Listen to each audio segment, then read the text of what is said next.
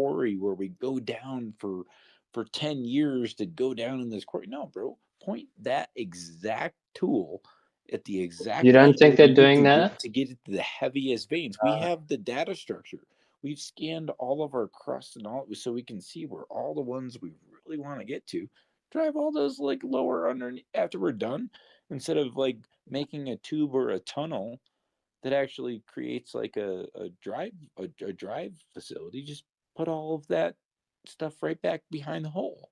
So it fills the hole back up, grab the good stuff out of it, stuff all the rocks and mud and shit right back into the hole that we created, grab the good things we're seeing that we need on the levels and the volumes that we need. You really understand what I'm saying? Dig through the good channels of all this shit. You don't have to create a tunnel. I mean, if it's a good avenue, create a great tunnel in the city.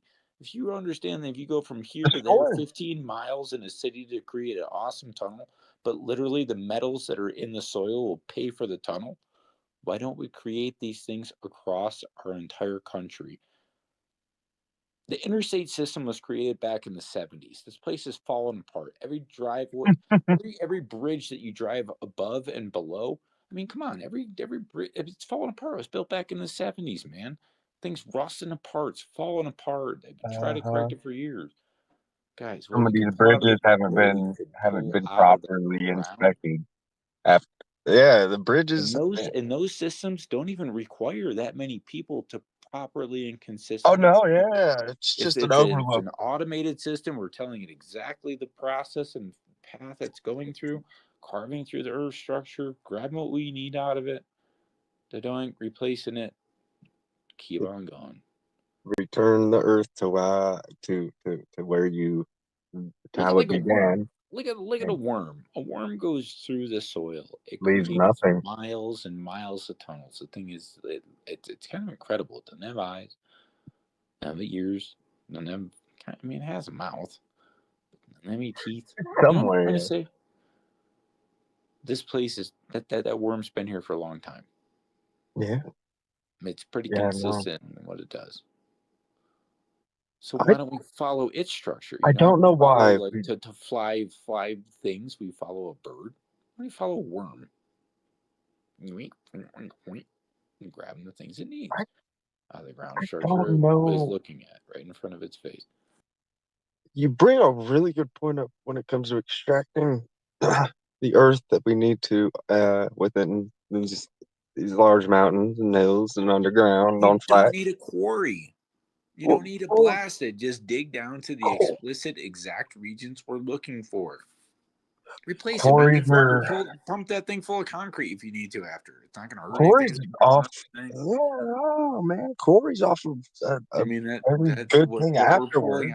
Imagine going through and smashing huge things. Because in our Earth's mantle, we have all kinds of different regions of gold. I mean, the huge mantles and regions and high density structures of all different really important metals.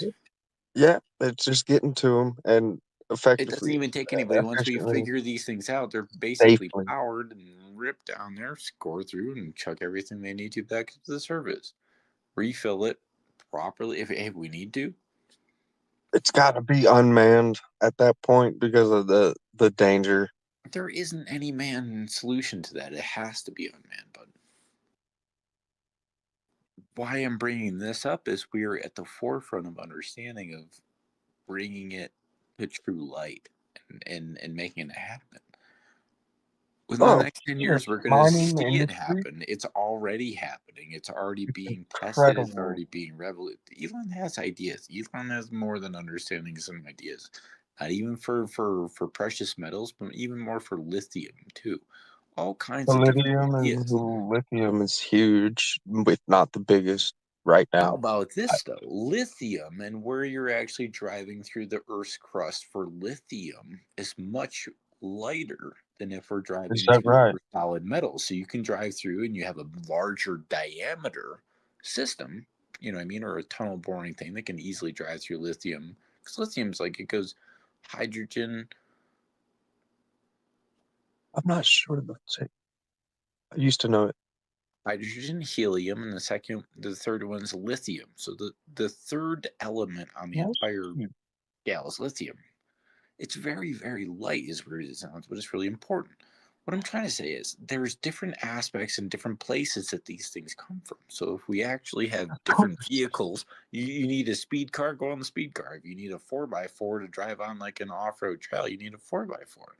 But if you're on an Autobahn, I don't want the 4x4 on the Autobahn. I need the, you know what I'm trying to say? So there's different elements that are extracted at different rates and ratios and where they're actually coming from. And that allows things to happen. Look at uranium. You know how long it takes to derive uranium? Because the density of the structures that we find it in and where it comes from and small locations we're able to find it. I mean, this planet Earth has been a long time. Uranium has sank down way low in the mantle crust. There's only a few things left up on this pinkering thing because it's so heavy. Just like gold, and gold sinks to the bottom. Uranium's way heavier than gold. You know what I mean? So the sucker sinks way lower than gold does. You put uranium in a gold pan, gold plops right out of it. So look at all these different elements and all the different structures they're made out of, all the way from, we said, hydrogen, all the way up to the heavier structures.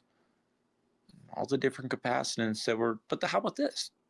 All those different elements only run on this Earth at this speed and these temperatures and these pressures. But it's what's really crazy if you look at some of the moons on some of like Jupiter's moons. Why do we have like liquid methane, like lakes and stuff? You're like, what? Liquid methane? Methane is. I get that. You know what I'm trying to say? That has to do with temperature. So all of those different things. So what we have is our periodic table where it goes from hydrogen all the way down. You have your non-metals, metals. You know what I'm trying to say? That's specific for Earth. All of those different atomic structures, each and every one of those different atomic structures have different properties and different principles on different speeds. All these different things that are moving through the universe have different speeds, different temperatures, different pressures, different gravitational functions. All of these different functions that which people and humans haven't quite written in ginormous books yet are all a massive part of the formula as to how this universe really kind of works. We're all kind of really working on this. I mean, on many different levels of mathematics over the years. I just wish that in education we would start kind of providing this to little kids. Give them the idea, give them the incentive of, hey guys, you got an idea about this universe that you're created about? Give us some ideas of what you're thinking. You know what I mean? Because so they're just like, yo, that shit's stupid. Like, make it cool again. Your teacher should then say, because, it's likely that you'll have an opportunity to visit. Once these little kids realize they're made out of billions of pieces and particles that are billions of years old, they'll find it pretty fun to start digging deeper. When you can think crazy like that as a kid, like space is accessible. But you have like the entire nation behind it to be like, guys, if you got a good idea that really makes sense, like, you know, right? But it becomes cool again. Instead of like, yo, I don't know what they were saying about that thing or spaceship or sun. Make it really informative. Like, we all got to understand exactly what we're made out of. We were made out of literally a couple trillion atomic pieces and particles. A beautiful thing. It's the most amazing thing. Billions of cells, you know. So it's a really cool structure that I just wish people would pay a lot more attention to. And once they grasp that ability to really appreciate that we're here, why we're here, we're not just rocks. Not just, I mean, we are like a tree, but we're like a moving tree. There's a reason this Earth has been doing this for a long time. I just wish we would step back and like put our phones down. Oh, I do every day. I have to take my woods walk. It's my peace place. Let the dog go on the hunt. you have to appreciate what the world gives you, but you also got to use the resources. Yeah, you're very you should definitely reform yourself the United States educational requirements, programs, and I've done it my curriculum. entire life since I was actually going through high school and middle school and everything. I said, guys, why are you guys making us read this book?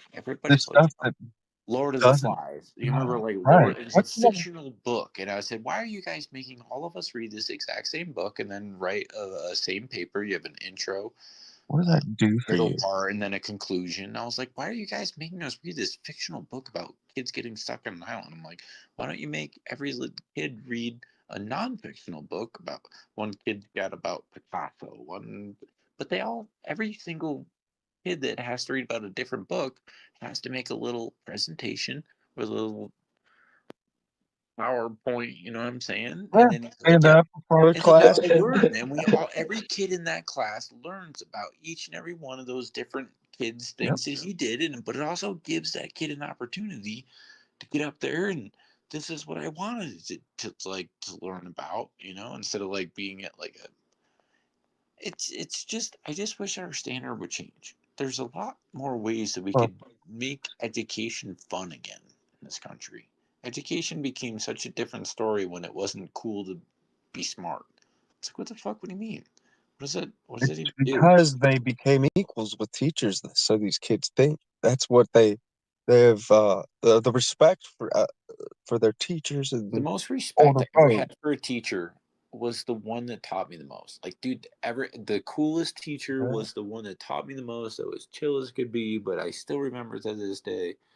You know what I'm trying to say? You remember him. You remember that That one teacher teacher that was like, teacher changed your whole educational career, made you were like you obviously learned something. it's it changed your That it changed your learning was educational fun. positioning. It just changed your focus on the way you can learn. And Right, once that you it's start fun and learning and cool. making fun of the way that you learn, not making fun of it, but I'm saying making a way of having fun and learning. And that's the Yeah. biggest difference is most people are like, if they don't learn something or if they didn't learn it in like a zillionth of a second now by clicking it or tapping it or swiping it left or right, Yeah, no books. it's not appreciated. There's levels of appreciation too that are like subsided with it, like or in the same lines with it, you know. I know, and we have to accept that has changed. That there's no go find the But in the the last 10 library years, code in the number and go last 10 grab the years, I've book. seen it easily change.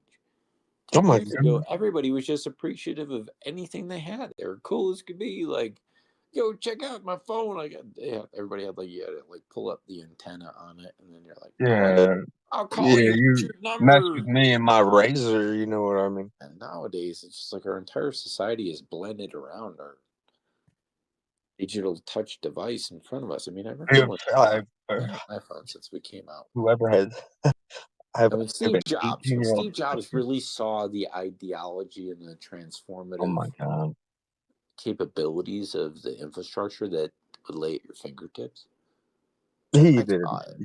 He I saw didn't. it. I've had an iPhone since 4 days after they came out. It's really what I did. I I I, wish you I could have heard kept and it. saw him and understood. Dude, I have like 140,000 like pictures in my iTunes account. What the Do you fuck? by chance have that iPhone? Not my first one. So each and Uh, every model, I've never turned one of my models in for like so you have. $100 rebate. Or no, I've kept, but I've never lost one. I've never broke one. After the first one, that was like the Hold first. on When now. it came out, it was version iPhone version 1.0. So like our software version, I it remember was just iPhone 1.0 when I plugged it in. It it was like was doing this thing, bad but it was like an bad. aluminum metal case 1.0. It was an iPhone. It wasn't even. It was called iPhone. Anyways, Um, it's yeah, amazing. All the pictures I've ever taken, it actually saves like a place where I'd taken them too. all of them. So if I can't go back or I can't remember exactly, like what year did that happen? I go back to the map function and I just Yeah, zoom in. I know exactly where the picture I'm trying to look at happened. So I click on the map function, I just zoom in on it, and it shows exactly where I took the picture. So it's like if I'm on this island in Hawaii or this thing all the way up in Montana, I don't remember what year it happened. Was it like 2016 Yeah. or? But you just And go then to you your. scroll out and you see all your pins. It's the easiest picture function, like a location picture. You're like, what? Crazy. Look at it that way. It's like, what? Come on. iTunes I'll- sucked for years. I still can't even use it if I plug my phone in. I lost one of my wallets because I updated one of my phones. I was like, Ooh. Well, little things in life, bro. iPhone has helped my life in the overall aspect of it. hey, you have to to move with the flow and advances, and you need to communicate. I'm surprised he even said Apple. We never even mention Apple. Apple's the most, Mm. it's the biggest company out there, isn't it? Still, None Nvidia. Nvidia is now. All right, Yeah. but But Apple is the most sexy as far as stock and continuing to to grow. People, loyal investors will say. Oh man, no, yeah, it's definitely Nvidia, but doesn't have the sex appeal of Apple. No, I just want you to keep all of those phones, every single one of them, as nice as you possibly can, forever in a safe. You are forgetting about the DeepSeek crash, so Apple took first place again. It's that Nvidia is actually I don't believe so. in third. I think so. I think so. Really? I own a lot of. I like Nvidia. I have, yeah, 22,000 of them. Yeah, that's a good one. I got it. The qubits too, and the Rigetti did good for me too. That was kind of Rigetti, yeah, absolutely. those were That kind of was a some of good the bit. that got me into crypto, honestly. Did that's why I wasn't crazy. Hey, to circle back to your analogy earlier Talk to me. Talk to me. about the sailboat, I was kind of getting some imagery when you were When I was mumbling at you guys over you the know, sailboat, I wouldn't call it no, but did mumbling. you understand what I was kind of saying? Talk to me. Talk to me. Yeah, it was kind of like a transmission. I feel like some people like don't take this the wrong way, but they think before they speak. Some people speak out of fluidity, and you have that kind of shamanic fluidity, probably inspired by a little bit of cannabinoid and a little bit of I'm missing my brain. other I'm missing a portion of other. my brain. There you go. No, I love it. I love it though. But your analogy of us being on a boat and the camaraderie of trading, I was sort of seeing it actually as the crypto is the boat, and the wind is smart money and big money, And the and we're just currents. clinging on to the side of the we're mollusks We're all clinging on crazy. to the side of the boat, and the water is the And the what? currents always change, and the winds are always changing, and the sun No, always sets, and it always you rises. know, It all it, depends on which way we're looking at the entire structure of what's floating us on this it massive ocean.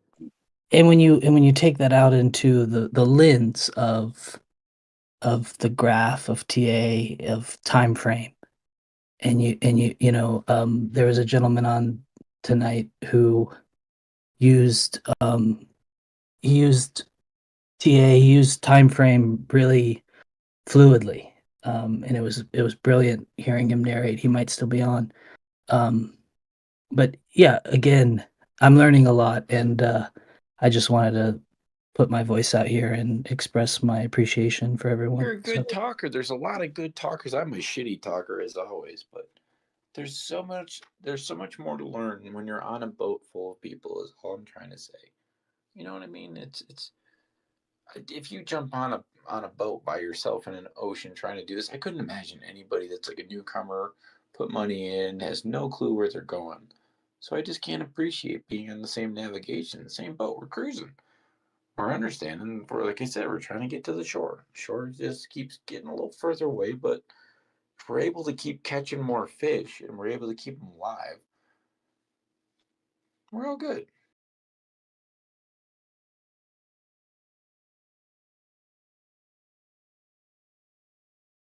Not alive, but sellable. You know what I mean? When we get back to shore. Completely, yeah, the ebb and the flow of the channel, um, all the archetypes are expressed, the vulnerability, the confidence, and it really helps find your center in your own personal psychology when you're trading.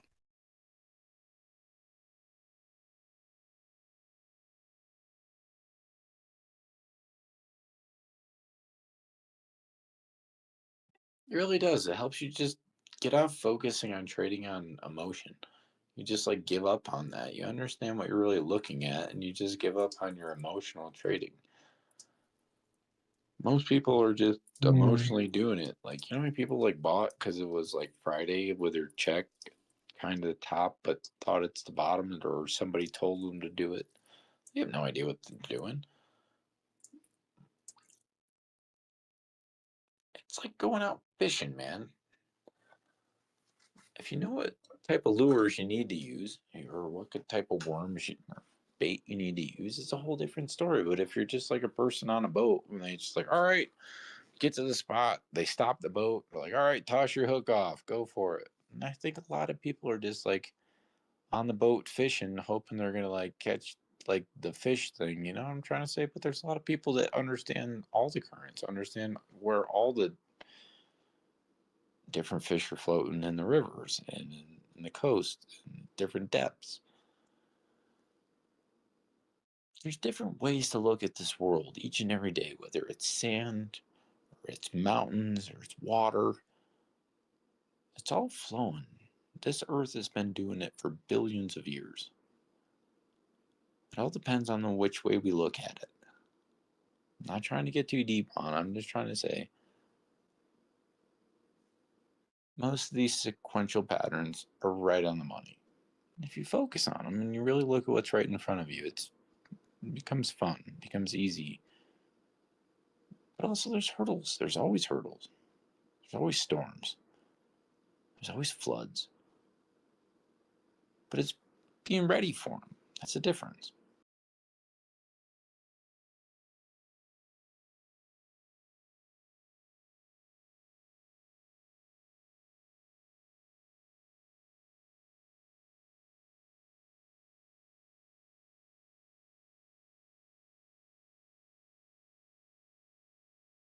I mean, Hawaii is a beautiful place.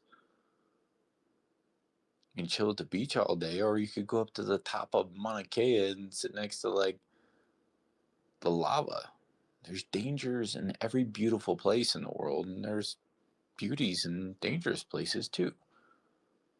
It all depends on which way you look at them.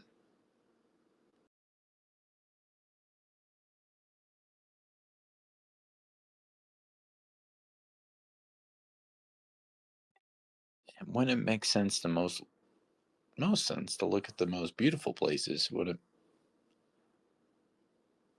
makes the most sense in life.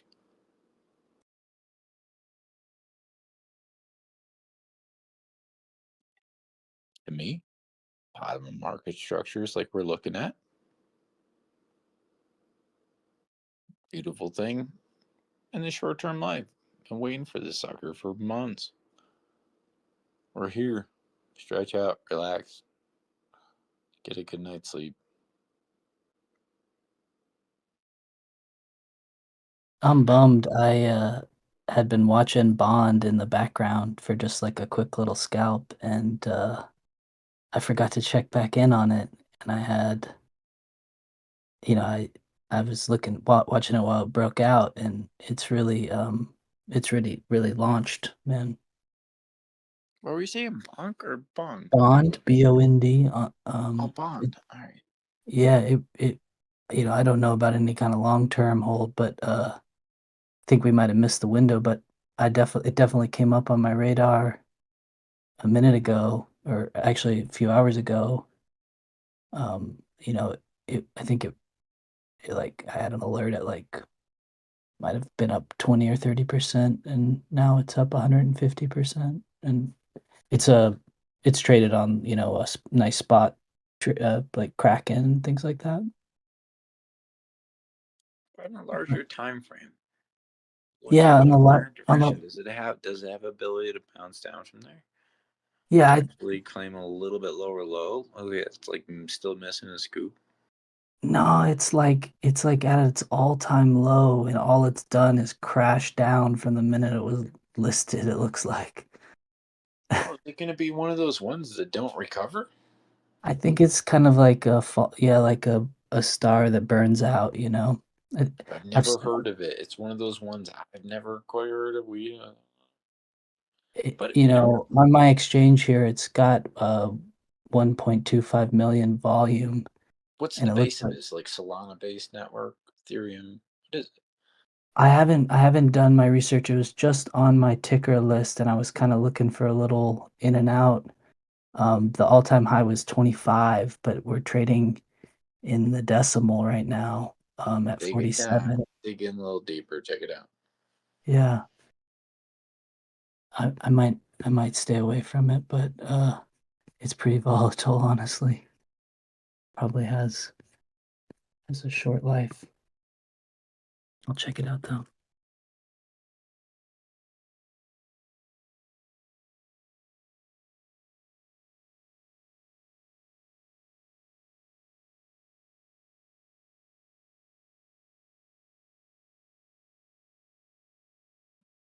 BJ, are you there? BJ, is it bonking off the 50? Your chart update? I'm trying to figure it out. It says it's like clicking out. I'm like, maybe it's just been sticking in this region for a while.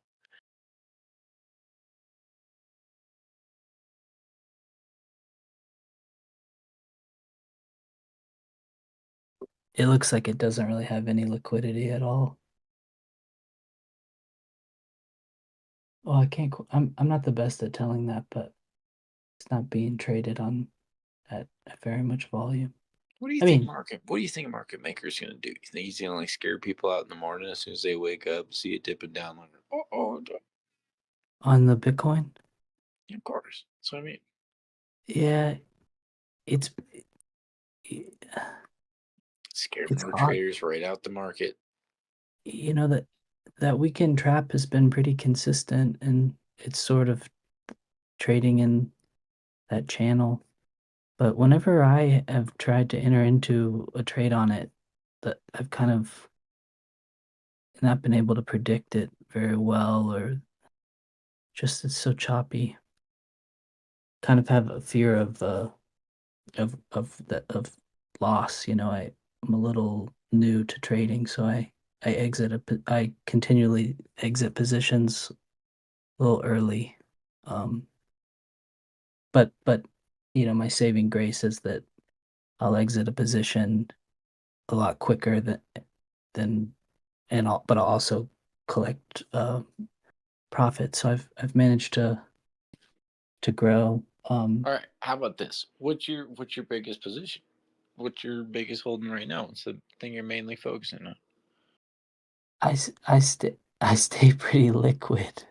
uh, I the only thing I've been holding on to has been like Ondo. Um, and Ooh, Hondo. I still got some Hondos. I'm still holding those suckers from way back. I bought some Doge during that dip, a very small amount.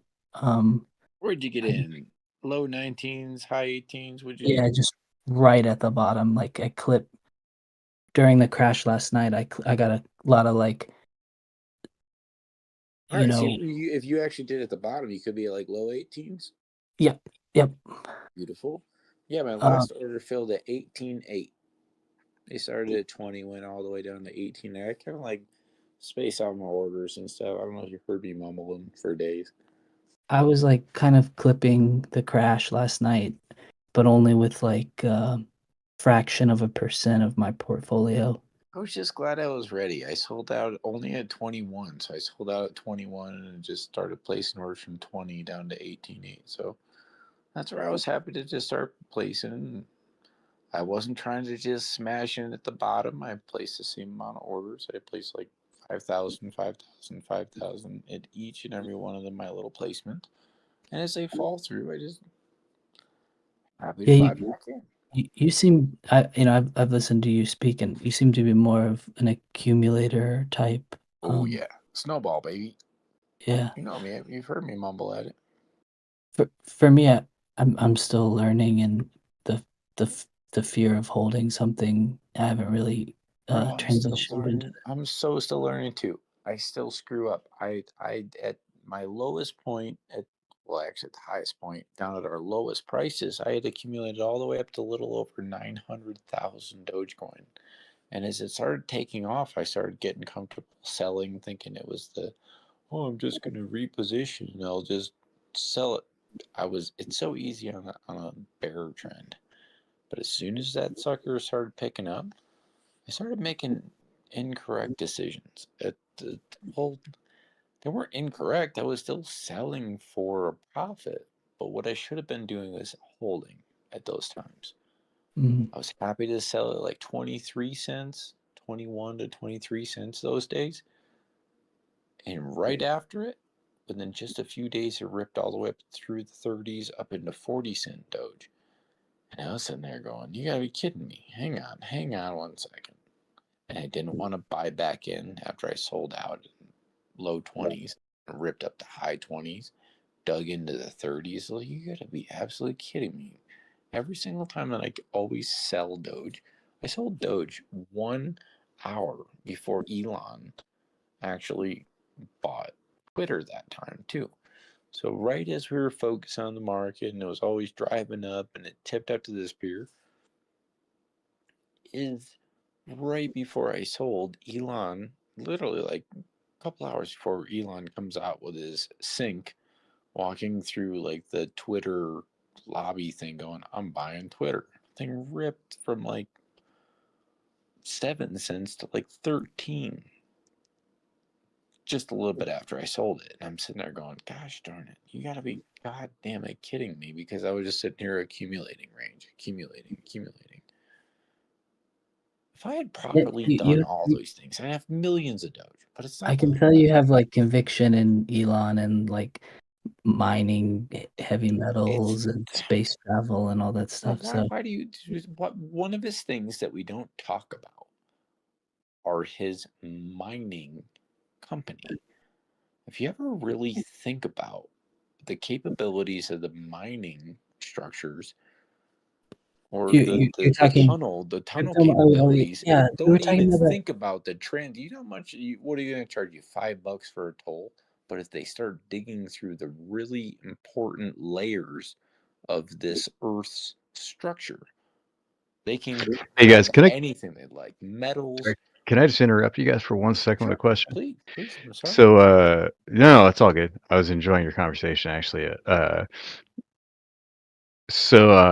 not entirely. I've been in crypto for a while, but I'm newish to futures, and I've never messed with cross. What's your name? You call me Hunter. Hi, Hunter. Nice to meet you. Jerry. Call me Jerry. Jerry Hunter. There it is. Jerry, yeah.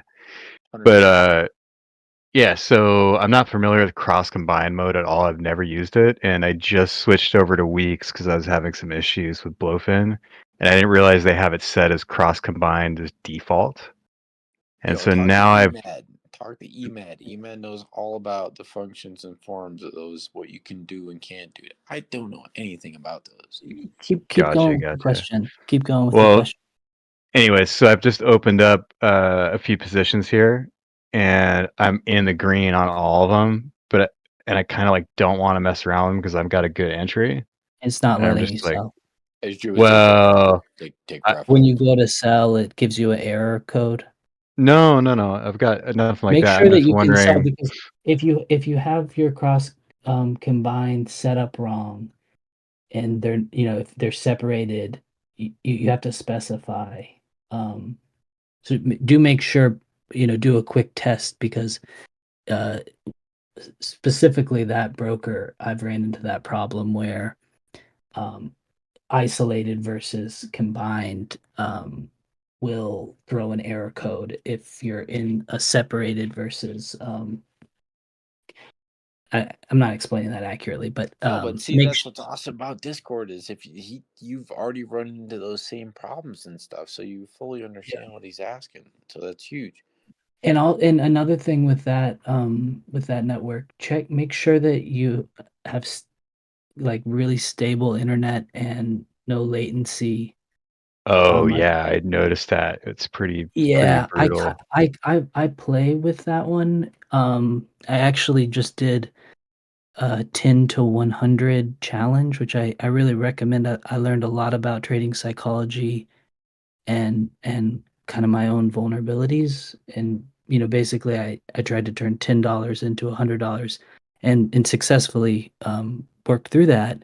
And then I did the 100 to 500 challenge and continued to liquidate. And I've liquidated 3 times in that. And that's again comes to trading psychology and pressure and over leveraging. So it's a way. I mean, I don't recommend wasting money like that, but if you're giving your life to this work, I found that you can learn a tremendous amount from starting with a very small amount of money. I'm back. So Yeah, I did it with spot. I've been in crypto. I mean, technically since. I mean, I've been trading crypto since 2017, but only spot. And I've only had a buy the fear strategy. So I've waited for days. No, but Brilliant. that's great. 2017, you've seen all kinds of things happen. Yeah, but I don't have a lot of investment capital, which is why I switched over to futures. Because I'm like, this is just taking too long, and I feel like I can. You were probably watching and actually absorbing in the entire ideology. You probably watched the dip and everything. I know. Like I know loads about crypto. I know loads about crypto, but like not specifically about futures trading and like short. You know what I mean? Scalping and but swing trading. you've had your feet in the water for a long time. I didn't even dip my toes in. I didn't even get close to like the shoreline up until then. So.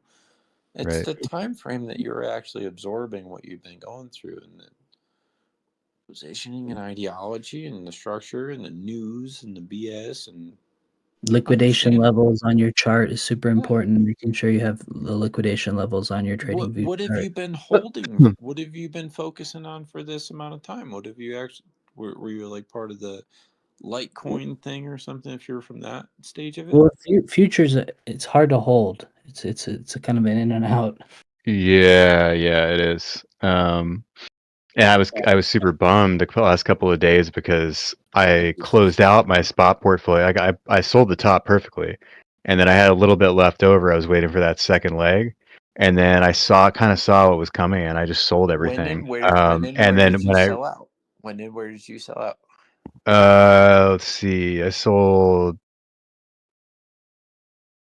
about third around 89. And then I sold another like half of that when we hit 105. Yeah, because 100 just the 100K is psychological. I was like, there's no way we're blasting through that, and it doesn't make any sense without. Yeah, so I still had a little bit left over. Like I said, sold that, and then my thought was, this crash is perfect timing because I can just jump back in with leverage. All right, so if you're not comfortable getting, but I messed it up. Where are you comfortable re-entering then, if you haven't done so already? Well, that's the thing is I have, but it's just futures trades. I didn't catch the bottom on it on anything. I just kind of been trying part of the futures. All right. This makes a lot of sense though. You know what I mean? Yeah. Now, what made you go to futures? What made you go to futures on that one though?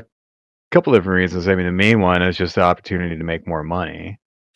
And just understanding where we're at in the market, what you're seeing for potential. I didn't mean to talk over, but the opportunity in futures is it's to make money, but it's equal opportunity to lose money. Sadly. Oh yeah, of course. You're gonna get. I mean, you're gonna. I mean, so that get wrecked. No, I so I've used futures recommend. before. I just don't. I haven't had like 100% future strategy. It's like I would do like 2x leverage, Or that if kind you're of thing. 2x leverage like long, a that kind of thing. 5% futures, like don't you dare to go anything above a 5%. You better No, Portfolio future-proof your life futures and build your exposure. portfolio. You better there's future-proof Well, your dude, you life. know how I messed up yesterday was I actually had I had tons of like good scalps, but what I didn't realize, and this is the thing where you're not familiar with futures trading, is Blowfin has crazy fees. So I was just getting eaten up by fees on Bro, all it's these like little floating down a trades. river. If you think you like know how to float down a river, you know how to like paddle like your like canoe, but you go down like these crazy white rivers. Oh my. All I'm trying to say is like you think you can paddle, you think you can cruise down a river, you get on the shit and like in a kayak, it's a whole different story when you're on your own. It's all up to you. Yeah. But as long as you make the right paths and the right decisions along that course of line, you're good at paddling, you got it. You know what I'm saying? Yeah. I mean, the One thing only I used to time. do, and I'll go ahead. Sorry. Yeah, I mean, I'll be quick. The only time that I've been able to leave the room on a futures trade, I'm very new again, so I this isn't advice. This is just rhetoric. But to being able to leave the room is when I've perfectly like captured something from the channel, like maybe it's the weekend trap in a channel, and I set a buy at the bottom of the channel You're feeling it. Yep. and went ahead and used the like take profit P&L, and like did a genuine trade. But Mhm. with the kind of ADHD mind that I have, I find that it's really addictive to just want to like click, open, close, limit. But I think that is feeding kind of the neurotic psychology and addictive qualities of trading, and isn't Yeah. always warranted in strategy and in TNA and the catalysts and the bigger picture. However, that impulsive trading is what I've been able to turn $10 into $100 with repeatedly. So I don't know that it's necessarily for me. It might be a good strategy for me, like if I see a $3 loss after I've made it into $100, I close. If I see a $10 to $14 gain, I take profit. Mhm. And as long as I maintain those parameters, it seems like you can build and pay yourself an hourly wage that is better than the majority of jobs, at least in my area at this current time. Gotcha. Well, I just took profit. That was probably the cleanest trade that I've made over the last few days. Actually, that felt really good. I'm glad I fucking closed that because I know that could have just eaten me up on the downside. Yeah, they left a big gap, didn't they? From that V that they made. It's way more comfortable to sit back and chillax instead of sitting there like grinding Yeah. your teeth over like, I wish I could have left that too, though. But that was Aptos, and I really think Aptos is gonna. I think a lot of things are gonna fill that space with Solana, unless Solana is able to turn around with. I'm a big fundamentals guy, and I think Solana has really made a mistake with the meme coins because they were trying to prove, I mean, it's good PR. You get a lot of attention on the chain. You can prove how fast it is. You can prove how much it can handle. your This thing system about didn't them, shut down. Your system didn't yeah. shut down. Well, I mean, it did. It does. It did. This whole Well, thing, but dude. not Yet this whole necessarily. thing about them still being in beta. It's like I compare that to like a Steam game where people are like, it's a an alpha, like I'm so glad you just said it. They're pre-release. It's still the a same fucking. shit. They're still a beta. Period. Yeah. Like I don't know what else to say on I this mean, it's structure. not They're still a beta, but they've also been not a through beta. The many beta is an many excuse. algorithms that actually crippled their structure. But something slash Ethereum yanked them out of the curve. You remember what happened when they were down at like less than $10? Who bought them? I did. Vitalik. What's up, Joey D? How's it, bro? Vitalik bought them that day. Remember? We're down like $7-8. Solana? Solana. Do you remember who bought them Oh, in the I don't middle of remember. that day of $7-8? I don't even remember. That was Italic. a dark day. Italic bought them. I was out. I was already out then. That was kind of Ethereum scooped them up at that region.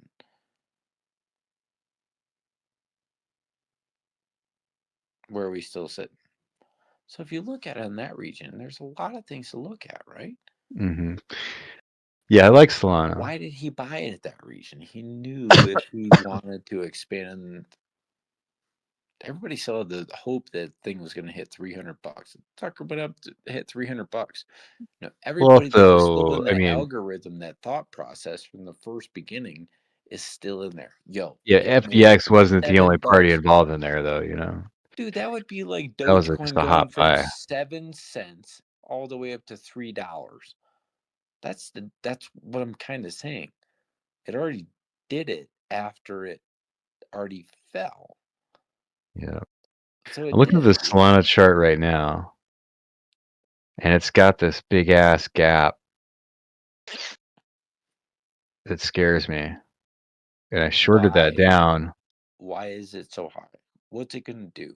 How long is it going to actually, you know, like Exxon and Mobil and all these different companies have fought for years. This is just the beginning, I think, of decades worth of struggles coming after each other's companies, each other's platforms.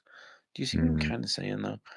This is just us understanding. This is just like crackling and crevices of where the future is coming from and going to, and where it's based off of.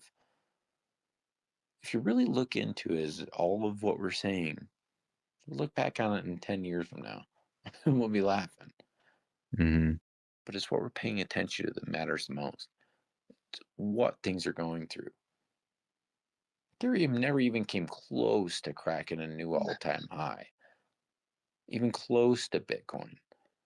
I have a question for you, because you hold a lot of coins, so you know, like like I have this experience where I get like a paralysis, and you know, like I'm watching things in the green just blossom in front of me from the red, you know, constantly all day long, because I'm at the monitor. Holding on to those other ones that aren't moving out of the red. I'm not even holding on to anything, just observing at this point, really. You know, I genuine paralysis. Like, I like to stay liquid. There's a reason we have 2 eyes and 2 ears and only 1 mouth kind of thing, but it's like, darn it, we should listen twice as hard and look at twice as hard and quit talking.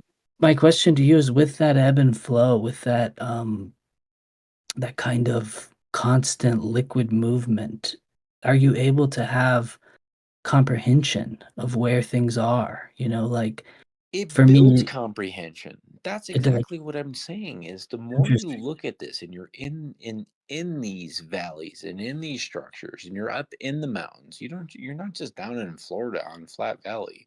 You have to understand the different structures and different valleys, and understanding how to crawl up and crawl down and fly down or fall down. And at that point, at 80 coins, like, they're sort of they're counteracting with each other in a way that probably you know, I don't know if you watch your total portfolio very much, but it's probably you don't like to. Interesting. I do, but not my monetary value of it at this point. Okay. Don't you dare look at your monetary value of the darn thing. Focus on what you should be actually accumulating at this point. Yeah. I'm accumulating or liquid for the most part, and you know, only things that have that like once in a lifetime deal. And don't go in on like the random things that happened like months ago. Like, go on the things that actually have structure. Go on the things that actually have been around for years, or now we can say a decade. Yeah. I just got actually. Yeah. No, I understand that. That's you're absolutely right. But I mean, you go by market cap and top 100. At this point, don't live on hopes and dreams. Focus on what's sitting right in front of us. At this point, right? Like, come on. Like, we've seen it. We've been through it for years. You understand what market structures are doing. Like, don't you dare touch this. I wouldn't put my weenie in that hole. It does seem like it's sort of like a time travel right now in the market. Or I mean, we're coming up, but last night was like this time travel opportunity to before I was even involved in this movement, which has But been also, don't forget, we are also in this next dedicated structures. Don't forget, there still might be a lady out there you never met before that's just the nicest, sweetest thing. And so always leave a little bit of money on the side. Always leave a little bit of money on the side too. Yeah. Because you never know what's coming up. You never know what new structure is going to arise. And if you're all tucked into something else, you're just like, so always leave yourself a little bit of green here and there. You're like out there you're the one that's like out there snowboarding and kind of living the sort of Colorado dream life, right? Yeah, today was my 94th day riding, but bro, I've had brain surgery. I've lived 9 months of my life in a hospital. I couldn't walk, I couldn't talk. Yeah, no, We're speaking to the Colorado like mountain life. I've Yes, been a sir. lifty out there, and I've had that 150-day snowboard season myself, and I understand that Where'd you guys live? Where'd you live at? that's a different frequency. I actually lived in Ned for many, many years.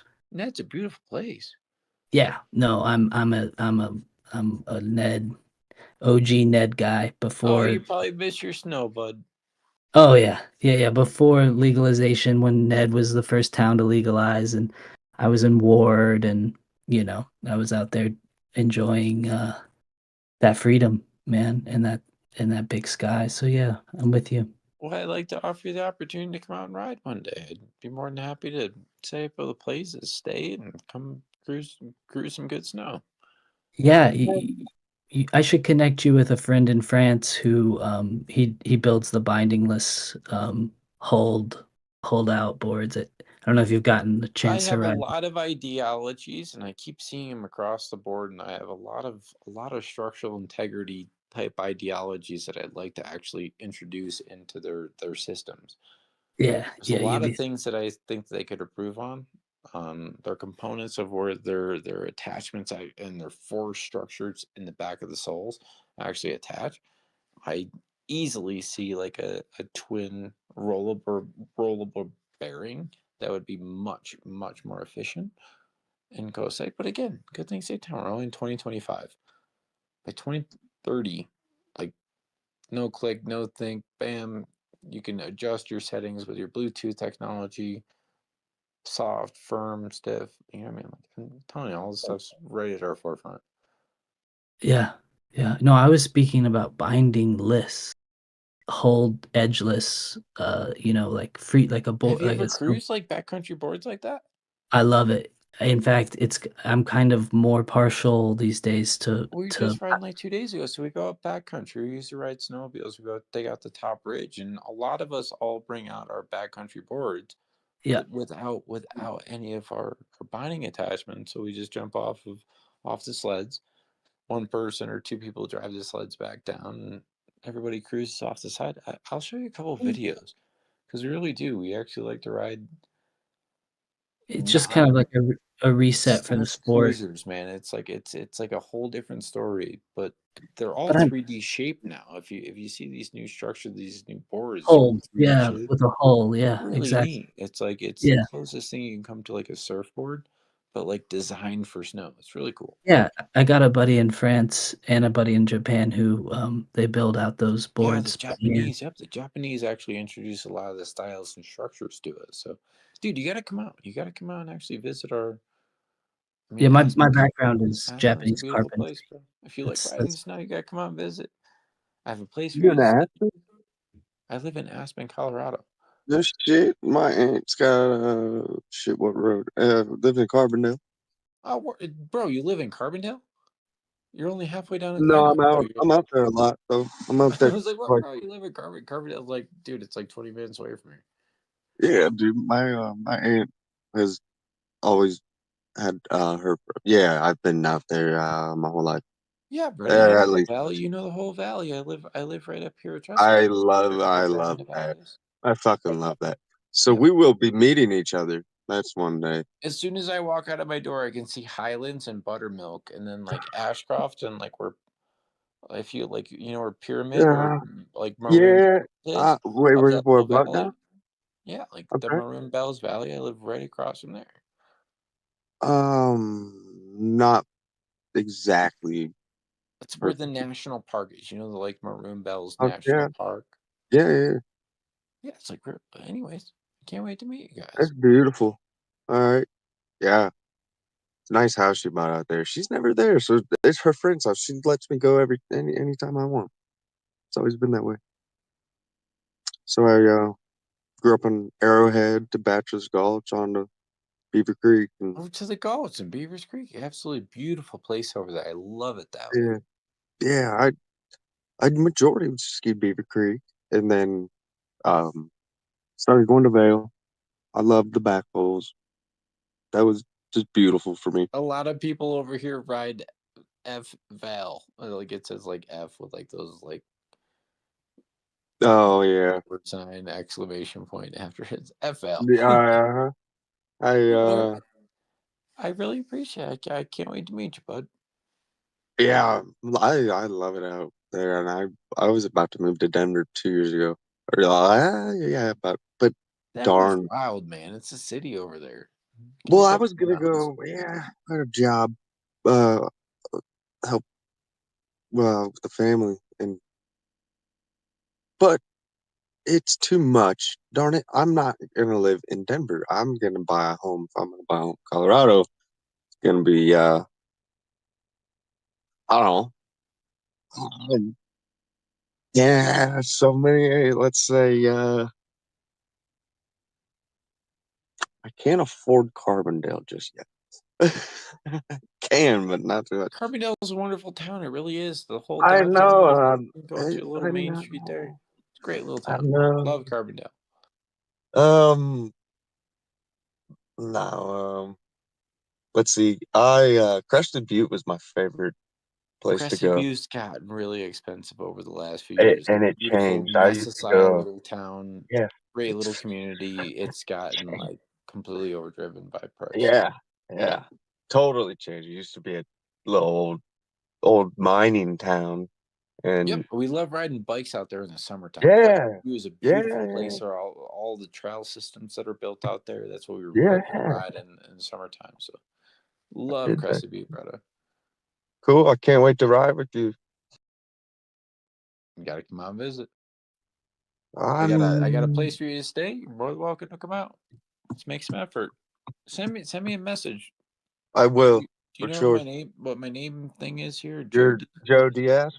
Yeah, and send me a message saying I'd love to coordinate and show you where I'm at. And How how many weeks you guys got left? You think? well, we're just starting March.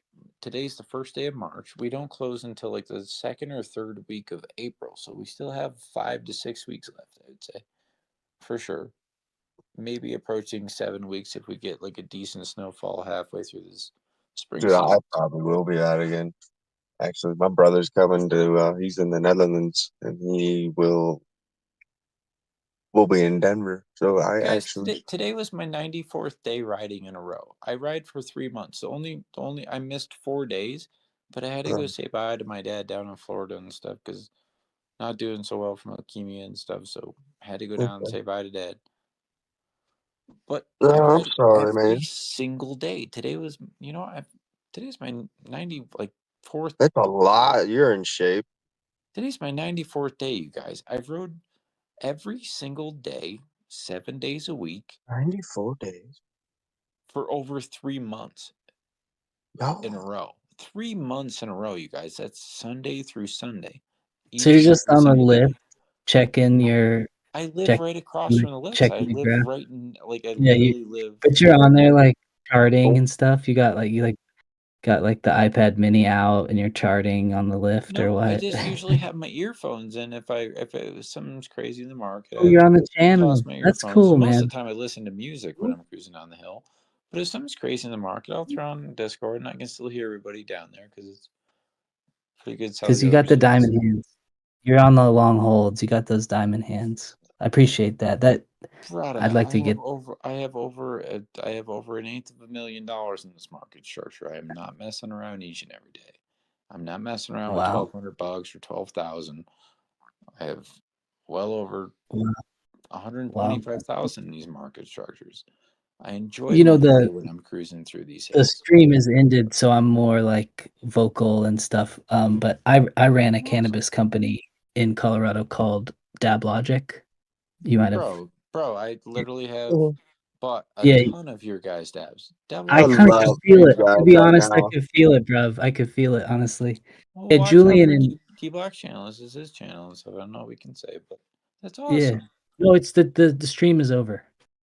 Dbloc is actually a company that's actually based out of Glenwood, and if you actually come all the way up to Aspen, they actually just shut down like their entire No, we did grow have to. facility, didn't you We guys? had to shut down the Carbondale lab, but we're actually out of Exactly. That's Denver, and we exactly what I started was with saying. Verde Natural. You know, I'm an equity owner in that company.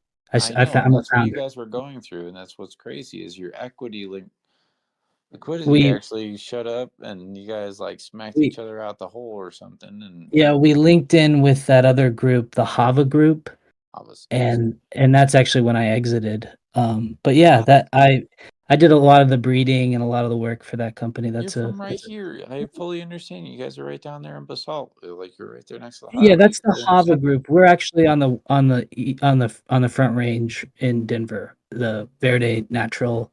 But yeah, we were the first company to do living soil and solventless carts, and yeah, that's my background. Had worms in your soil, everything, of course. Yeah, yeah. But Denver always grows the better tree. They really do. Denver always has the Yeah. better facilities, better trees, better facilities, everything. So I actually moved to California and opened the branch there, and did like a kind of like terroir project with biovortex and a bunch of Well, that's regenerative. awesome. You should link up with Drew. Drew actually was going through a bunch of what he was I know. doing with his I can facilities. tell Drew's got the hill life vibe. I can tell. I wanna chat with him. And what you've You know, but learned over again, the the stream years is with over, taking your so I feel trichomes and comfortable actually talking about doing it stuff. properly. So I think there's a lot Yeah, of things you guys could share with each other that actually be really helpful. I need to get with Drew. I can feel that he's got the vision. What do I do with it vibe? But I got the vision to make it right. It's so tough. No, I appreciate it. What's your name again, bud? On here, I think I made it Goshwick. What up, Gosh? I'm Joe Dirt. So yeah, that works. Everybody calls me Joe D. Aspen, but Joe Dirt. Bit of a small world there, right? Just two little connections right in a row. If you're heady, you're in the know. You know, like it's it's organic living. So it's it's a Yeah, but no, I mean in similar areas. yeah. Just right down the road. Small Yeah, world I after was all. just up. I was just up there at the Devil's Hole just this past fall, jumping in that. Yeah, not too far away. It's cool jump off. You guys actually jumped off of there? Yeah, I was just Cool up there videos and stuff. camping with my girl. You know, honestly, like this is the first channel I've ever done Discord. I've never owned a GoPro. My background's like Zen meditation and Japanese carpentry and solventless hash production. Yeah, bro, you got I nice kind of tools and stuff. Nice like a little shadow.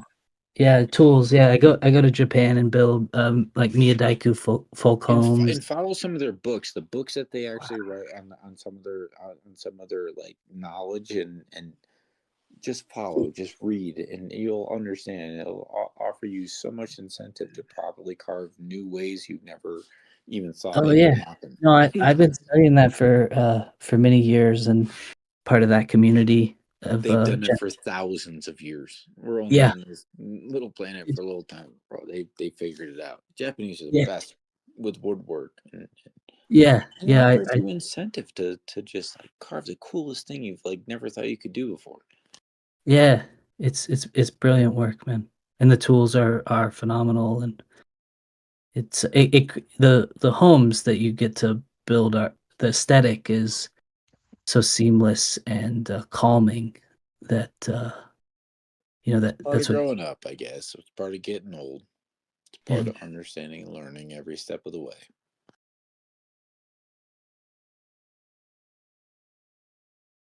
I think it might bounce up and out of here, BJ. We got to stick above this little green line. I think if I- it wants to pop out of here, I think it Yeah, might I'm start with you there, spreading. Joe. I think we will. It's bouncing off the 1 minute 200 right Yeah. now. So. I was kind of hesitating, waiting for it to kind of fall down, but it's structurally looking sturdy up here.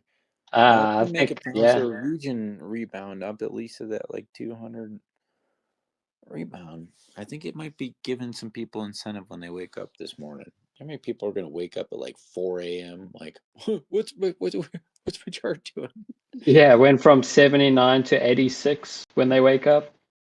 It looks stable as could be. People going, oh shit. People just got their paycheck. Like, people are like, do I do it now? Is my wife going to kill me? All in. First of the month, so people are getting those government checks. Exactly. That shit's coming through. People are starting to get their tax. I did my taxes one day after I was capable of doing it. I already have my taxes back. Yeah, me too, dude. So I just feel like all that wave is coming in. And don't you dare if Trump throws that Doge action in there, bro. Hey, that meeting it'd be like two stimulus checks at once. Imagine like Americans get like 2 stimulus checks at once. Where are they gonna throw it? They get like gonna get some new clothes. You'll be like, no way, bro. I'm throwing it. We already know where they're throwing it. They're like, I don't even need new tires for my car. I don't like paying for gas anyways. I want to make money. I heard this. You know what I mean? So they all throw it in the market. Oh man. Totally lost what I was gonna say, but making me laugh. I fully understood what you were saying. Yeah. No, you didn't even say it. But I gotta say, I can also hear in Gosh's voice his career. I can hear it in his voice and the way he works. Absolutely. I hear it too, for sure. No, don't get me going on the if you're talking about the cannabinoid side of things. No, I'm roasted right now, and Cannabinoids barely do it. Just give you some THC. Enough with your cannabinoids. Oh no! Yeah. Don't. I'll go. Tell I'll me go about there. the compounds. Which part of my Yeah, I mean, do they interact with on the CBD interface molecule? Well, cannabinoids and the balance of cannabinoids are really important, but your terpenes kind of came onto the spotlight in the past. Kind of wreck our indifference between our senses too. So if you look at it on a different interface, terps are well, slow down with that. Terpenes came onto the spotlight and they kind of took center stage. It was the only thing that held up your guys' diamonds. You guys were growing massive shields of diamonds. You got to put some flavor in them. So that's the only reason terpenes actually came onto the market. Well, so I only terpenes are what I do not want in any of my No, derivatives. no, you're missing the point. I want. No, you're missing something here because the work that I do is only solventless ice water extracts. So we're never making any separations. We're never doing any chromatography. All we're doing is doing an ice extract on the plant. We're taking. The toughest thing you have to do with an ice extract is actually pull it and retract it back out of water as quickly as you possibly can. With sublimation. Sublimation, of course.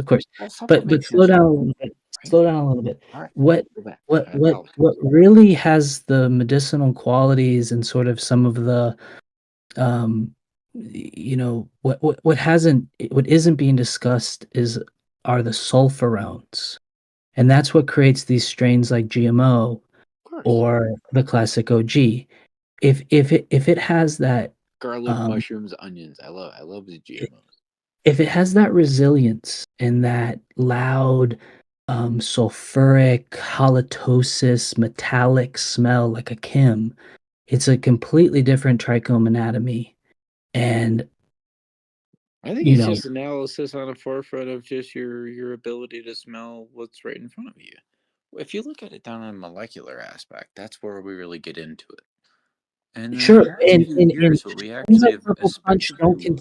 like Purple Punch don't contain any sulfurones. All right. So how do we eliminate a lot of these rounds and avenues in which we're not actually compliant or don't want? How do we do it? Well, because of polyhybridization, it's not that easy. Why The don't you get rid majority of of the strains. So what we did is we eliminated the polyhybridization by simply don't putting it in water. So what we do is we get things really, really, really cold, and we shake them over all kinds of just pollen trays. So instead of you guys dumping it in the Yeah, water and extracting in a cold manner, I'm not into the dry sift. I'm not into the dry ice. I don't want dry ice you don't dry ice at all. That's or the right liquid composition, nitrogen. right I temperatures, don't and the want right any vibration sequence solvents, for the no right solvents, no sequence. polar solvents involved in the process at all. The beauty of ice and water is that you're targeting hydrophobic trichomes. Well, the And problem is every time you touch with the polar opposite component of water, it always extracts negative ions. And each and every time you do that, especially in a liquid or a hydrophobic solution, as opposed to water, you always have to dehydrate it. And the extra effort of kind of pulling it out of all of your bags, if you will, instead of just properly putting it into a pile and then properly putting it through a But you're 36 leaving out the micron. fact that you're able to do it with a fresh frozen trichome. Dry sift doesn't work. That's exactly what I'm saying. I freshly freeze the trichome and I shake it. I don't introduce it into any water molecules. We get it really cold and we shake the All right, hold on. out of it. Slow down. And then we put it back in the top out of it. If you then use an electrostatic charge to separate the heads to 99.9% purity, I'll give you that. But I could probably dry cure something in my fridge that's grown perfectly in living soil that will look just as good. You can't just do it in your fridge. It's an No, I probably it's an could. entire I'm telling you, I probably symbiotic could. process of a hydraulic phase of decommissioning it, or basically floating it off of its water molecule. But you're not taking into account breeding and genetic selection and selecting Yes, we hydrophobic. are. Yes, we absolutely are. And that's what I'm telling you, it means the most to us. We want to retain that and not dump it in some water in your bubble bag, if you will. So stop using your bubble bag, retain those trichomes exactly where they should be, and retain it and only press it through a 36 micron bag, and you watch what comes through. You will be astounded. It will be the nicest, beautiful honey you've ever made. You won't convince me of that. Don't you dare push it through water unless you properly vacuum that water out of there over a 12-hour stage. Through sublimation. Right? Through sublimation, yeah, of course. Sublimation, vacuum process, more energy, more time. Not vacuum, freeze drying. Now, no, how about this? Have you ever compared how much you get out of a water supplement compared to a dry? Have you I'm ever not necessarily compared, say, like 2 pound, 2 LB, 2 LB, compare them together? Oh, no. I know what you're doing. I know what you're final products, and I but it's not. You'll be astounded when it's done correctly. I've had electrostatic 99% heads. I love it. I love 6-star full melt. I love it all. I love that work. I love the plant. I love it. It's finding the correct, like, efficient way of what you're looking for in between it all. You can press it through 60 and 90 micron stuff and get way more stuff and goop out of it. Press it through at different temperatures after you did your first press at that nice low temp. Squeeze it all out. Your highest. Squeeze the rest out of all those. Now, there's different regions and different valleys and different zones. I've given up on water. What water takes, and to do it properly, is way more inefficient than what I'm trying to explain. Do you understand? No, I mean, if you're using a dry sift, water's a tough one. You know, amigo. Yeah, it's more about breeding. To do it correctly, it's a very tough one. And tell me this: if you're in on this all the way, if you can show me a 99% head terpinolene dominant cultivar, then you'll get my vote. But if you're still only working with beta-paraphylline and myrcene dominant cultivars, you know. Sorry to interrupt. So, I'm sorry. Plugging away, no matter what you do with all your cultivars and all your. The whole thing is look at what you're doing. How could I have done it better the last time? Whatever he said, though, I want to smoke that. I'm sitting here smoking. Yeah, this dude, pipe. you're saying some No, words I've we're never really even good at I'm heard sitting here before. smoking this I pipe right now. I've I got a guess pipe going, and I feel like I got the shittiest weed in my pipe right now. yeah, we could make it into some good stuff. That's what we were Yeah. planning on. So. What was the name of your brand? That brand that you said earlier? Dbloc is the name of the brand. Dbloc. Oh, bro, damn logic, no worries. Yeah. I need to Yeah. check it out. Yeah, I mean, you mentioned you were Actually, in. rode with Jeremy. He's the owner of the company. Jeremy came out about 3 weeks ago, and we rode with him, and he had like 3 friends with him, and we hooked him up with a bunch of gear, and he was actually really helpful. And he Who? he hooked us up. So Who? I have a couple ounces of nice stuff over here, but it's like still stuff like Dbloc is like there, but it's like Who? Jeremy? I don't know Jeremy. And gear. I need gear. I want some gear. I don't know Jeremy. But I need gear too. I heard you, Meza. I heard you. I was really enjoying your narration today, by the way. But I heard you mention South Carolina. So I know the East Coast well. If you're looking at the rec market, Ohio has a company that does living soil. I'm in Ohio. Yeah, called Galenus, I think is how you pronounce it.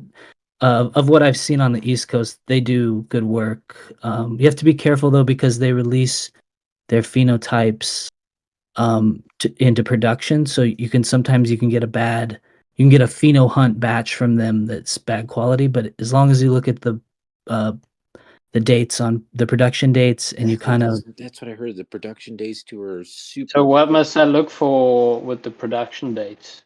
as current as possible, no older than 2 months. Aren't you able to place like new orders on their online part of it too? Like In recently? Ohio, they do a lot of online. Yep. But I they just don't heard show something you. about this Yeah. too. Some of the recent people I was just speaking with, they just recently pointed that out. They're like, "Yo, this is kind of the opportunity if you want to come in and scoop some of this up." I'm like, kind of sound like a stock opportunity type. I was like, what?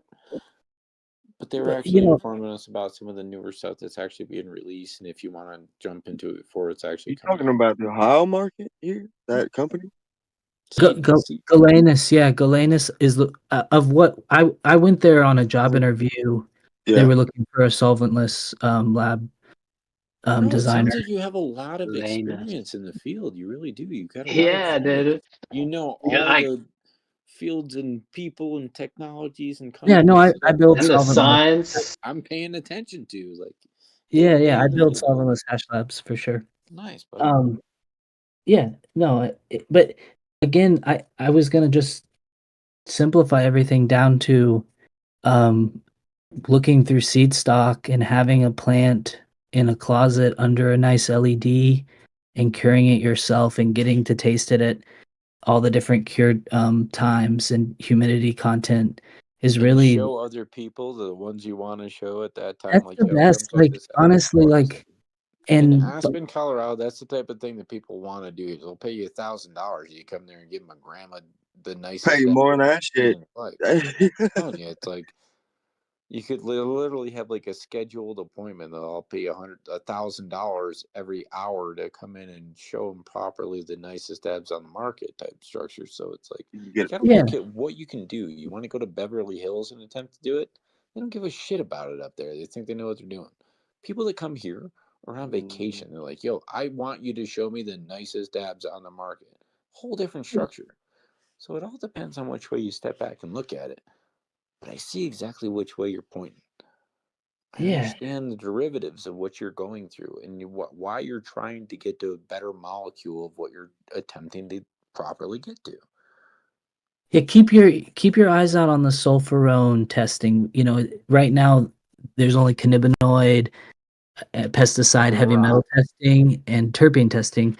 But we'll see in the next 2 years. We'll see sulfurone. A deluxe and any phenolic compound in the future will begin to show up on your cannabis testing, and we'll start to pinpoint what is creating these high And that's what we hold. That'll Um, be the next thing. Like, I don't care what that's my where we're THC going. level is. Like I the want to skunk know and the that level. gas and the sulfur, those are all coming back. Like right now, we're in Your this bullshit levels. I vert want to know your fruit. bullshit levels. Is this nugget full of bullshit, or is it like a high THC? No, people don't want bullshit nugget. They want a good nugget. It's grown from like dirt. Yeah. Yeah, so we'll see the market shift. I actually have taken a kind of a leave of absence from the market, and I'm here. Of course, that's why you're sitting to- exactly where you're sitting, bud. That's why I'm yeah, happy yeah, that I'm you're here. able to I'm make here in conversation. focusing on. I run a Zen meditation center with my dad, and I'm just focusing on Zen practice and mindfulness practice, and Like, yeah, bud. I give you so much Out credit. of That's really cool. yeah. out of Cali? Again. We're in California.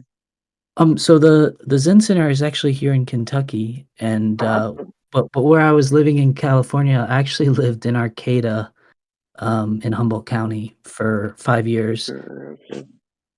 Yeah, you grew some nuggets up there, bro. I know a lot of country folk up there. We grow over like 2,000 pounds of tree up in the Humboldt County per year. Yeah, the I've Humboldt heard County is that. That's beautiful. really good. I have a dear friend. She's an amazing gardener and vegetable and cannabis, and she actually her farm is on an alluvial floodplain. There you go. So Exactly. Great, yeah, great she doesn't have to water. water. Absolutely. Yeah, Yep, exactly. Great water all the time. yeah, What? there is no irrigation in her field. The I have such taproot good of the friends up in plant, that area. Some of my best friends yes, in the world are from that area, man. They're it's just like magic, man. She The doesn't legit red have to food. real water her people. plants. Yeah, Guys, the no, they taproot don't actually drive. taps into the They have to watershed. drive like 45 minutes to even get closest to like their What? gas station, let alone their like grocery store. So it's like living A up lot of close by those our farms plants and out things. deep in the cut, like in Willow Creek, like we were Oh talking, a yeah. lot of those in Yep. Trinity County, they're not operating. Like when I first lived there, there were, probably 1,000 traditional farms in that area, It reduced probably, it to like 250 in the spatial growth. and then 79. Yeah, you know all the metrics. You're a metric guy. I know you. Yeah, you know your metrics. That's I feel exactly like he right. knows everything. Damn it. You're in there. I hear it. But brilliant, guys. This is the first time on the channel I've really gotten to talk, and I really appreciate it. Again, the YouTube stream is over, so I feel more comfortable, kind of talking about things like this and being a little bit more candid.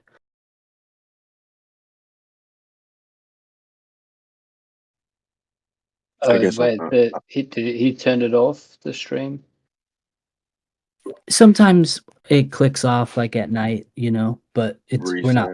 Reset. Yeah, Yeah. reset. We're not live or anything right now, so we can kind of have a little bit more loose. Freedom. I'm always shy of a filter. Yeah, I haven't really found my voice on here. I'm new to the crypto, but I really enjoy it, and there's a lot of comments. I think we all appreciate each other's voice. We're all here again. Like I always say, we're all in the same boat. We're all paddling. Imagine being a Viking. Imagine being a Viking like 1,300 years ago, paddling across the river. Are we ever gonna fucking get there? You know what I'm trying to say? Sometimes I want that. Conversations. It's the understandings of where we all came from. It's what we do, what we appreciate. That I appreciate paddling each and every stroke of the way. As weird as that sucker sounds, but you know what I'm really trying to say. I could Dude. I could paraphrase I couldn't it do as this shit by myself, guys. Community. we're all A vast variety of communities. Healthy. Of real people. I'm and we're tired all of serotonin and or attempting to talk to somebody like on the bus or somebody sitting next to me or like yeah, we're all serotonin and here for the dopamine same reason. depleted. We're all in the same boat. Like a lot of people in today's society are not in the same boat, if you know what I mean. We're all in the same ideology, the same algorithm, the same focus. Takes all kinds of people, level of crazy respect. motherfuckers, everything to make the world go round. Of respect that make this world go round and keep going round. Yeah, well, we if we could even pray, we'll make it 100 years on this planet, you guys. This planet is billions of years old. If you look at all the rocks and all the structures that you look up into the mountains at, guys, they've been doing this thing for a long time. We're only here for 100 years at most, if you really want to look at it on that spec. yeah. Appreciate each and every single day you're here. There's a And reason then, you're here. You guys are it's building hard. billions, Hey yo, Aspen. guys, I'm getting billions of sorry to interrupt. just Take a whiff. appreciate every day we're here. With? Dog whiff hat. Man, What's this that mean? thing's it's forming a W bottom right now, I think. What's it up on? I grabbed it at 13. It's at 62 cents. No Oh. way, I grabbed it at 13 down there. I really did. What? I got it 13.65 is where that's where I switched out the You bottom. kidding me? Yeah, no, 13? I'll share my Yeah. screen. Hang on, what was that? Wow. Just, what was That was at when it again, Mac? launched. It launched at 9 cents, so you must have got that thing like soon after. It's what's the price? I'm sorry. If I switch over, I'm outside smoking right now. If I switch over, it'll cut out. Right now it's 62 cents, and I think like anything under 60 cents is a freaking like steal. Like I was buying from when we hit the bottom at 51 cents all the way up to 60 cents. I was loading up bags, but now we just came back down to 62 cents. So. And the charts look like it's got like the stochastics on the 3 minute are really like massive bullish div. The 5 minutes got a massive bullish div. I super apologize. The last time I actually acquired it was actually a 5.5. So when I went back and looked at it, it was actually a 5.5. Yeah, I'm gonna go inside. Hang on. I'll be right back. Let's watch what Bitcoin's gonna do. Yeah, I've just put an entry there, but I got my stop loss at 0.618. Guys, So just if you look at like BJ's chart, our 5 EMA is kind of crossing down. Everything is consolidating right here. It's all pinching. What's it gonna do? yeah, I mean it looks bearish. Don't you think it looks bearish? What are we looking at?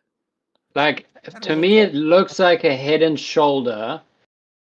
But that's in my mind. I'm thinking that's what retail is seeing. What time frame are you looking at? On the 15 minute. All right, 15. Yeah. Okay. Now what are we looking at from here?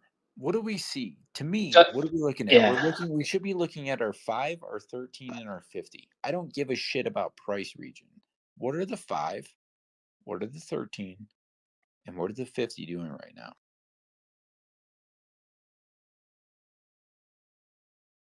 For the moving averages? Correct.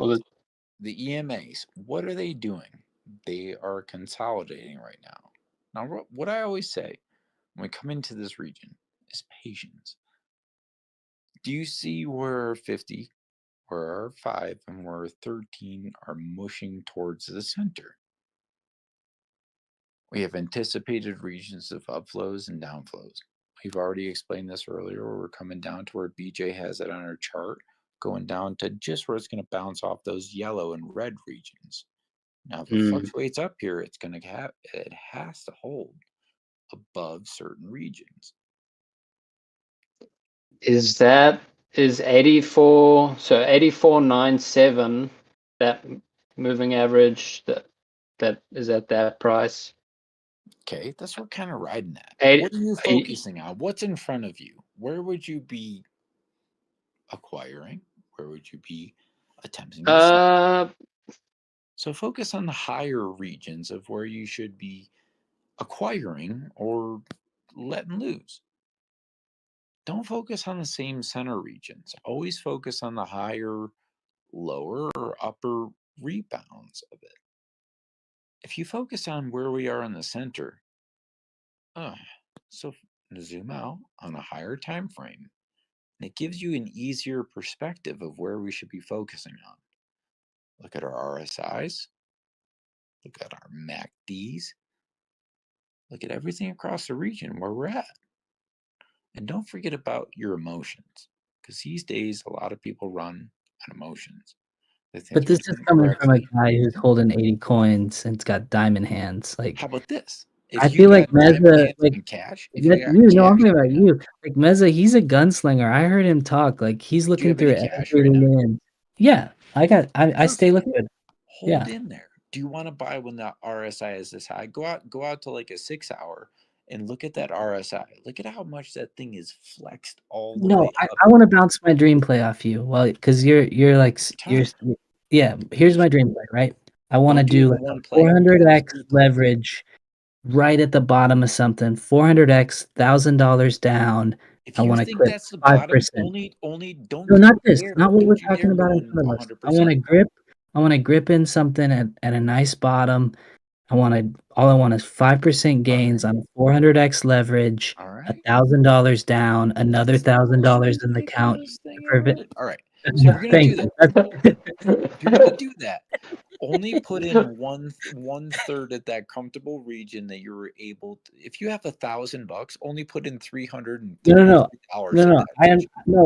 It's not how much I have. I want to put down a G and have a G to prevent liquidation. You got 3 Gs, or you only got 1 G? If you got 1 G, I got $333 on that first interaction. I'm telling you, once you think once your feelings and emotions think you're right on the money, and you put it all in, and it goes down, you're like, damn it, I didn't make the right. But if you only put in 1/3 at that first decision, I'm telling you, once your mind tells you I'm ready to enter this market, tell yourself this is all I got. It's like an allowance. It's like a. But I was speaking more to the math of that trade, right? If you put 1,000 down, ever done it perfectly, nobody has. You can't. But run the math of the trade. If you put 1,000 down at 400x leverage and you get a 5% gain on the trade, stop. That's a $200,000. 2,000x. Stop. 400x. $1,000 will be coming after your pecker the second you place that order. They literally will be like, "Yo, you want herpes the rest of your life? Here it comes." You need to catch the bottom of the bottom. Bro, as soon as you go into a 400x trade, it's like, okay, but hold on. You want to put your thingy in this hooker? You want to have this one the rest of your life? Okay, hold on. Slow down. But let's say your goal, right, is to do $1,000 at 400x, right? And you want 5% movement on the graph. I don't really. But you've got 10 tries to do it. You sound like a futures. Stop. In the end of the story, will you even own any of that coin you were investing in, or are you just betting on that horse? Yeah. No, it's theoretical. This is just a theoretical experiment with you. I'm not going to do it. I'm just buy it. If you believe in that coin, buy it.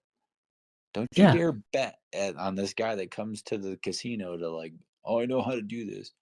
If you believe in the coin, buy it. Okay, no, futures.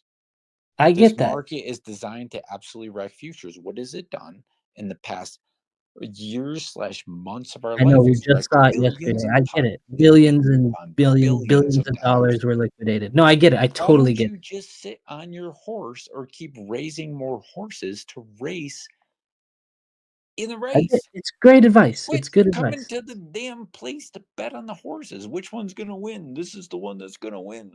20-1. And then you go home and your wife wants to kill you and just stop. Focus on what's right in front of you. Stop. Come on. I like it. I'm with you. I get it. I'm sorry, I've just mumbled too much. I really do.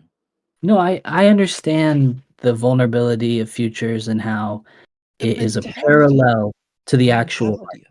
It's a parallel. It's not the market. It's a parallel. I love how you actually explain it that way. It's a true parallel. It is. But within that parallel, there is a vulnerability and an opportunity that is tenfolds that of which spot could ever offer. Because you can compound a 5% movement in spot and turn it into whatever you want, depending on the amount of leverage you're willing to do. 500% more risk on that.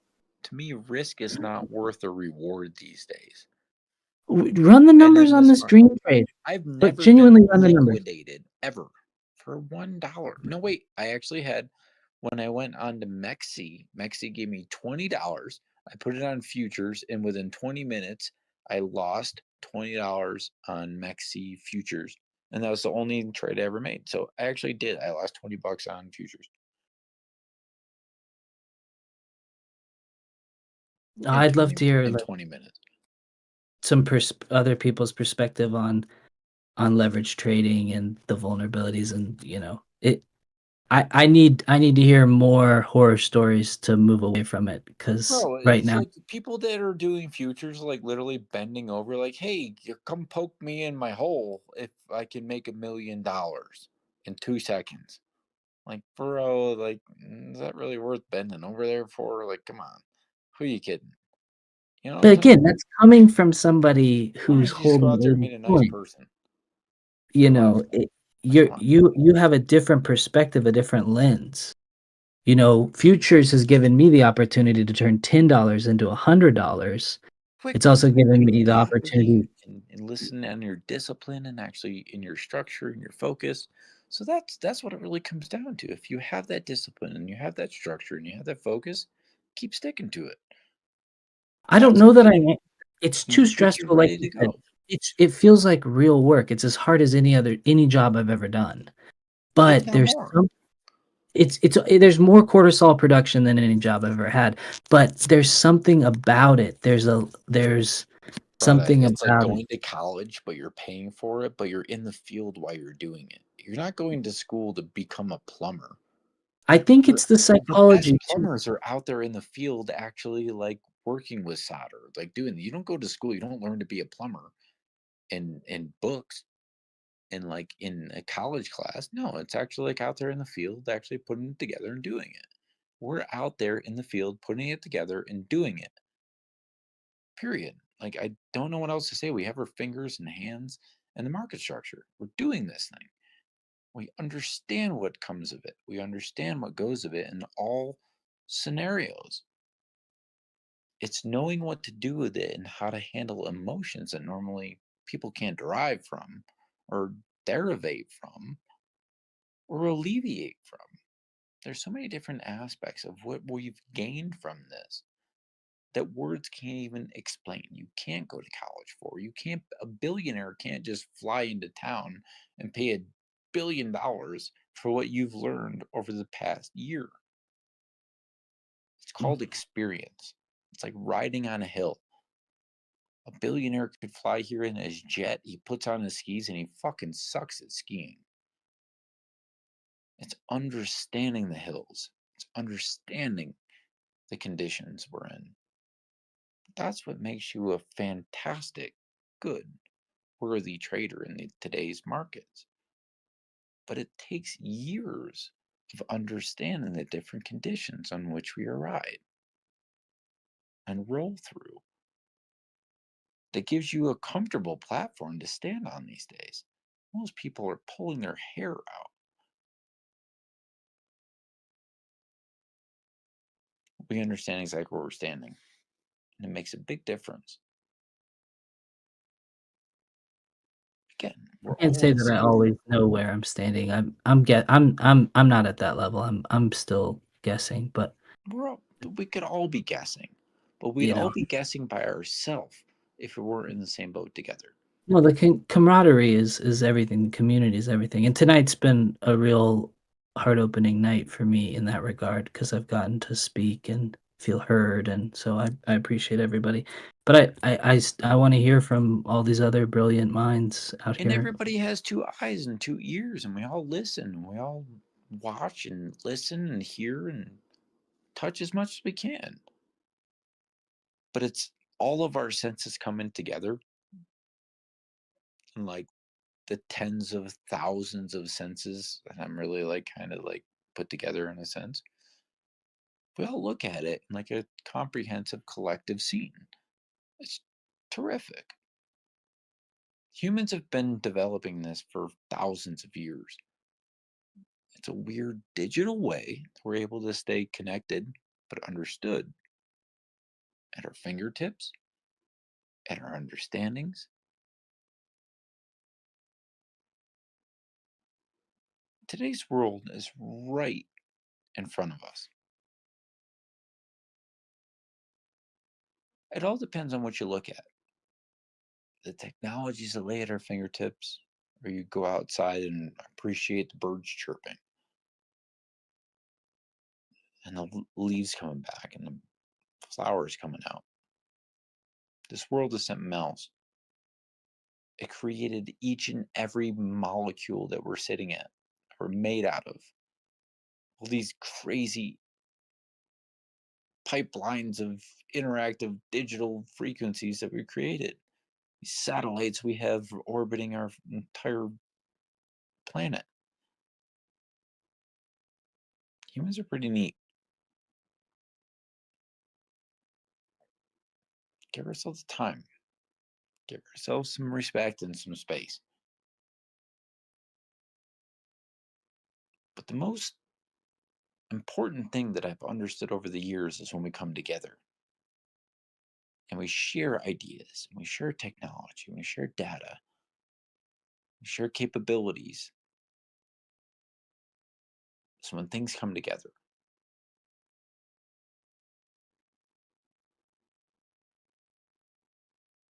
this world is billions of years old, you guys. We only spend 100 years on this planet at a time. Appreciate each and every single day we're here. This Earth is an old place, and it's created every single molecule the way it is.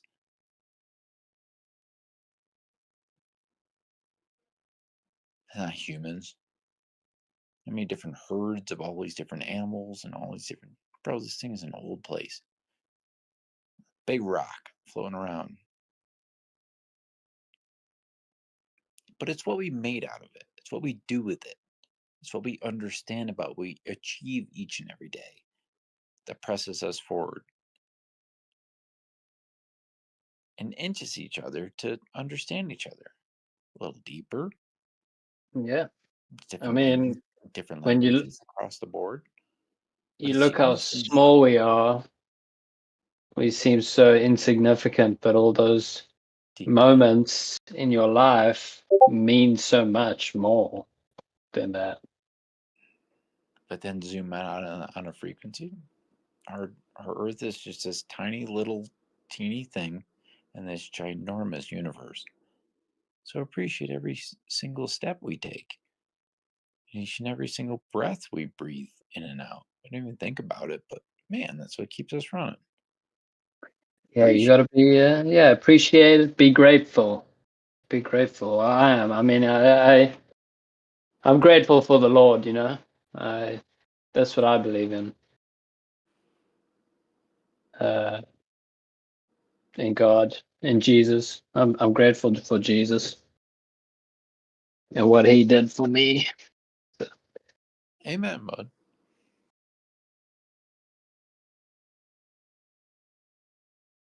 But I'm not here to preach to anyone. I don't mean to be preaching. I just keep mumbling at the crowd. I like No. I'm enjoying your chat. A lot of wisdom. I can hear it. Each and every single one of us have so many days left on this planet. You don't know how many days you have left. You could be walking across the street tomorrow and some idiot could nail you with a car. But you're going to get groceries or something, you know? So appreciate each and every single day we're on this planet. Most people I'm appreciating this moment right now. They're going to make it to this conversation. years old. Just appreciate every day, darn it. This place becomes way easier to ride. Life's short.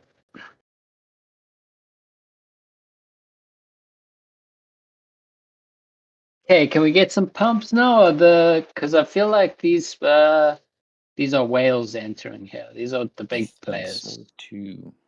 I feel like these up for tomorrow morning. I feel like these are the big guys entering now. Do you see that? We had quite a big piece of volume coming in there at like 85K. Decent volume bar. So it was like 84.9 is where I saw it coming in, but 84.9. Yeah. Roundabout where that, in the middle of where that double bottom was. It's like right in the middle of that. They must have just expected that thing to go then. And then market makers hit them with a double bottom.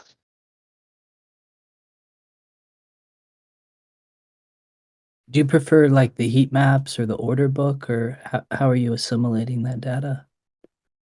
I feel like that's one of my weaknesses. Well, right now, this is just going off of fear and greed index, really. Just fear is intense. So I think most of retail's probably shorting every opportunity they can. And I think it's just getting eaten up by bots. I mean, that's just like the price action we had, that dip down from 86,600 all the way. Everybody's selling right now, and big guys are buying. They're like, go ahead. We're happy to do it. If you're happy to sell out here expecting a rebound, go for it. So instead of them just like kind of jumping in front of the index before as we were falling and kind of scooping as we were dipping down in the higher 70s, what I think is a lot of people were expecting, boom, coming up, RSIs are kind of holding out. Right now, big guys, as soon as anybody's selling, they're like, yep, those are anybody that's selling right now are people that accumulated down lower. So anybody that reaccumulated down lower thinking, oh, I got this, I figured it out, I'm comfortable with it. Big guys are about to scoop you / smush you. There's some duties right in your face, bro. What? You know what I'm trying to say? You know like how long they've been waiting? How the big guys have been waiting for us to get down here and trickle some of these guys that figured it out and think how they gonna do it one more time. How many people get stuck out of the market down here when this shit happens? Yeah, because I mean they really drew this one out too, didn't they? For a long time.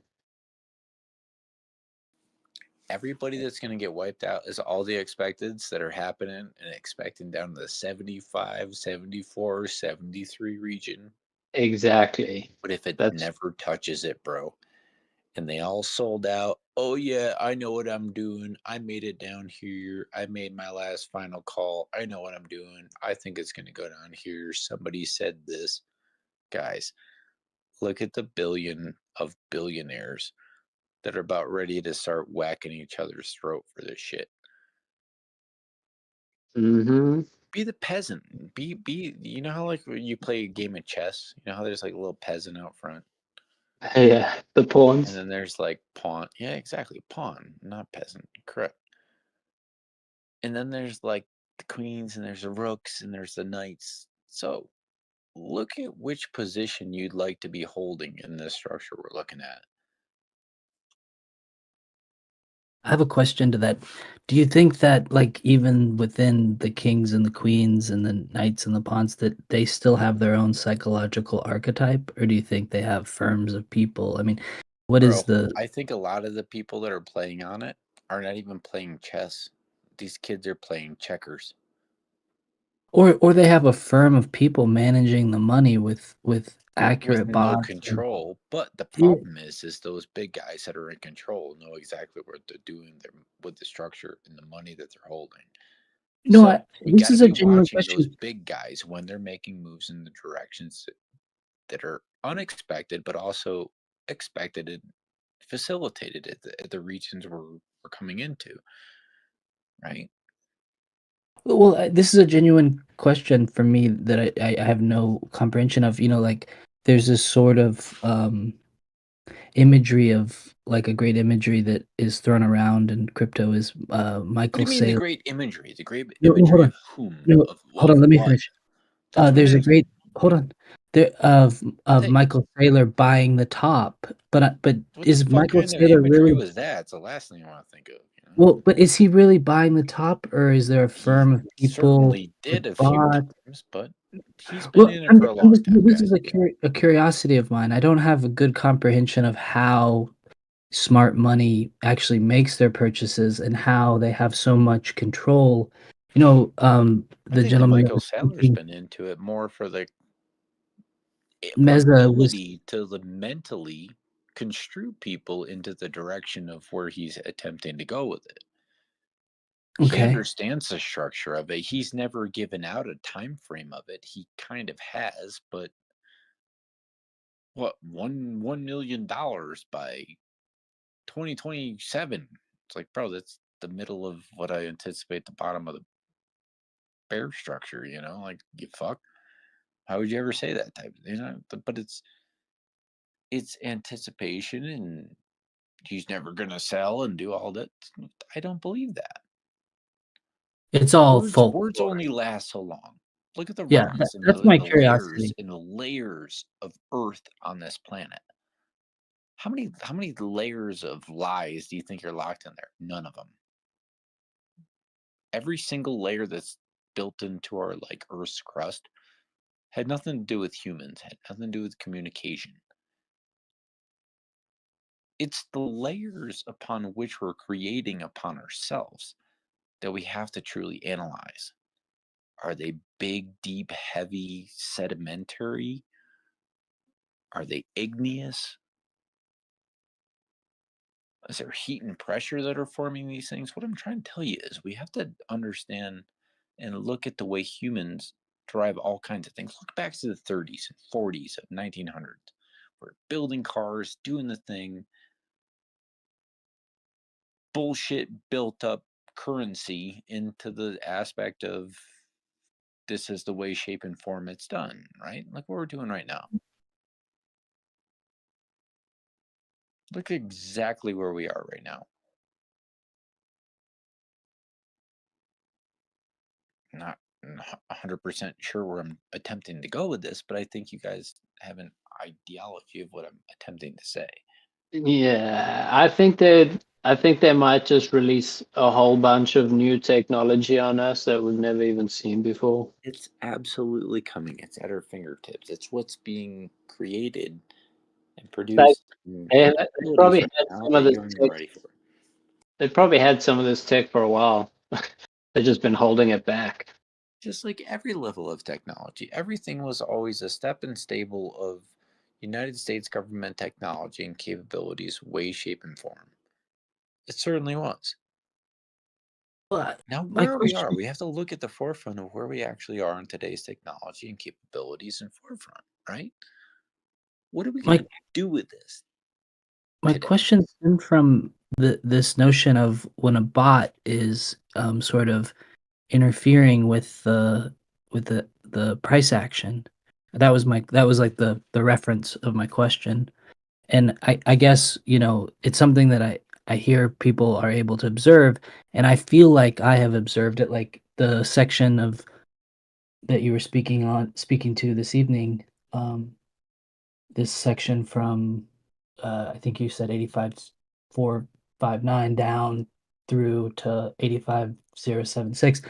The way that the price action was, the spontaneity and sort of the each candle was closing in the same place. I have a hard time articulating it, but my But I'm question is understanding. about I'm understanding exactly what you're saying. yeah, Doing my great job. question is about the bots and the interference and how that is in my experience of it is that it spooks the psychology of the scalp trade for me. I'm not able to really have a good, You're you right. know, the MACD isn't functioning the way that it It normally does. differentiates your comfortability. So it really does. It differentiates your level of comfortability and spectrum in the market. You're like, huh.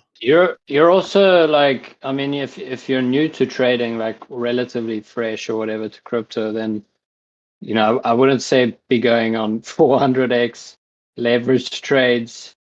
Maybe like 10x is, but probably not even 10x. Maybe like spot definitely. You know, Yeah, you like don't even have to. five at most. At most Oh, 10. no, no, Just I've be got my real with them. spot no, I've got multiple monitors. I've got my Kraken, my Spot, I got the Coinbase monitor, but I also have the 400X. And again, the money that I use in there, I start with $10, I go 10 to 100, Then I try to get Okay. 100 to Yeah. 500, 500 to 1,000, and then I get liquidated. But No, what I'm no. saying Because is you're compounding compounding them and risk. That's as exactly why they're exactly. in the exact scenario they do. It's exactly Yeah, it I'm their gives you target incentive. completely. It gives you incentive. However, I'm learning a lot, and I do think that there is a clip, there is a moment in the graph where you could get in and you could have that $1,000 investment at 400x, and if you got a It's not even 5% gain in the that. if you got a How did you 500 get 5%. comfortable in the market and properly place like Well, so lately what I down have been doing zero is right I've been now? allocating some of the leverage profit I've been allocating to the spot bag. On the spot. All right, Yeah, deal. don't worry, don't All worry. right. No. I started with a very small amount of money in my account, and I've built it up from there. But I'm like you're not. saying, you're allocating part of it to spot, I but am. you're still I like am. kind of like in going hard, deep, nuts to the wall on I the am. futures. I But be am. careful with it. Be safe with it. You know, like Tame used to always say, you would always like put those like liquidation levels way down there. Have you ever played with any of that type of stuff, or what I type got the of strategies? liquidation levels on my graph. I try to have as market responsible liquidation levels as possible. But again, the play, the dream play, the barrel, the perfect wave is the $1,000 in 5% at 400x. Run the numbers on that in your head. It's a $2,000, No problem. $200,000 No P&L. problem. I have to understand. Now, what coin do you think has the best perspective to actually hit at that region where you And the could liquidity, possibly I'm come trying to up? figure that out because a lot of these What meme about coins. Ethereum right No, now? it's got As weird as it it's gotta sounds, be as soon something as you more were saying it volatile. to me, It's I'm a like, gotta be a scalp. You're only in the trade for 15 minutes. It's gotta be a scalp. now, if you only can be in a trade for 15 minutes, it's almost like could you be in a you want to go bang a chick, you're only in a room for 15 minutes. You really want to do This that? is just it's just a theoretical thing. I'm a beginner Well, trader. It's probably not even that's a possible. trade spectrum you're in. I'm interested in that trade. I am I because I mean, feel but like the thing is, you got like you got an interesting trade slash like, but zero decision when it comes down to spectrums like that. yeah, The and in the minute disorder I would in clear the any way money, that I you would go back to spot, but it is romantic to me. proper. It's a romantic trade. So that's what I'm actually picking up on. A lot of it is actually still enticed by emotion. A lot Yeah, of it is actually. So, how do we work on this from here? I don't know. I should What probably are just some give of the up on coins you're focusing on? that. I like What about Ethereum? Let's look at Ethereum. Would you I be focus on ETH interested in and entering Ethereum down at these dippity dips with their dinkity tip rippling on your tip, dude? You know what I'm saying? like a So, spot. Are you talking a spot Ethereum is trade? there anything? Yeah. All right. Let's look at Ethereum. If you were going to make an Ethereum trade, not on your bullshit stuff. If you're really going to make like, if you're going to buy into Ethereum, where would you aspect or actually look at making a serious enter? I have a grid that I already Right. have an Yeah. Ethereum trade. 2,000 bucks is where my grid started, I and it mean, went all the way just down to at two. 2,000. Yeah, Okay. that's where it clipped in. Okay. Where I got where was our lowest spot? We made it back into that region on our lowest reform. It's like well 2150 or something. well on Forget my it. exchange, my grid started clipping in at like I think I got in at like 2088 or something, and I think I hold a small Ethereum position on spot right Deal. now. The only reason I'm asking you is because like when Ethereum's down here, she's got some big ninnies. You know what I mean? She's got like they're good, they're nice ones. So what I'm asking is a lot of times when our brain and our motor function and our little guys thinking more than But I'm only big but guy all the time. from that trade I'm only up 5%. All right. You know, so Are it's you like happy where you're at in your trade? no, a 5% trade that I've been holding since it crashed last night. Usually, when you're unhappy with a trade, I we mean, it's highly not recommend people to that put some I more I in could it. take that $400 and go 100x and get a 5% clip in 30 seconds. Like it doesn't make any sense to sit in a spot. That's why I struggle with spot. I'm being transparent here. And it's probably impulsivity and being a beginner, but that's why leverage is so lucrative, is because it gives you this Stop opportunity at time leveraging. travel. Why is this market ripped up and ripped down and ripped up and ripped down for the years it has? It's liquidating leverage positions.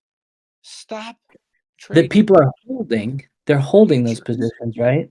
Once you are trading futures, you are into the put my dick in the hole. I already screwed up. This is my way I can make it. I get it. No, Right. and I'm fully aware of your perspective. I've listened to you talk about future, so I'm having you coach me out of my interest in leverage. So don't think that I don't know. Everybody's getting scooted out of the market, not just interest, or like not just Yeah. the interest in the subject or what you're looking at. They get literally they're running out of ability to be in the market. They thought, they felt, they ran on emotions. They kept Yeah, they scooping. took hthem out. They took them Dude, hard. they mowed the lawn, but they didn't like fill the And thing back up with gas. They didn't actually like get the lawn out of like the all the cuttings out of the lawn. So now it's starting to mold, starting to stink. It's like, bro, you got the lawn, do a good job. Mow it again. You got a bunch of grass. If you haven't cut it in like 8 months, you got to mow it twice. guys, keep a watch Wolf here. It's watch how this blows up here at this level. Gosh. What do you see him, bud? What do you see? Yeah, so go pull up your Wolf chart, dog Wolf hat, and go to the 30-minute, and then pull out a parabola. And then from the bottom of where we hit the bottom at 50 cents, that's where you start the parabola on like the nearest the far right candle, the bottom of the far right candle there. And then you run that parabola right along the center line, and then you'll see where you'll kind of get a structure line there of what we're trading in. I wish I could share. Could I share like my daily chart with you guys? Because like when I was really seeing that, there's a reason I bought it back down at 1338 down there. That's where my entry was. We're talking about Whiff. dog with yeah. Yeah, dog with that. Yeah. 1338 So is where my entry was on that sucker. so Yeah, on my exchange, it entered my exchange at 0.561. The only exchange that I have the option of buying that on. Was that before it like truly entered the market? So you entered it like old school, uncle. Awesome. yeah, bro. Like when it came on to basically for everyone else, it was like 50 cents. Oh, Well, yeah, no, it came onto the exchanges at 9 cents, but yeah, you are definitely an OG to pick it up for 13. Yep. Absolutely, it's my region, so I cruising. And wait, so that means you took it to $5? No, sir. I Well, don't believe we're talking about the same token. I guess not. Yeah, it's yeah, dog it's worth hat worth. yeah, it entered Coinbase at something to that degree of like it entered Coinbase at $3 Yeah, or something. It's trading at 0.619. It's not on Kraken, and I don't spot trade on any of the other I don't use the VPN yet. I should probably, but I was a little worried about how that works with just the feds. I don't know. I guess that's the point of the VPN. right. Yeah, no. So I mean, I can share my screen here at least for you, so then Joe, you can see what I'm talking about. My device just died, so I switched back over to another device. But apologize about that, guys. I'd love to see the chart. I actually opened a position just now on it. What about H-bar? A lot of people have been asking me questions about H-bars. I've been looking across the sequence. it hasn't fallen as hard as everything else across the board. Nah, H-bar has like been pumping so hard. For this past year, H-bar has been holding structural ground. Like, not messing around, didn't fall down, didn't bullshit it out of there. H-bar's been holding its structural ground. I didn't know how to properly tell somebody else about it today. But when they asked, I said, now might be your proper time to reaccumulate. Because they did. They said they bought it up there like almost like 3 times where it is now. I said, bro, if you put $300 in up there and you only put $100 in down here right now, it matches your first $300 trade. Start bringing your averages down. And he looked at me and he said, I never even thought about it that way. I've always think about it going up. I never think about it, how can I get more at a lower price? You're comparing it That's what I to. was like, bro, this is the Are you showing that entire it's similar to swell. BTC right now? Everything. It's all in comparative aspect ratio of BTC right now. What? Sure. Yeah, Now, no, what are you looking at in these phases? Are you looking at what is USD doing, USDT doing? Look at our sequential market rates. What is our dominance doing right now? There are so many aspects that we have to look at outside of the boat. Remember how we're all floating on this boat together? There should be somebody with like binoculars. Should be somebody with like a depth perception thing. Yo, we're good. There's got to be somebody that's running the engine. There's got to be some guy that's got the fuel that goes to the engine. All of us 300 or so people on this boat together are keeping it ripping in a very efficient way. Big difference if you're attempting to paddle off the shores.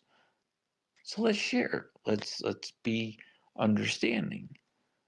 Don't put up with Joe Dirt in the middle of the night from Aspen, Colorado. And you guys know I mean well, but let's learn off it. Let's build off of these things.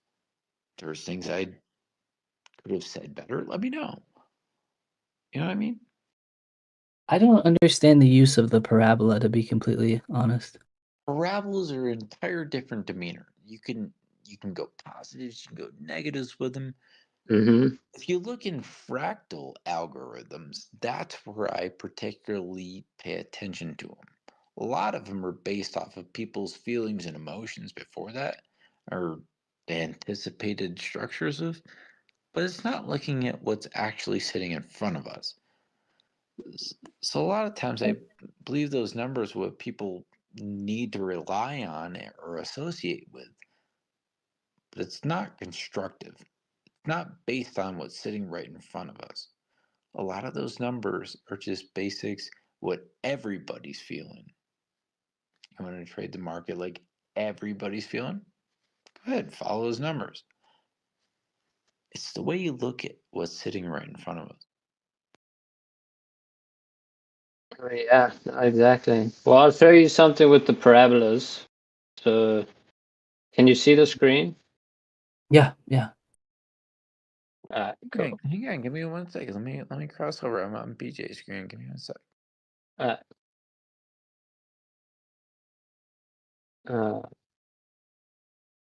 On the message. Yeah. All right, show me what's up. What do you got? Let's see what we're Take your working time with. too. Don't feel rushed. Show me what you're actually thinking. Take your time. Well, this is how I found the bottom. Yeah.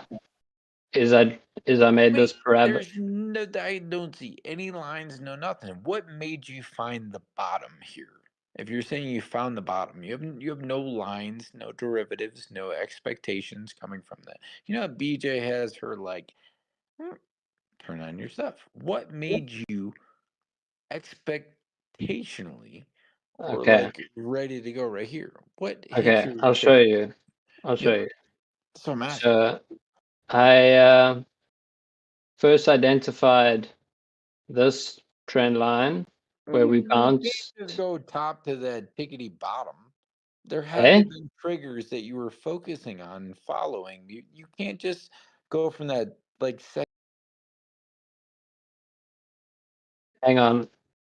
I think I need to plug my headphones in. exactly what you did. Oh, I can hear you now.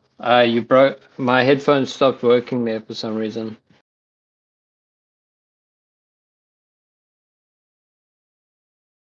Hello? Mine stopped working too there for a sec. But I see exactly what you're doing. I mean, it was a Let's few cross things. that lower green. Just place that lower green rebound. It's actually really important. This one? That lower green rebound is really important. This is where we need to structurally start paying important intelligence to, because this is the next structural rebound and anticipated like forefront of what.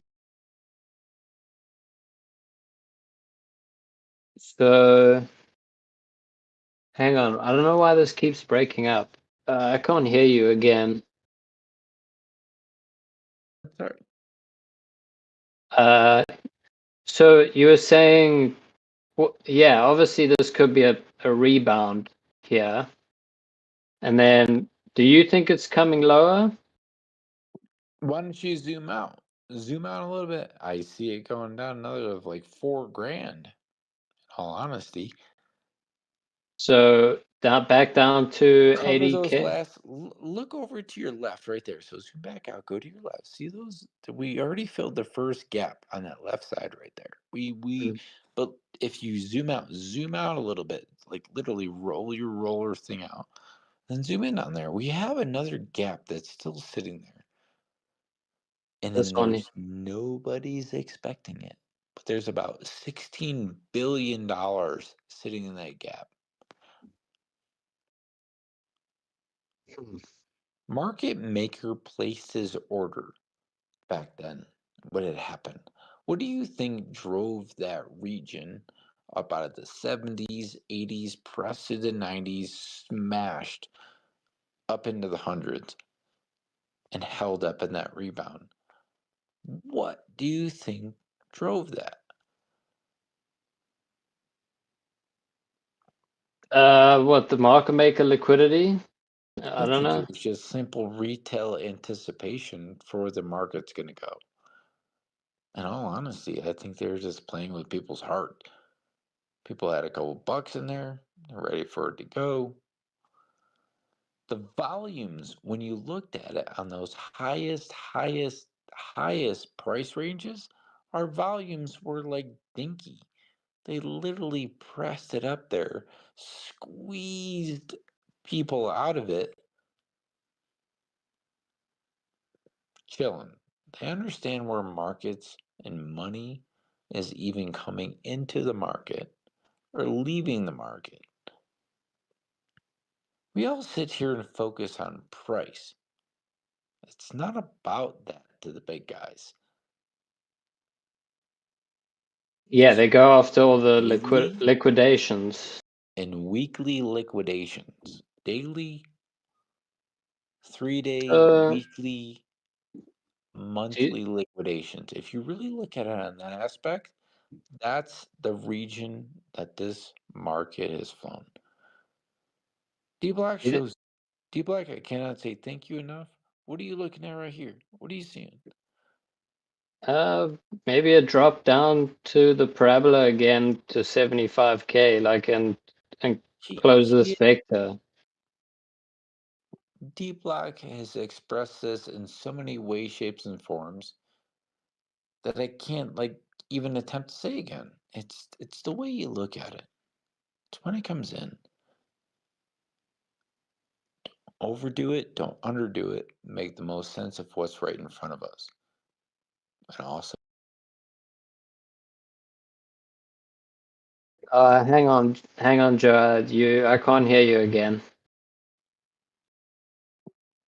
either way, I don't mean to be mumbling at the ground. You broke up. You broke up again there. I missed what you said. You said Dbloc said something about that. Dr. Dbloc is the man. Like I owe this man like what do you pay to go to college? $30,000-$40,000 in educational expenses and your housing and your food and stuff. But what I've learned in this small period of time, / like 4 years of my life / going to people like I owe you a lot, bud.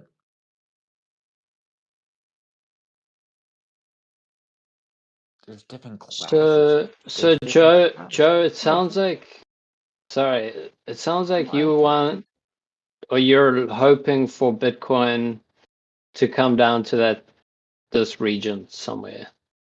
No, honestly, I'm just cruising, bud. Everything I have in the market is complete, just like profit. So I'm just chilling. I'm not betting my house and my farm on this shit. No, I Everything that's in understand. the market these days. I just want to get an idea of like how you feel about the structure. Like if I pull this stuff away, like what are you seeing in Uncle, the that's structure? exactly what I'm saying. That's what I've been saying for the past couple of years. I appreciate every day.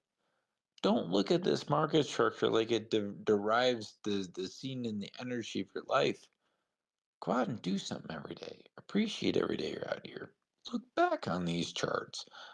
If they No, have I some know. derivation and some life on your I chart, just, go for it.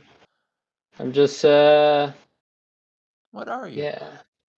Don't I get mean, I'm leaning bullish. I think I'm leaning bullish. Yeah.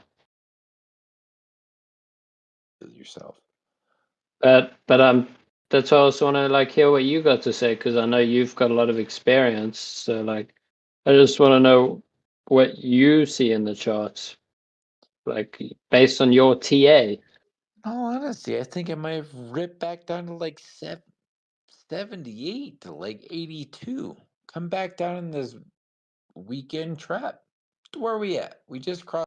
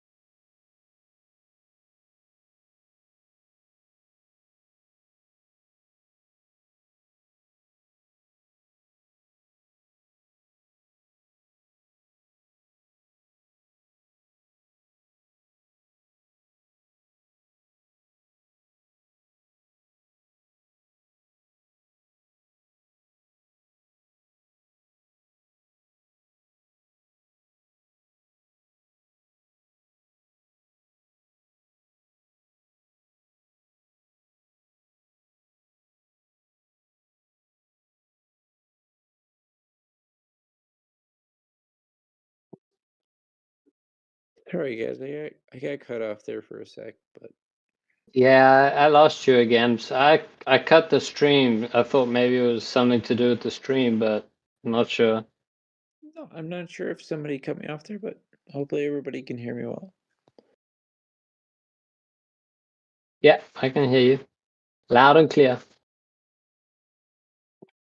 What part of Australia are you from, bud? I'm not from Australia. I'm from South Africa. Awesome, even better. What part of Yeah. South Africa are you from?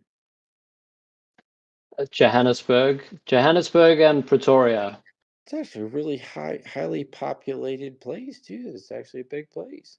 Yeah, it is. I stayed in the suburb. Well, I mostly grew up in the suburbs, so it wasn't like in the city. But I went to the same school that Elon Musk went to. Really? Yeah. How old are you since you've been there? Um, I graduated there in 2012. Yeah, So but you've been there since you were a little guy, you've been there since you were a young buck. Really? That's awesome, bud. yeah, I spent 24 years there. Yeah. Well, growing up in South Africa, yeah. But the school that I went to was You five spent, years. bud, you spent 24 years there. Do you know how many years 24 years takes a lot of time. Do you know how much spatial distance you've actually traveled in 24 years? And you live there. But it's all Yeah. the things that you actually remember, all the people and all the places and all the community and everything that you've built from it. That's what matters the most. Words don't even explain it. All we have is two vocal cords in the back of our mouth. But the time that you actually spent in those places and what you learned and who you met can our little vocal cords can't even do it. I'm very Yeah. proud of Australia. I'm very proud of you guys down there. I'm not from Australia. He's from South Africa. But yeah, are you just fucking with me? My friend jokes around. He always he'll tell people I'm Australian. Down here in where I I'm am in so South sorry. Carolina.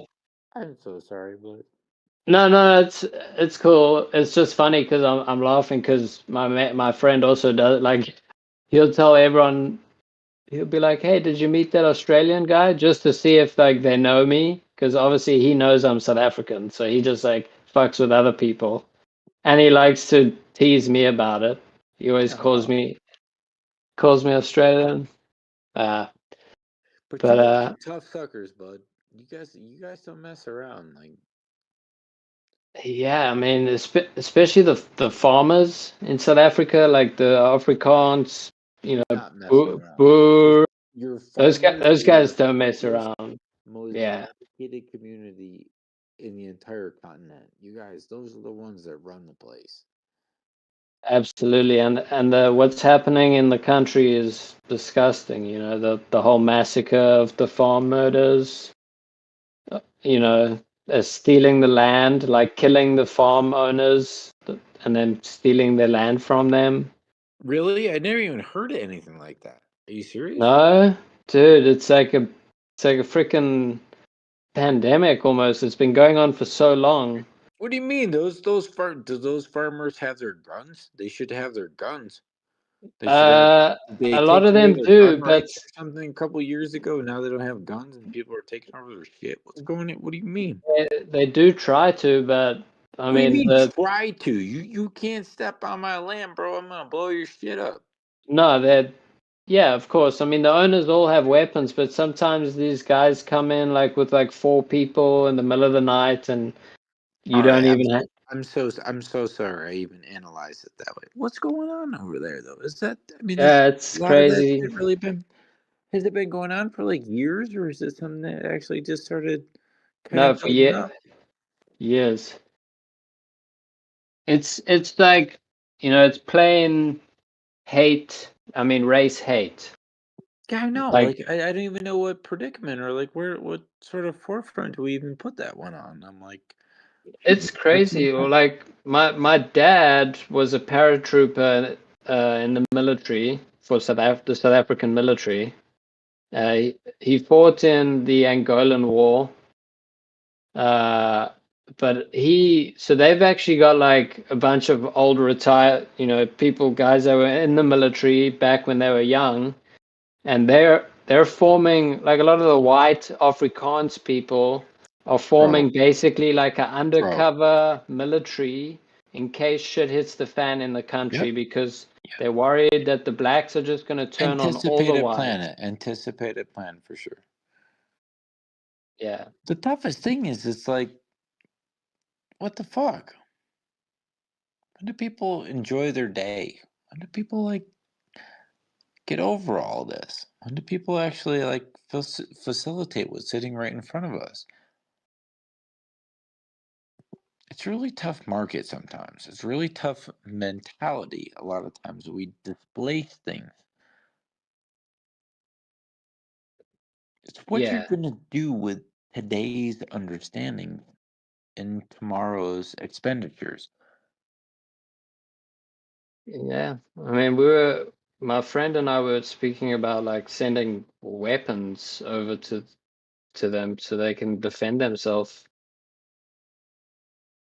Like, more weapons. They have basically they're putting together whatever they can because it's getting quite serious down there. Quite sad, really.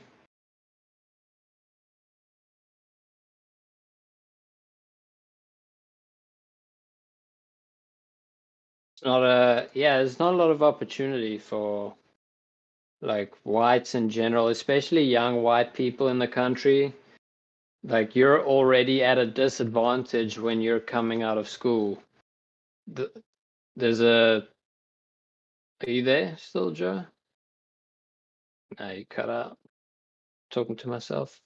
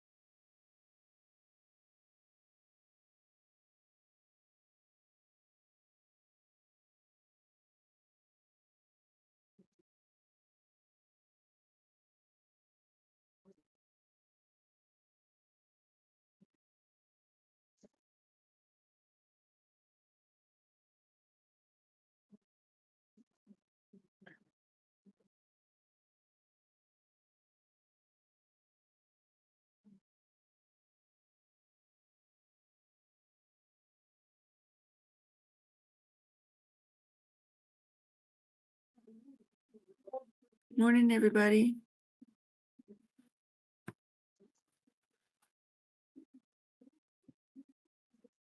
Good morning. So this should be about it for this dip on the 15-minute 200 EMA. We should kind of come up from here. That's what I'm expecting. If we drop a little bit below. Go ahead. I was hoping we get a bounce here too.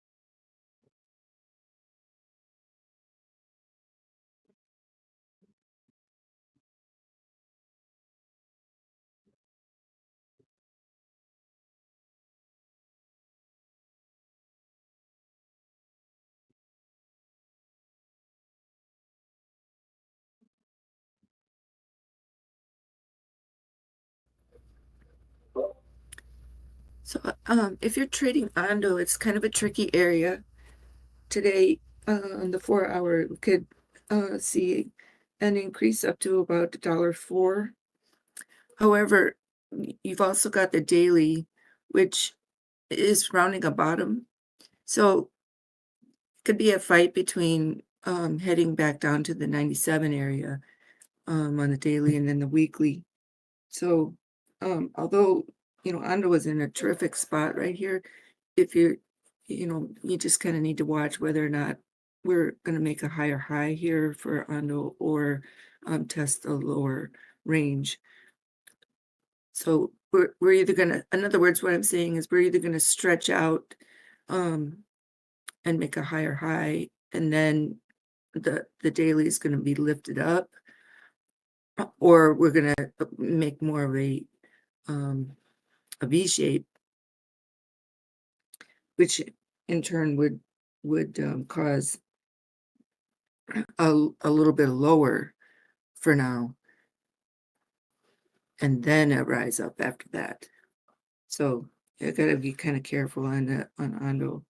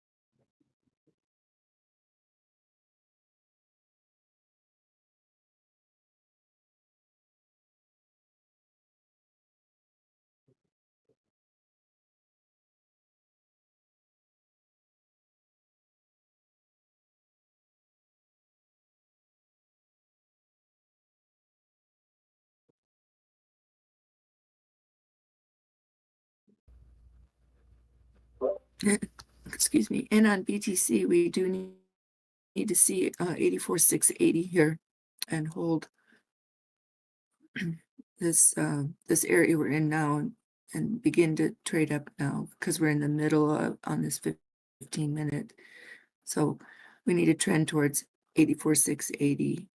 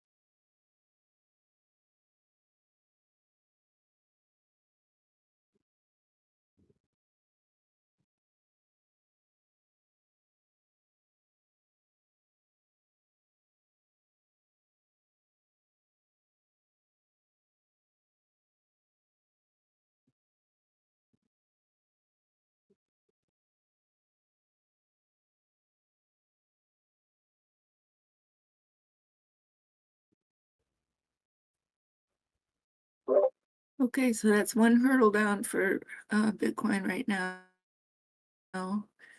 We're over my 84,727 line. We're almost to the 50 on the 15-minute. So we need to hold this area here on the 5 on the 15-minute, and then we need to cross this corner up at 84,870 past 84,866. That'll put us above the moving averages there, and then we'll be underneath 84,994.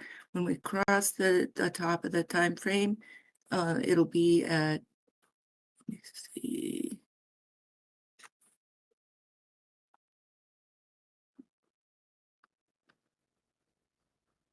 85 213, and then to fully get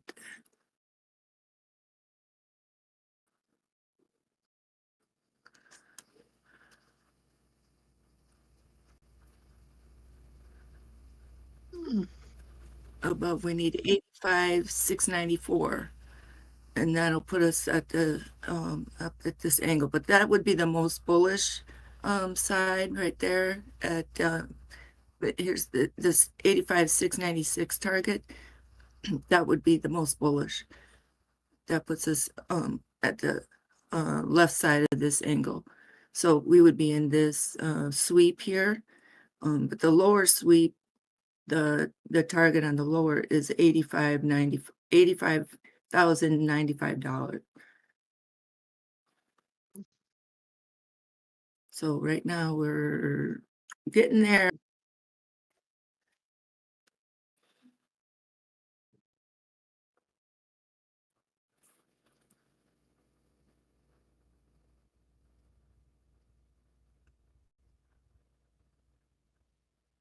Again, that 84,720, above 727 is a key number.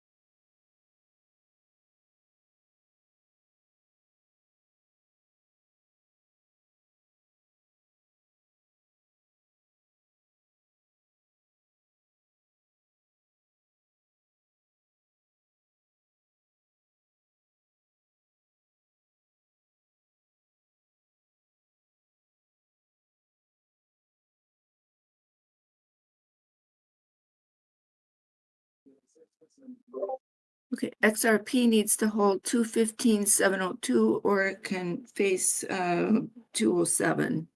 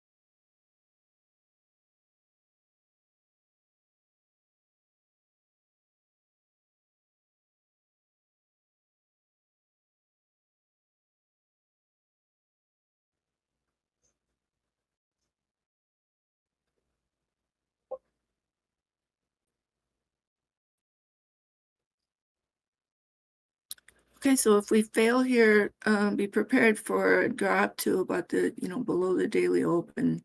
It's possible that we come down in that gap area. We did not close over the 50 EMA up here.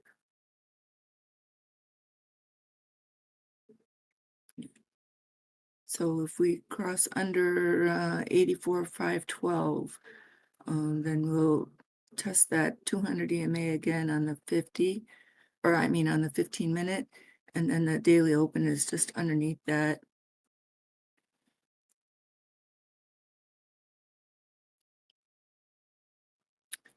And that around 84,350, the 350 area. Then there's a tiny gap. So if we hold above here and grab that 5 EMA again, above 84,630, then we have a chance to close back over 84.7.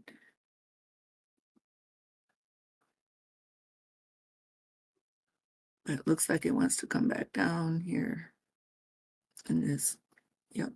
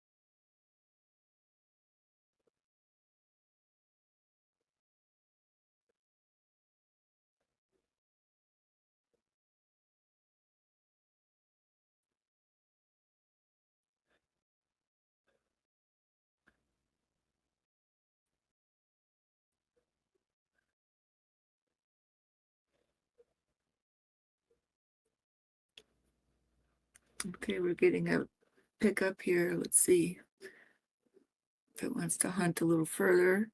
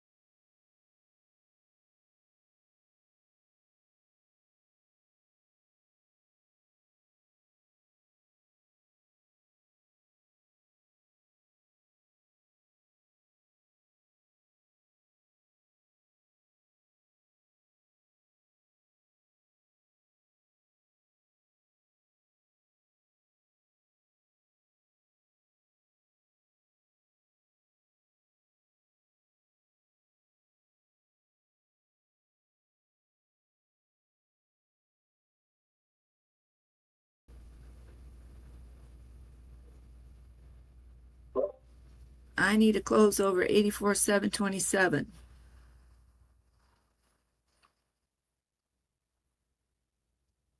Is this the trap long? Yep. So, I mean, just understand. And then after that, the major diagonal down, ascending down line is above that. So even if we pop here, you got to be careful of 85,136. Yep. And so not getting this 727. Let's see, immediately could come back down to 84,230. So my other major line is that 84,358. But if you follow this line down, next stop above 83,647 would be 84,088. If we fall through the middle here, it's likely we could pass 83.8 and come on here to this number. What's this one? 83,550. If we fall through this middle. So if we round this corner now and we're going to go to the upside, I want to see a close over 85,200.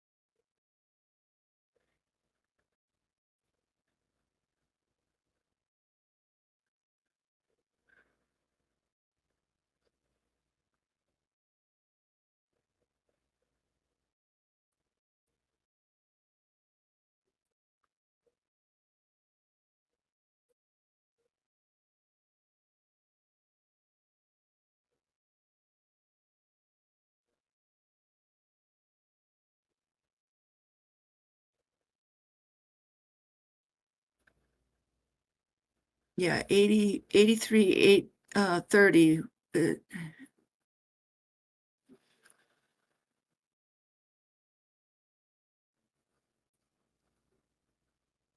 Is where the 30-minute or the 15-minute fails, out the bottom. So careful.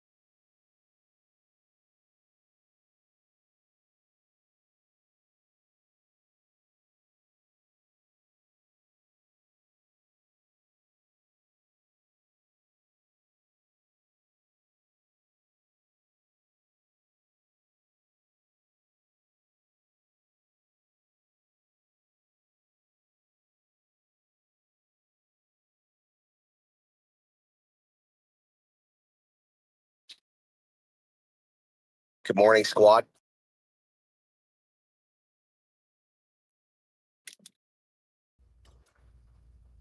Good morning, Nick. What's going on? I heard people on here earlier, but about 5 a.m., 6 a.m., and then I decided I wanted to nap for like another hour and a half, and now I'm driving to clients per usual. Well, is it a beautiful Saturday morning for you? Snowing and foggy, snowing and raining. Snow/rain/fog. Oh. And 36 degrees right now, which is not the greatest. It's we're supposed to break this crap here, but tonight and tomorrow night it's supposed to be cool, like in teens. Oh. But Well. it is what it is. I mean, we had a couple days of a little spring teaser, and anything above, Yeah. Tonight will be cold and tomorrow night, but anything above 30 degrees, I'm good. Yep. You saw that article from yesterday about the Yes. The crypto. yeah. I was wondering why I saw everything start pumping, and I wasn't even watching the charts last night. We went to dinner. My nephew's birthday was yesterday, and we were at that. And I was like, "There's got to be something going on." And I'm like, "All this stuff, we just can't hold. We just can't hold that support, though. You know what I mean? It's like we get that little pump, and then Ethereum just taking a beating this morning. It looked like." Well, we have to remember that when we're coming, down, we're in the middle. So when you're turning a corner, all these moving averages have to, come up from underneath and meet the ones that are coming down from the top, have to meet in the middle. And so you have curves and arcs that you have to go over, and then you have your time factor. So you're going to have this choppiness, and we're on the upswing from that choppiness, but we have to get over certain parameters. Like right now, we're at a spot to where if we don't cross this 85.2 area, then we're vulnerable back down between the below 83.6 to the 81 area.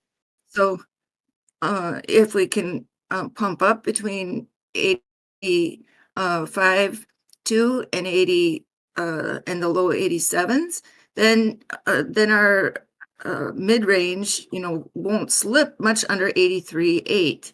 So that's kind of where we're at right now. And if we do slip below the 83.8, it puts us in line to hit that 75 on the 4-hour and then the daily. So we're in a spot now where, again, it depends on what we reach and when.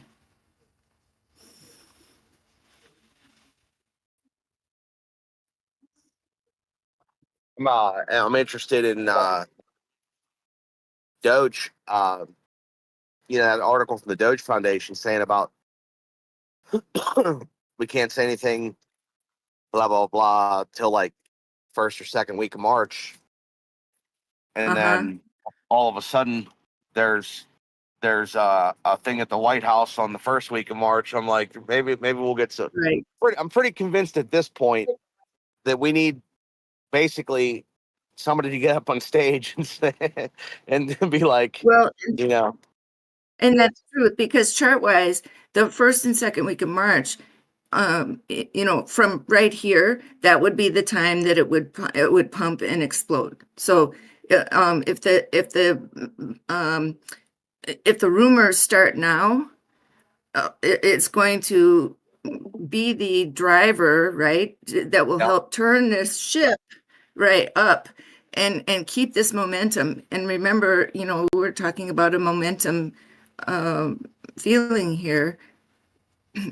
continuing so that we can get over these humps in this early stage. So these people know about timing just as much as people that chart do. They know, So they know better than us. it's no You know what I mean? coincidence. Yeah, yeah. People So that think it's no these markets coincidence. aren't, yeah, these people that think that these markets aren't figured out. They got a million of us sitting there watching this stuff. I'm thinking, you know what I mean? Like we're not. Correct. I'm not saying And we're not smarter. I'm just saying that to think that these guys that are putting hundreds of billions of dollars into crypto don't know what's going on is like whatever the word I'm looking for right. is. You know what I mean? No, Naive. they don't blindly just put their money somewhere. They know exactly what's going on. Yeah. Yep. If we pay attention to a chart for, $100, $1,000, $10,000, $100,000, you can imagine what these people do for a few $1,000,000, right? So there you go. I mean, if I Exactly. stare at a chart for 8 hours watching a trade that I've got invested, Yeah. maybe, a Yep. No, couple I agree. $1,000s. That's why I'm like I- on both sides of the chart and the news because they know. Yes. Yes. And those little carrot, the carrot and the stick, it all works. It all functions together. And I've said it before, there's no coincidence that those news articles drop right at the exact time, and these lines get crossed right at an exact time. It's just it's not a coincidence. I've watched it way too long and seen too many wicks come right up to the Well, exact point. remember the days And then the whenever body, yeah, you remember the days of Dogecoin, whenever like would hit yeah, like a really important part of like the charts, and then yes, I do. Elon would tweet like right at that time. Yep. It would save it. And there was one time when the bottom was about to fall out and that sucker was going to go down to, 4 3 cents and 2. It was incredible, the timing on that.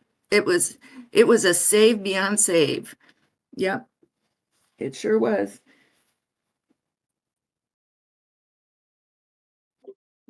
Just hanging out. Got about an hour drive. Yeah, maybe a little over an hour. So I'm gonna be on. Just kind of this keeps me occupied when I'm running around. Yeah.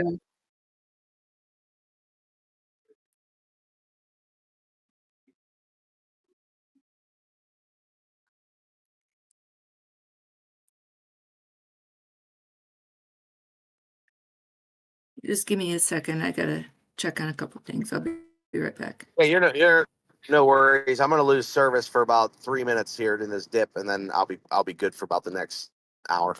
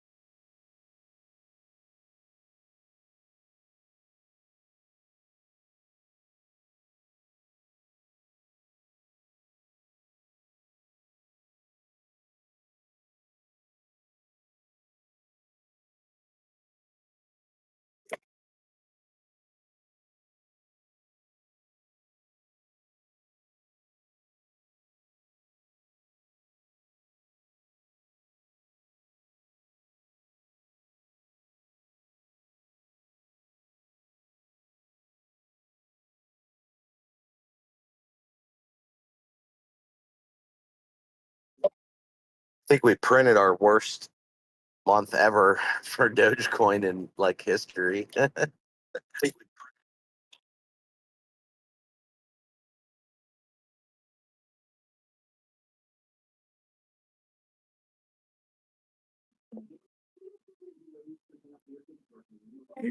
It seems like it, yeah. So look for 21. Let me see. I have it on a chart that I put on. Let me see it.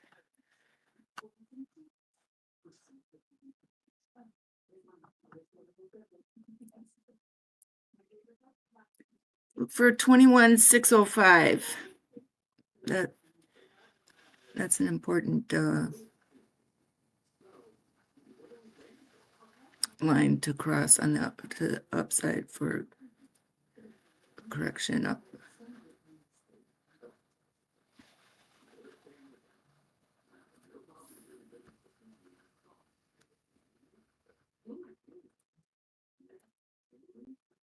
Yeah, it's like worst month ever. People are saying it's like minus 38.5%.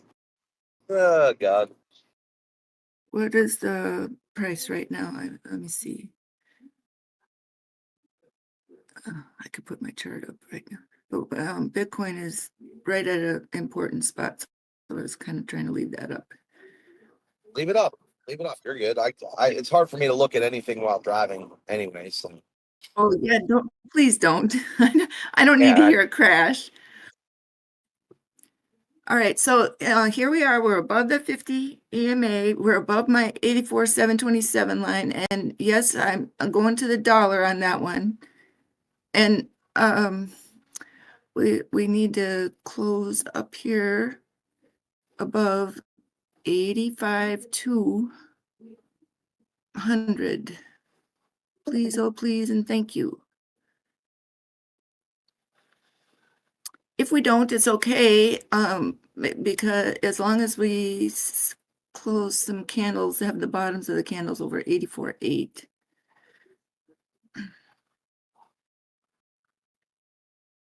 On the 15-minute.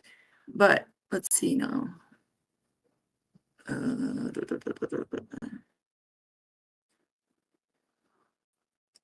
Yeah, and the hourly needs to stay above 84,600. And we would like the hourly over that angle there at 84,969. So again, 85,200. But I could forgive it if it was under at 85,100. Be all right.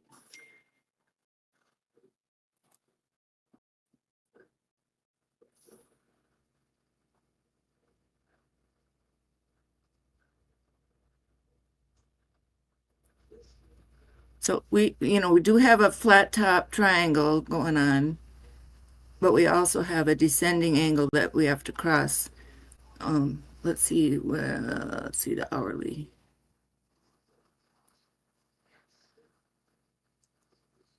Yeah, we're still vulnerable on the hourly, like I said, and so that can take us underneath that 84.3. So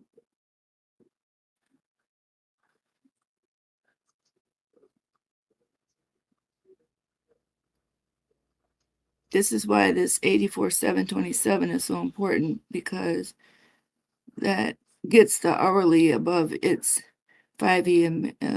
5 EMA.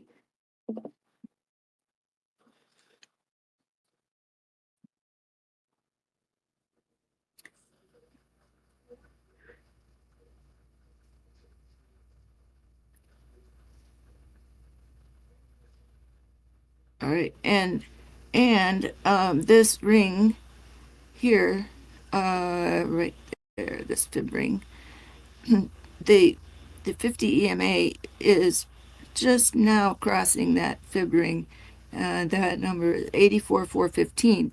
So we on the hourly we have this space between, oh shoot, yeah, we just dipped down. between this 84,727 and 84,415. So coming under that 50 EMA on the hourly brings us in line again to test the daily open back down at 384,358. So if we fail that, then there's an angle, an ascending angle, that if we break it, that's at 84.2. So and I think I remember talking about how we didn't want to go under 84.6 on the 15-minute. Okay, so looks like we're testing that right now, 84,624. So let's see if we go the 15-minute again. Yep, there we are, hanging right on that edge.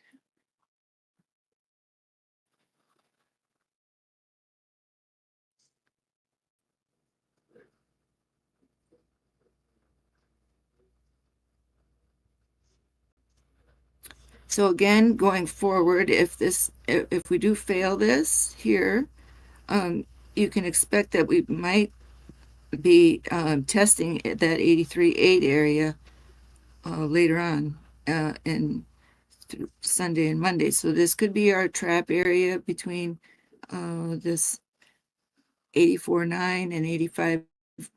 You know, we might be stuck under 84,727 and 84, and then a dip down to 83. Then you have another incline here, which is the 4-hour incline right there. But this curve that I drew the other day, remember when we were talking about the pendulum swing? That's this arc. So coming under 83,647 puts us in that 4-hour arc. So this is that downtrend that we would face if we come under this 83.8. So that puts us here testing that orange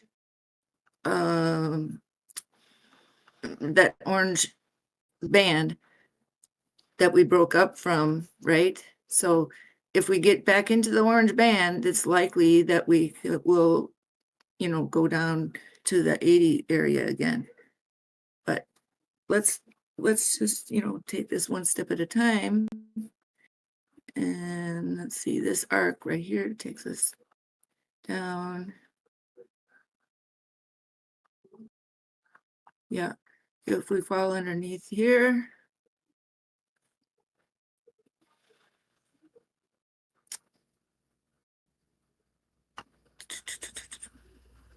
okay, so that 83, first 83.8, and then you have a tie right there at 83.6. Okay, fall underneath 83.6,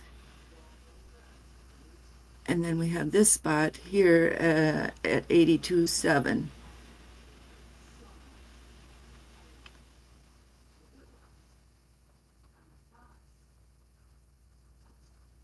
Then you have another level at 80,600. But if we come quickly, that hits the 76, or excuse me, the 79 area underneath 80,600. Okay, so there you go.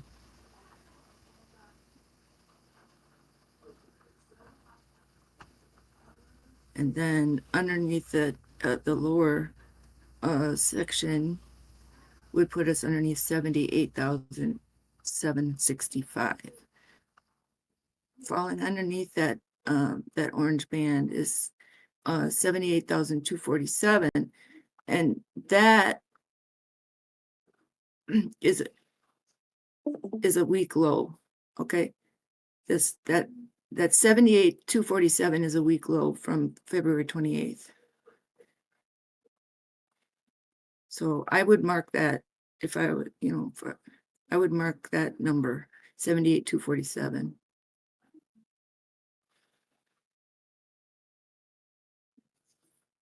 Just say 78,200, or well, maybe make it higher.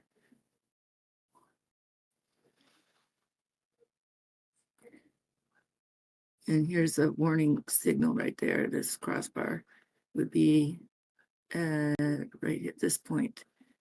This point is 78,849. Okay, so that's that descending triangle that tip brings us down there, and see how this chain, or this on this 15-minute, how we looped right around there and we avoided this descending line. Okay, so let's see that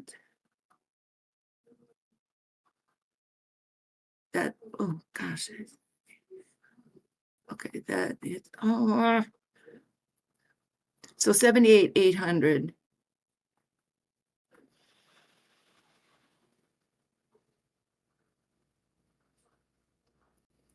Is your kind of your warning signal before a drop off at 78.2.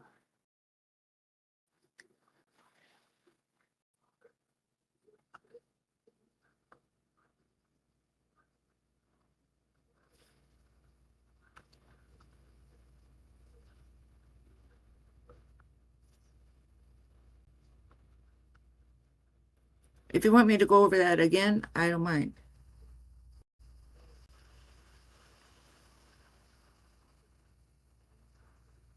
No, I follow you. Okay.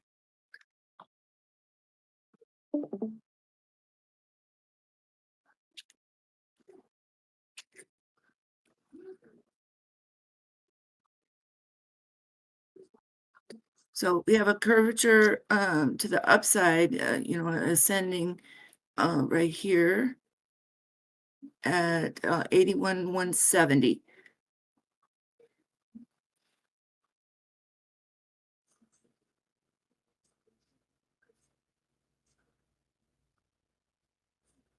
So breaking 82.8 would test that upward momentum. So 81.5 breaks underneath that 81.1 or 81. What did I just say? Yeah, 81.530. Well, first of all, if you break 84 under, if you break under 80, no, I'm talking about before, after that. So okay. in the after that break, then in the middle section here, right? Because if we break the 83.8, then you have 82.8, and the 82.8 number coming underneath there would test the upswing from 81.8, and you break that at 81,534.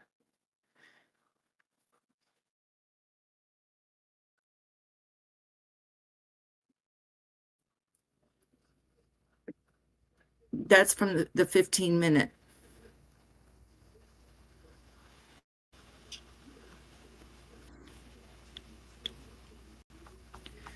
So if we follow this arc, so if we trend sideways, right? If we trend sideways, then we'll descend slower.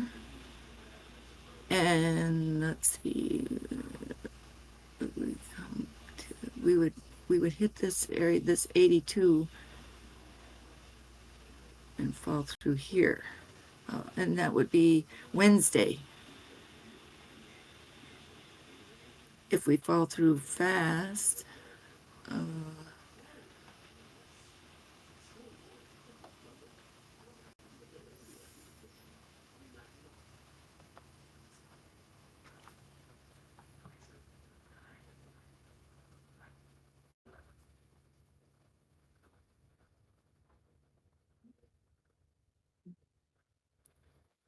we could fall today.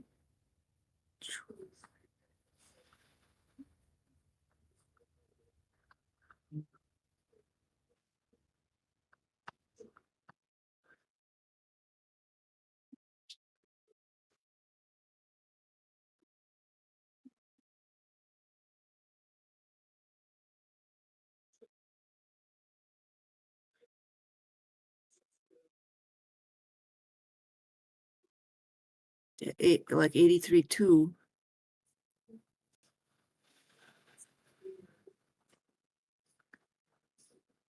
Let's look at this hour.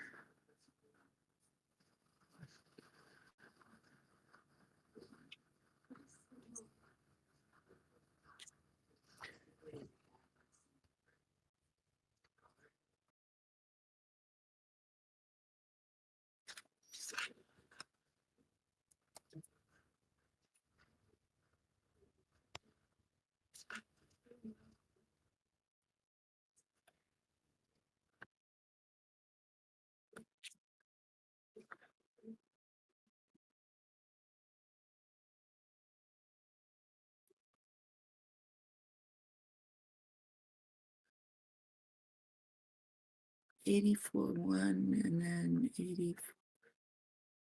What's this? 83. Yeah. So today and tomorrow, 83.8 is really in the cards.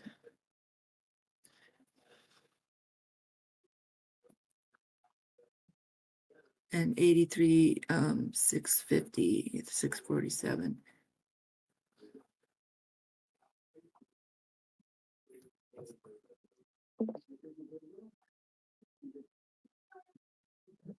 See here, I'm on the 1 hour.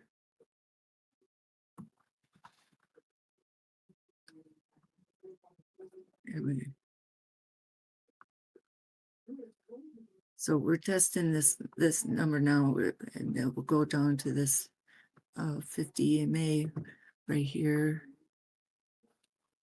So if we cross this fib ring right here, where we are now, that takes us to the 50. That puts us down through these rings. Okay, straight down. So that gets us to 84.3. And then coming to that bottom of this chin, there's a hole right from here, 84.229 down to here, which is 83.978. So then you would then test 83.8. And then there's a line between 83.8 and 83.650. And 83 at the bottom of that is 83.558. And you fall out the bottom of that at 83.561.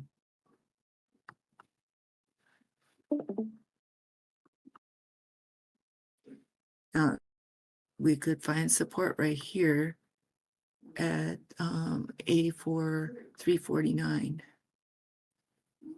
and then come on back up to 84 and make the set 84.727,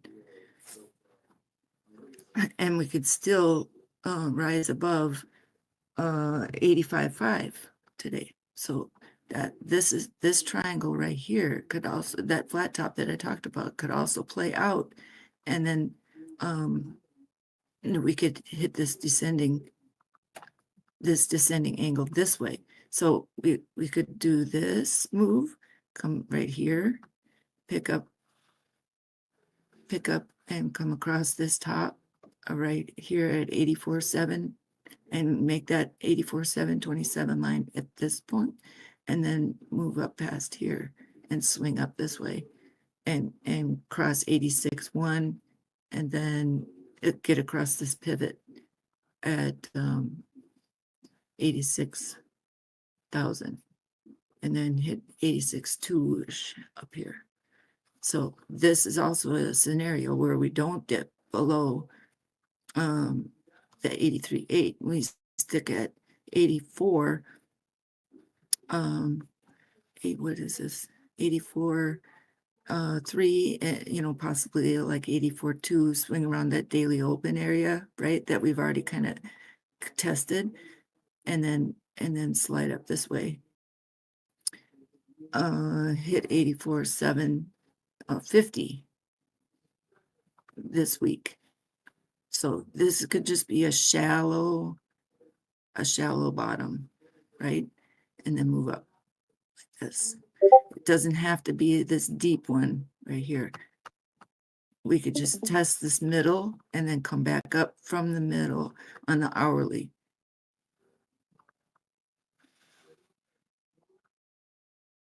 So we're close to the middle here. We could slide under the middle a little bit and then come up right like that. Now, the thing is that the 4 hour might go deeper, because here, look, on the 1 hour, this is the 50 MA, and the 50 MA is right here. See this? Right, this 83.4. So that's why I say, if this doesn't hold right here, then you're going to come under this line while this creeps around. You see how that's ticking underneath this, right? That's let me try to put that. See it? See this orange line peeking out the bottom? Yepper. Okay, so that's our situation. So we have to go to the 30-minute and see now here on the 30-minute, we're at the 30 MA, right? You see that? And right up above it is the 200. So that's why you got the squeeze right here. And that's why this arrow, this circle, this area right here is so important, because we can find support right here, as long as we don't drop out, and go for the 1 hour. If the 30-minute corrects and finds support up above here, that's why I keep stressing this number, 84,727. We have got to get over that number, because that puts us over this down angle and the horizontal right here, so that the hourly doesn't dip below here, right? If you go vertically down, here's where the 50 MA is, right there at 83,354. That's where the 50 MA is on the 1 hour.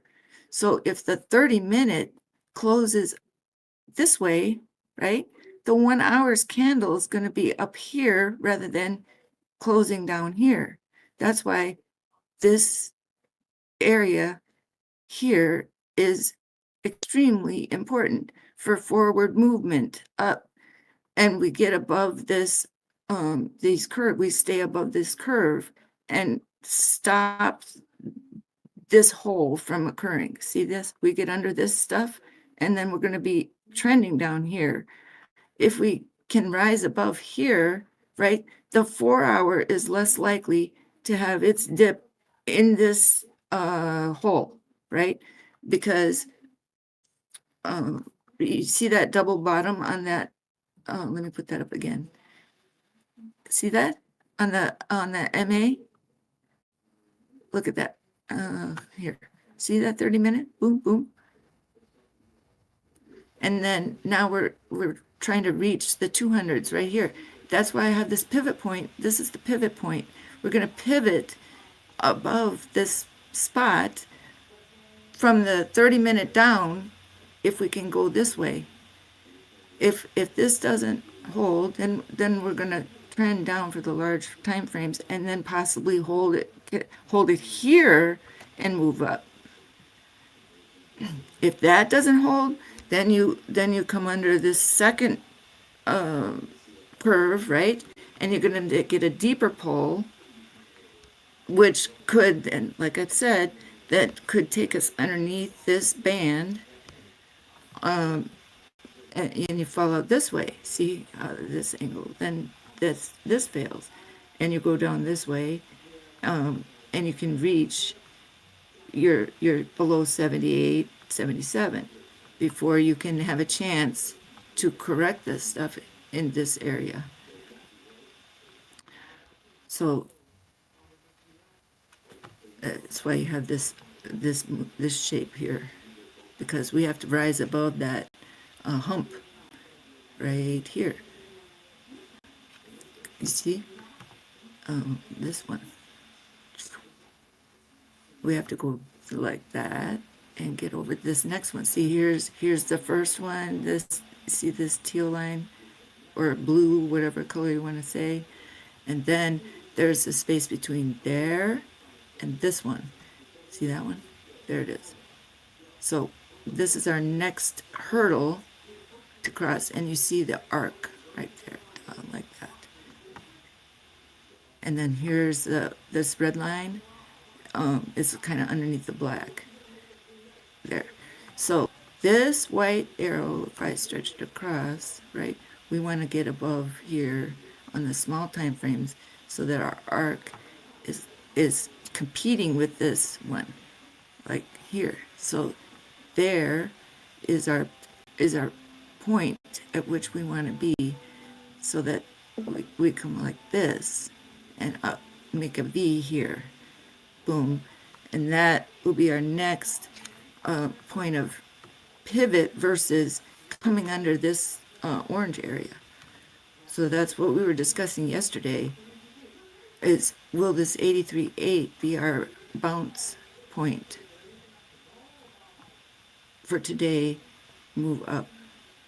Or do we have to, are we going to fall into this orange area a little bit? Are we going to fall to 80 and bounce up? You know, it depends on what happens here. So if I look out a little bit like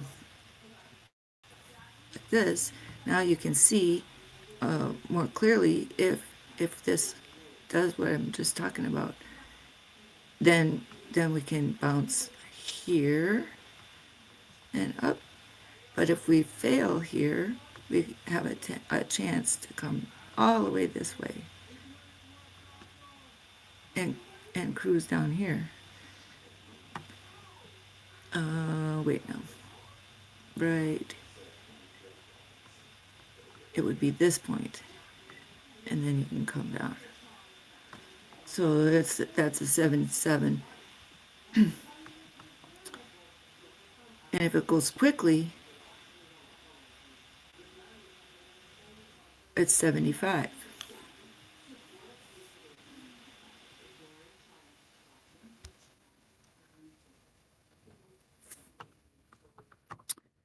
So there you see a hole.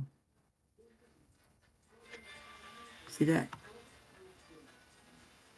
And if that hole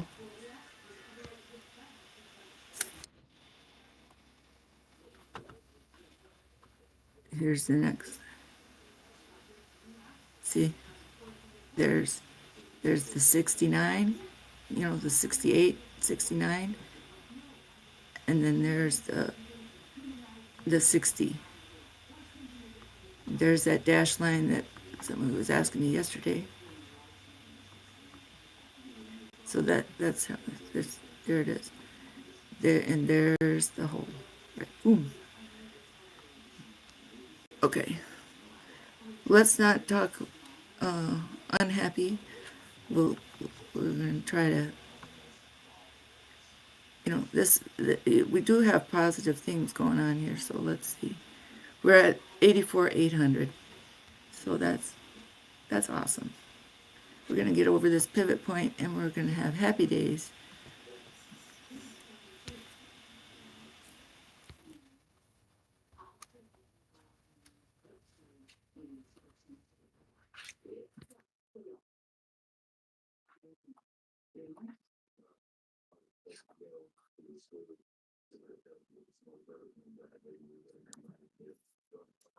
I think this is all one big bear trap. Could be, yep. And look at how nice this is. This is working. Yay. Okay, so this is the 30-minute. It's doing its job. Look at that. We're across this line. We got to get across this one. You see how this is forming a bottom on the top? Oh, and there's that 50 MA coming right up underneath.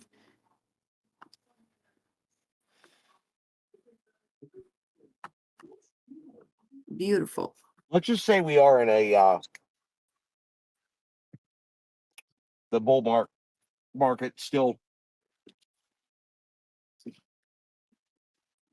in play. Oh, I think we're in a let's just say that if you were to guess, like, I guess educated guess, but before all this pullback wherever else, and you know there's going to be pullbacks, would you guess what would have been your number that you would guess Bitcoin to hit? Like in 2021, people thought it was going to hit 100 grand and it hit 67 or whatever else. But what would be your guess that you would have thought Bitcoin? I don't have to guess. I had charts that showed that we were hitting 82. I remember having arguments with people that we were hitting 80 and 82. So it went up. But I mean, like, if you were to guess, like the top, would you have said like 120, one? I mean, there's numbers all over the place. I'm just, and like you said, For now, you know, even yes, we're going first. We have 126. Then it's between one after 126. You go to 18. I have it here. I can show you.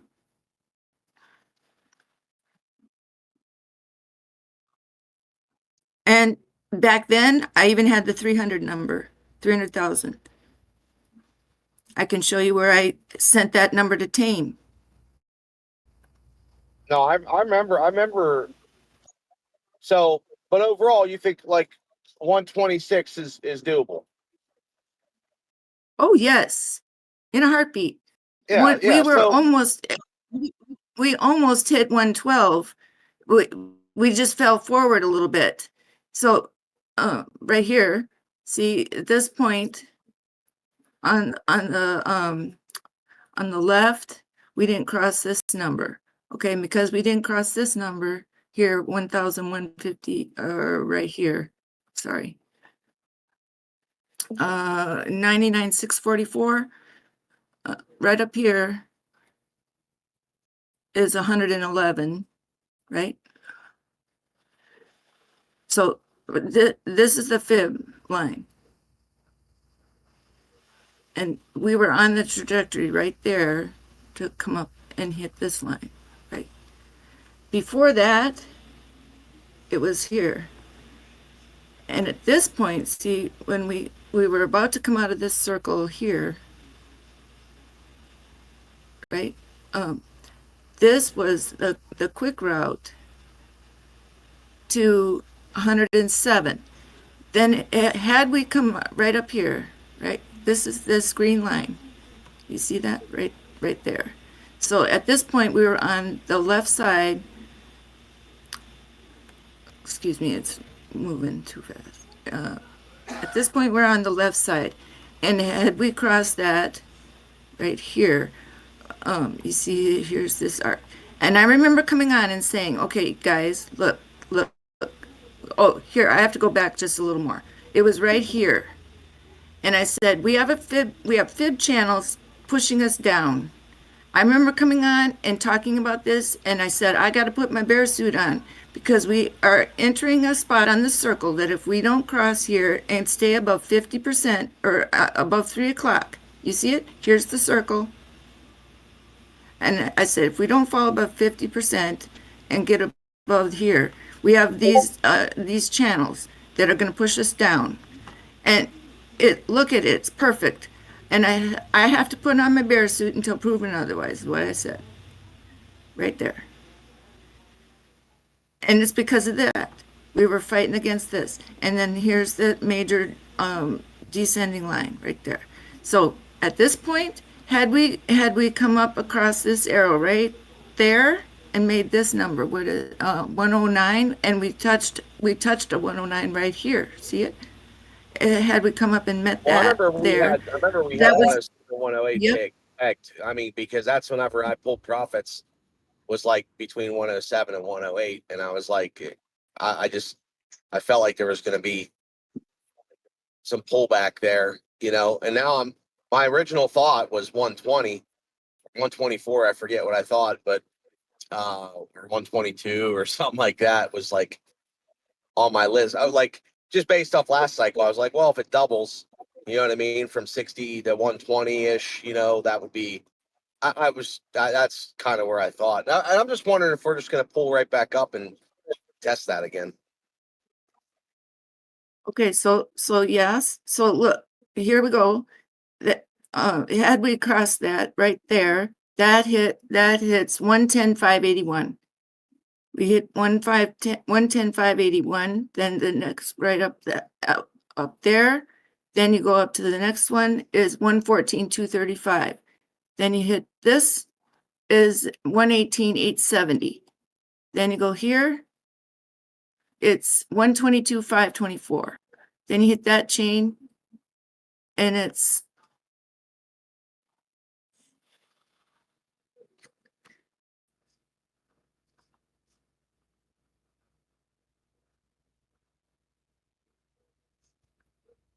$127,605. Okay, now here's the arc right here that we start this fib, this one that we're in now. So here's the 50% mark on this series. Because we did not get across here, this is the arrow right there. Oh, I had it, the yellow one. Okay, so you see this point right here is the 50% line, this one. Yeah, I'm following. Okay, see how this is the top arc of this small arc right here, and that's our down descending.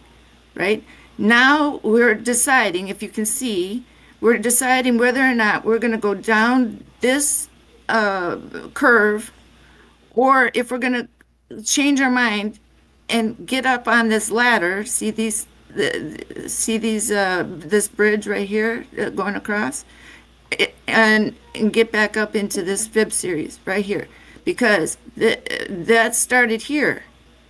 And this is the gap, right, between here and here. You see this angle going down. Okay, so had we continued up here, coming back to that point from this circle, all right, had we come and hit this ring right there, okay, that number is 123,327. Okay, then you hit the next top. That's right here. Now look at what that does. That makes this, it made a like a pyramid structure, right, like that. Oh shoot, I had it. Okay, and it knocks this ray, this one, coming off of that bottom fib. See that? It's boom, right here. This gray line, right, like that. See it? And that ties this angle here. Now that point is this. Look at that. 100,600. Okay, I'm not going to be exact because my mouse is. Now that angle pops off this one. And here that pops this going across. What does that pop off? That. Right there is 113,255. Okay, so now let's take that. Where does that hit? There, that's 114. Now, we have to now come down, because we have to find where on the upswing where that's going to meet, and because we have to see where on the arc. So if we fail to get back in this arc, right, in time, we're going to miss out on the ride up. See, we only have till this ends. Because, you see what I mean? This curve ends here, down like this. So unless we, if we push past here, we're going to have to decide at this point, are we going to start a new one like we did here? See, you had nothing between here and here. You had this channel. So you have to decide, okay, what are we going to do in this space between this arc and over here? Are we going to follow it down? You see my point? You have to come up in this middle one, or you're going to have this angle to deal with, this one, because that's on the outer edge. You see it?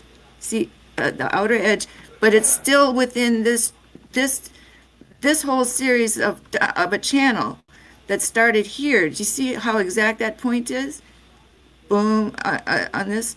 This is still a part of this fib channel, and that ends here, right, like that. But these arcs end here, so we got this space to deal with. So unless we take this right up between where we are now, right here, and 89, we're going to get caught in this, underneath this purple, and possibly come down because of this angle right there. See, we have to, and you fall out the bottom here. That's the state we're in, which is what I kept saying. If you're underneath 50%, right? You're underneath. You're vulnerable to lower and lower numbers because of this channel series right here. And that channel series takes you all the way down. If you see, well, it's hard to see now because of it, but that, that can go way down, because if you notice what popped up was a larger series from a macro, and that ends here, along this line at 40, 32, 40,000. That's why I said the other day, you can even go to 36. That's, see, here's a 41, 43, and look at this tip. Well, that's 1,000, but I'm just saying, here, 54, 45. So this line coming across the middle is dictated by this curve here, on this fib spiral. This curve, the underbelly of it, is 72, and then you go from 72 down here to 45, and then that arc up from this series here. This is the series that we were in and we're trying to get out of. That's why this number is so important to get over to the 87.7, 87.8, because we have a gap, and that gap there, that forms this triangle, and that triangle can take you down to 33. So, but you have time. The time also plays a role. So forward time, the small time frames circle you up a little bit, and then you avoid this, because see how we moved from, we moved forward and above this arc, just like we moved forward and above this one. And we moved forward and above, like we didn't come down to 3,300, but that was there. But what I'm saying is, these are possibilities if you don't hit certain parameters at a certain time. So let's do this.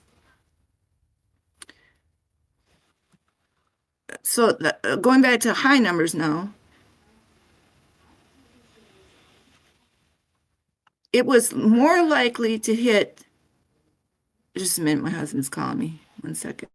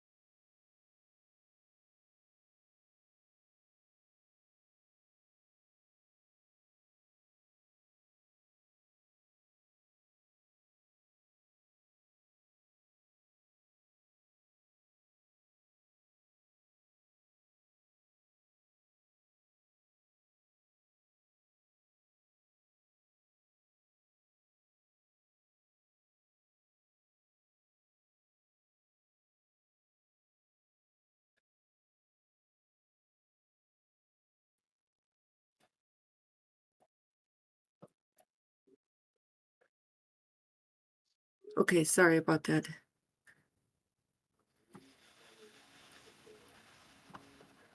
You're good.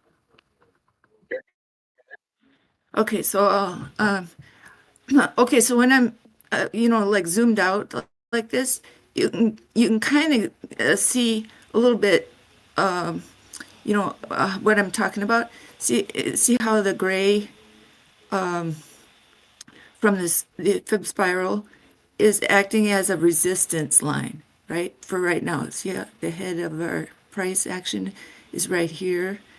Sorry, I sounded kind of out of breath. I had to go get a dog. So, and then you see how the orange band gave us some support there. We got a nice V shape. So we're making a V-shaped recovery. Now, what we want to do is have the price action almost do the same thing on the other side as it did on this side, only we want it to come up higher on the right as it did on the left, and we want it to come up and grab this triangle by means of this red curve, and we want to stay above the white descending curve down. And that means that we have to travel above the gray horizontal lines, because this would be our safe zone, right, above, in order to prevent our descent down to the bottom of the range. And the bottom of this range on macro is way down, 18,000. I mean, it's way down. So this is a huge deal here. When you're talking about Bitcoin on a macro. So let's put it on the daily.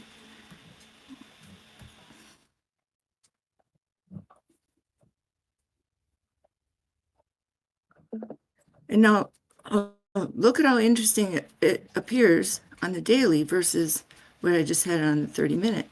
So here you get a whole picture. This is way back 2022 right here. You see these peaks, and here's your topping, and you can see it coming across this green line right here. And now here's the triangle and the X. This triangle is the triangle that I'm talking about,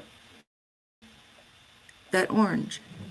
And then here's the little fib spiral. And then here's the ladder that we're trying to pop our head over. Okay, here's that blue fib ring, right? Wedge or ring, whatever. And then here's the bigger one. Remember I said, okay, that's a bigger one. Look at it. Okay, now you see how they interact with each other? They're not exactly in line with each other, but you have to pay attention to these, the way they're going to connect. So if I put this triangle here, you're going to see how that triangle comes down here to this point. Wait a second. Come on. Okay, and this ring, or this spiral, is partly over on this side, and then it's partly here, and then it circles around and it comes up and over like that.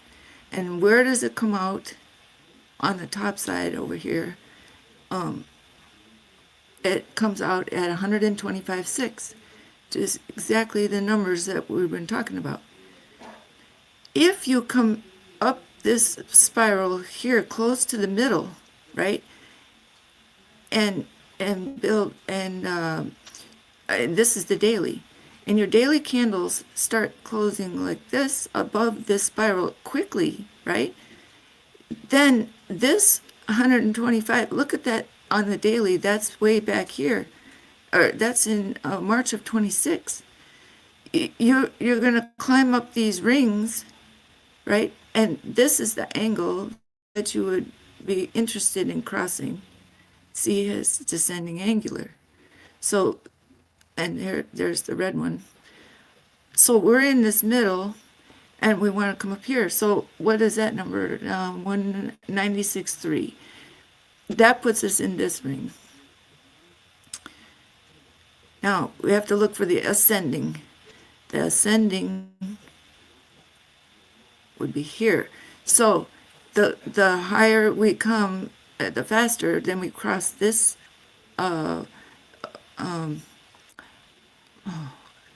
curve right there. So macro is this X. So we've come out here between, here's the circle that combines the two of them. See this red ring right here? We're at the bottom. We want to get up through the middle, come up to here. And then as we travel, so the high point on the is 119.2. So when we come up to 119.2 and come out the top of that, then we are going to be able to hit the next one. And that next one, after 119.2, is 123.7. And then if you're still in this range right here, right, then you go to 136. Then from 136, you see how we're here? Then from 136, you can cross up to 140, 150. And then then you are in this one. See how this triangle is there? Then you got 169, and up here is 184. So I want you to see how these how this goes. Look at that. See how they bring in from the past. So look at the bump up from here to here. That curve comes around price this way, and this curve comes over that way. See how they connect? Boom, up here. See how this kicks off that mountain, right? And it kicks off the green. The green up here comes to this part. That part is at 137.9. So then you're in this wheel, this part of the wheel. All right, so I'm going to put it horizontal kind of and show you what I mean.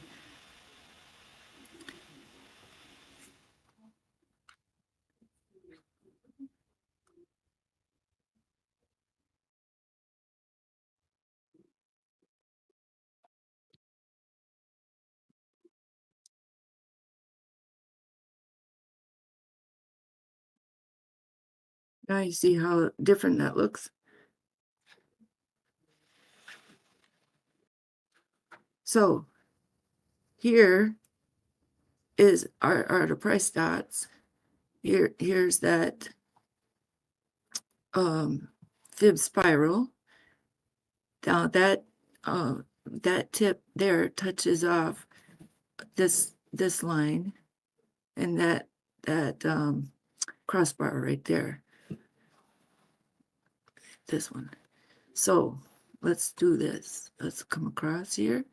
Now this is this triangle that we're trying to enter. Look at how we're just below it. See, just below it. And look at how this one is right here. So if we can come up this curve and get up here, then we can enter that triangle.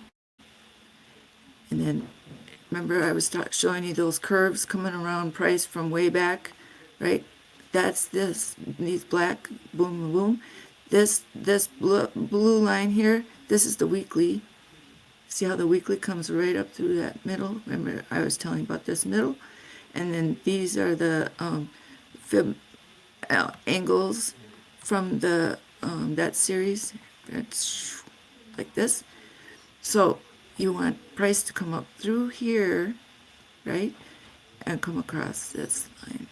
So that has a potential. There's the 128. I'm not saying you come to 128 like in a heartbeat, in 2 days. What I'm saying is this is how you figure what. See, there's 140. So now I would need to fix my price to bar ratio over here. So I do it like this.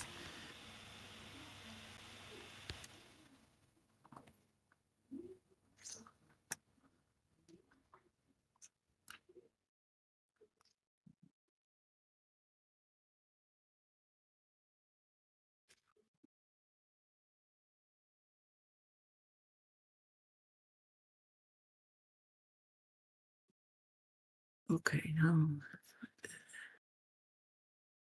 So here's the candles. Here's your time bars. Here's your arc. See how we got across the top, but now we'll come down here, and now we're on this one. And here's the candle, daily candle. So we want to come up to the top of this one, meet this time bar, and we want to get up and cross this angle, this descending angle, and we want to hit this purple one, and then here get into this. So now let's take a look at the smaller time frame.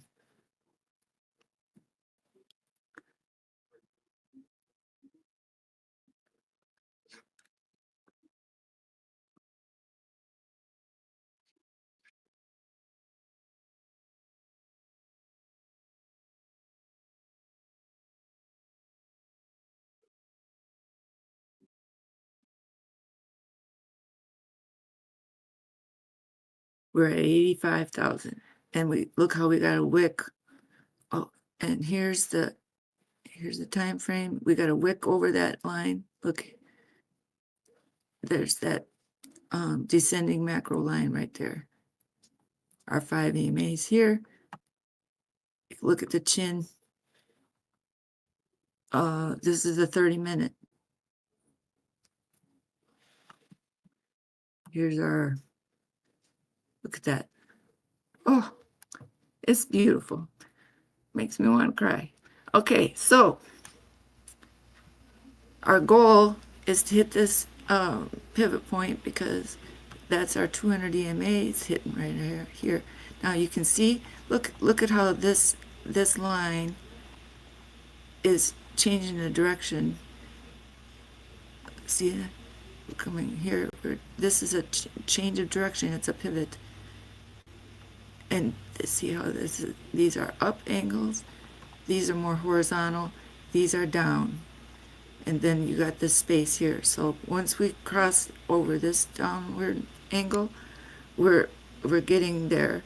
And then remember I told you there was another one up here. And remember this, when I gave you that big picture, we want to get across the top of here. Well, what is that? That's this. And you see how the 200 came underneath that, but then this ascending red line comes up above it. So by getting price over this 200 and curving it around, it brings it back up over this spot. So 87,929 and above gets you back up into this triangle that I put on here. And yesterday, see, I had this little bridge, and we failed that, but now we're have the opportunity to cruise up above that this little tiny one. And I remember discussing how these two.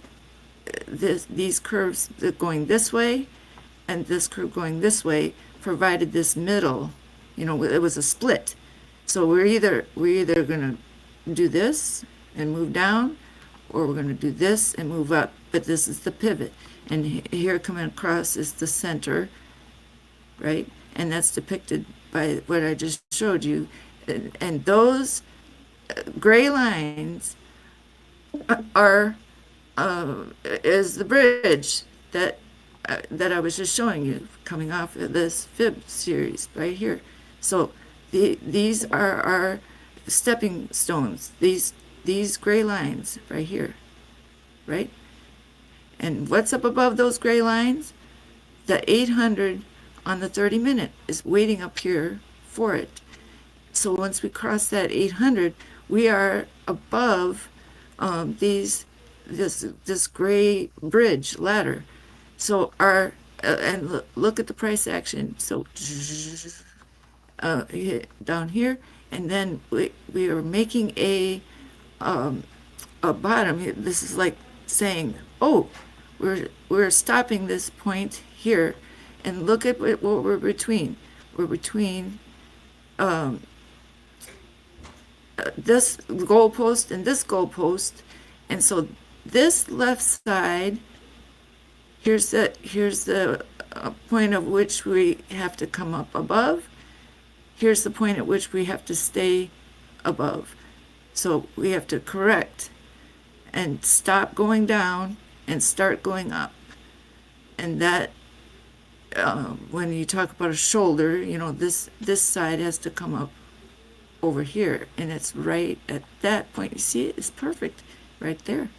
You got to get over that gray line and start going this way.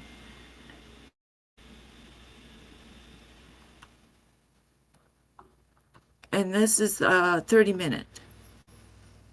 So once we start doing the 30-minute, then we get over this hill up here on the bigger time frames, and then will take us up to the 120s up here.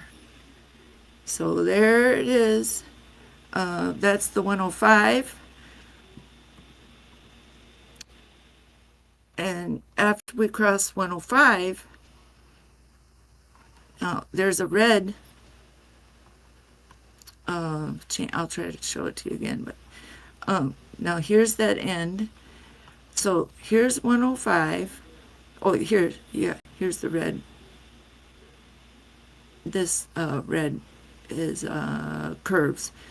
So those red curves, I'm not going to stretch it out or I'll wreck it, but these red curves are concave. That's a concave curve, okay? Meaning it kind of comes as a scoop.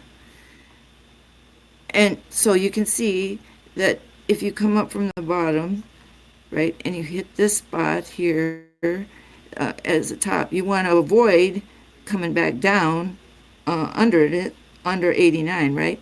So you want to hit this scoop and come out this window this way, and you want to get past where this channel, this fib channel is going down. Well, the route to do that is here, like this. See how these are going this way, and then but you see how they kind of tick down, tick, tick, tick, tick, tick. Well, we have to arrest that and get back to where we're popping out, and that line is like this. See this one? That comes through the middle. So this line here, right, takes you that way.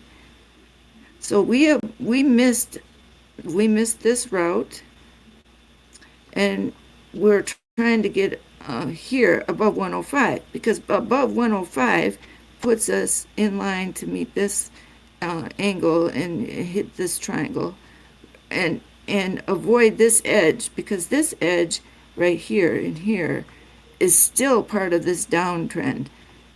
So 105 to 107, see this between 105 and 107 and 108 is the window out. And these little lines right here, this boom, boom, boom, boom, boom, this, see these? The little tiny ones right there, right along this pole. You know what those are? Those are from the S curve from way back in the summer, before, how we got over 69,000. And this line, this pink, I'm going to show you.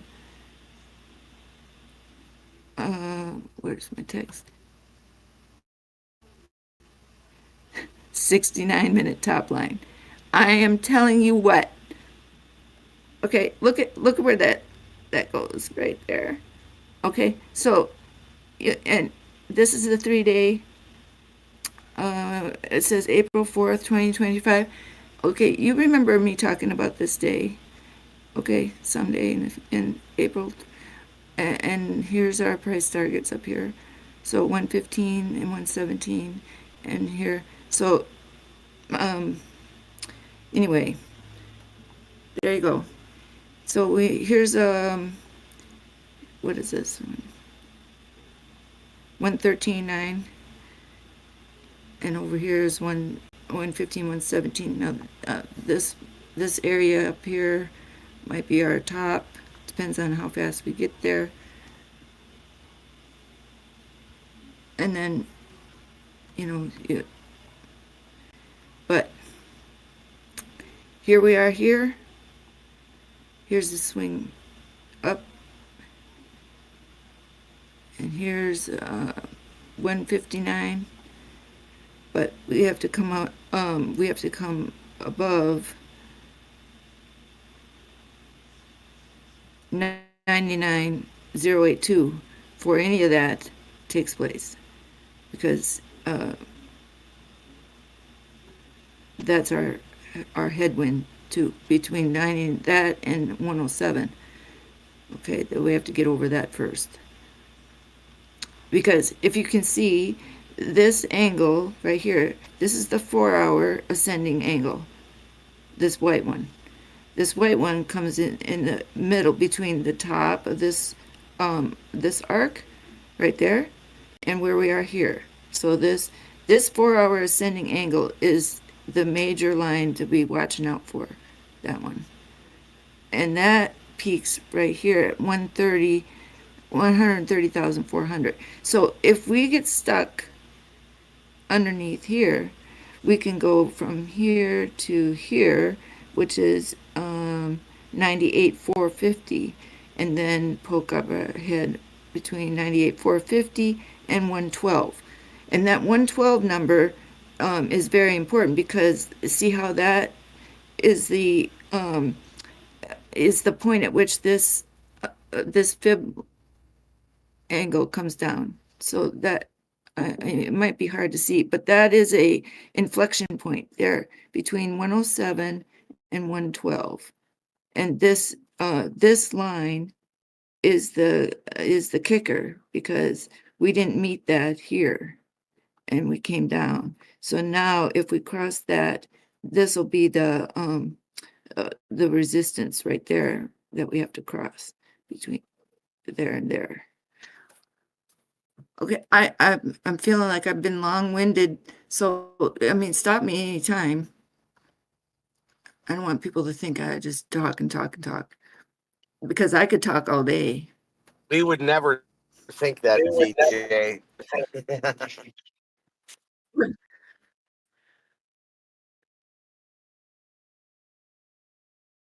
I'm the same way, so don't feel bad. I get on here and I'll talk for an hour. Well, yeah, I mean, I seriously, I'll just keep on, and I don't want, to bother anybody.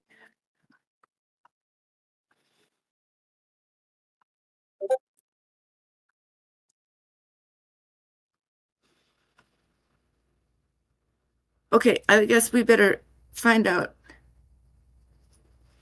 how do I make sense? Oh, he's Brushing Life is asking, how do I make sense of my chart? Okay, well, You joined BJ's crypto course. Yes, if you join my course, I will teach you how I make sense of it. Yeah, see. I only charge about $100 an hour, and it's well worth it.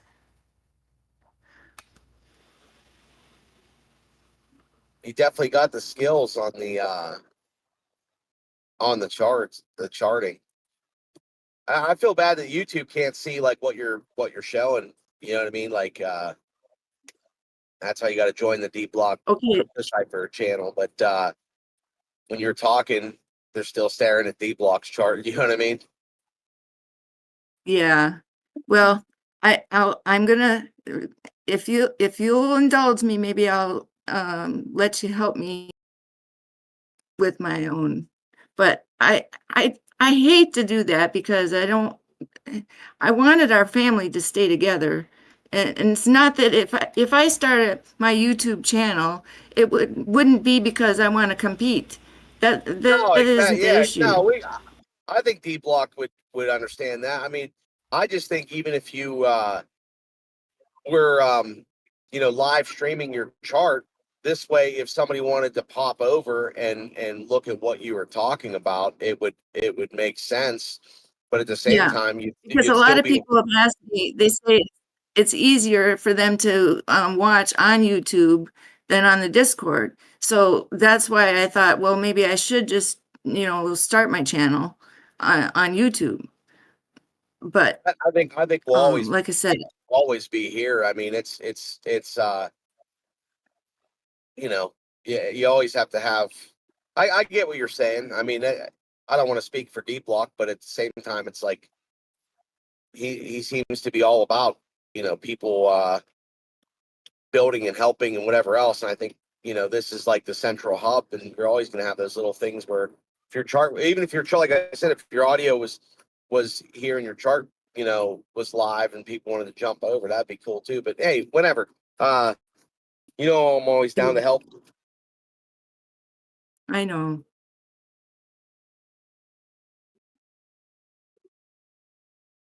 Just like Dbloc and everybody here's with crypto is that's how I am with tech and with I mean, that's really our YouTube. goal. Our goal is just to help everybody else grow and learn.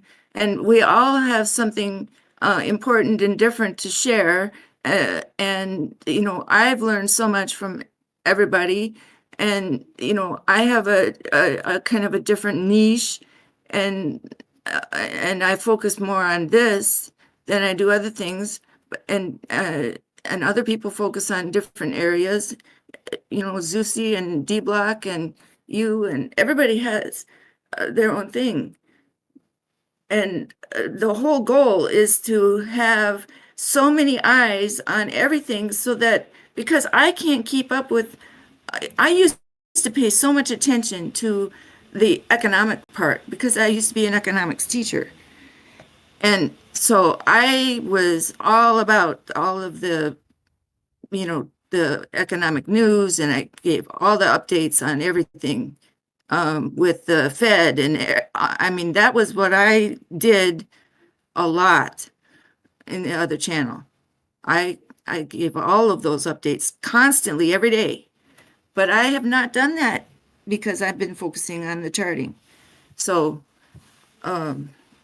Oh, that's what what it I is. I guess mean, what I'm like, saying is, yeah, it's a combination of everything, like you said. Though, I mean, it's that's what I tell that's people all the right. time. I had like 3 more people subscribe to Dbloc last night. I was talking to younger group of kids. They're probably in their 19, 20-ish range, and they were like, "Oh, I bought XRP at $3," and I'm like, "Man, you kind of bought the top there for but they didn't know." And I'm like, "You guys get on and like like they say, you listen before you um what's the word? I'm like before you speak, I guess, or like you could get on here and just listen in from time to time, or when things are happening, you kind of get the vibe, and it helps you to know where we're at. Now, not Mhm. everybody's, Yeah, see, I'm the person, like, if I'm buying, I'm telling you I'm buying. Like, I'm not the person that's like, you know, uh, hope, trying to play the reverse card or whatever. Like, well, I'm like, I'm not like saying, oh, I'm bullish and I'm selling. well, You know what I'm saying? Whereas like a lot of people do yeah. that. Um, What's the point of that? That doesn't make any sense to me.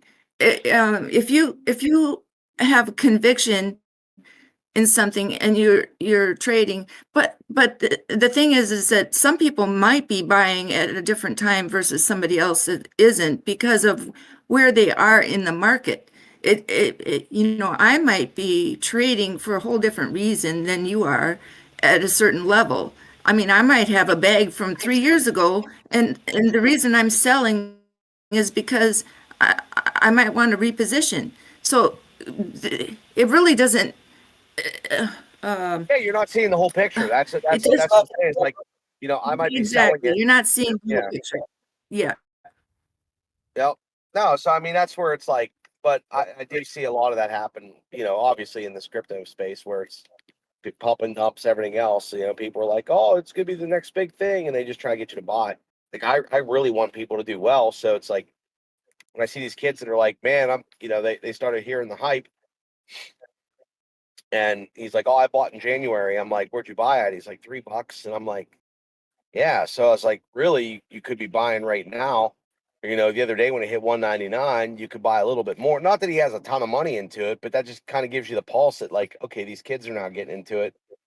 And Yeah. I'm like, you could DCA and lower your costs, lower your average a little bit. You know what I mean? This way, if it does go up, I said, I don't think you'll be bad at $3 in XRP. I said, well, Well, it's there all is a what this learning market. curve. Yep. There is a learning curve. Yeah, you That's got to for know sure. I'm like the people that are selling now are the ones that bought in it sub 47 cents. You know what I mean? It's like Correct. they've Yep. already got a 5 or 6x. I said, so you either wait this one out or DCA and watch the market. I said, and he's like, well, I don't watch it all the time. I said, you will when you have money in it. You know what I mean? Like that's the thing. It's like Right. if you put $50 in it, like it is what it is. But if you're 20 years old and you have $1,000 in it, you're probably gonna watch it a little bit closer. Mhm.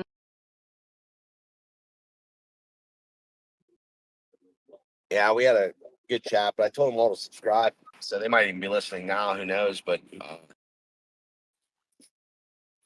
when you're 20, you're not really thinking like that. But I'm always trying to help. Like my neighbor's son, he's like, dude, you told me to buy this stuff 8 years ago. Like he was like literally like 13, 14, 15 years old. Like, but he was like making some money and cutting grass, doing this, doing that, and like I'm like, and then like probably 3 or 4 years ago, yeah, I'm gonna say he might be close to 21. I'll say it was probably like 2018, whatever.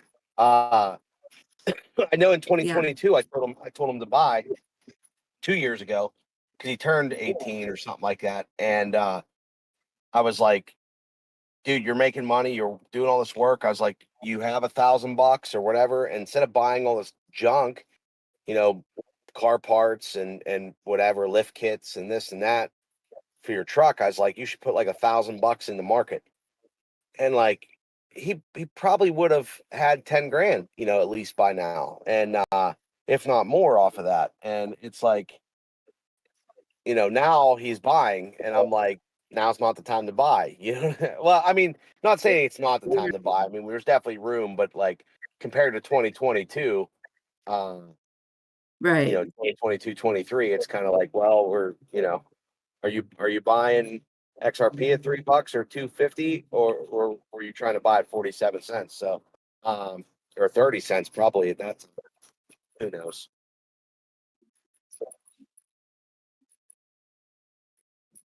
I mean, I'm not saying actually that this is a bad time at all. If you're a long term, and it might not be that long, but like if you're if we get this clarity and some regulation and things like that, where who knows what happens after this 4-year term, whatever the case may be, but hopefully stuff doesn't get reverted. But at the same time, like if we actually get some stuff in place where money comes into crypto and we do hit that 10 trillion or 8 trillion or whatever they're going to push it to, and a lot more utility comes into place, like now probably isn't a bad time to buy either. You know what I'm saying? And if Bitcoin goes to 250,000, 108,000 Bitcoin's going to look tasty.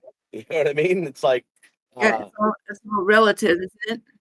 it is. That's what I'm saying. It's like, well, think of the times years ago. It's like when we were looking at $1,000 Bitcoin, it was like, oh my God, and it's like, or $2,000 Bitcoin, and you think that that's like the top, or it might not go much more, and then back down, back up, back down. It's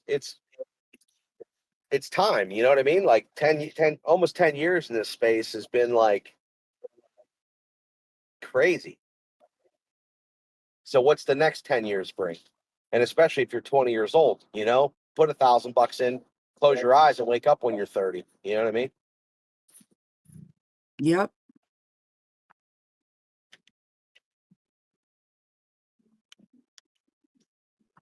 I wish the snow would stop. I kind of want to go out to the property tonight and do a couple things. I'm going to be down here for probably maybe 2 hours. It's 12 now. If I get back on the road at like 2, 3 o'clock and get back before it gets dark, I kind of want to go play around, you know, but it's going to be like ultra cold tonight.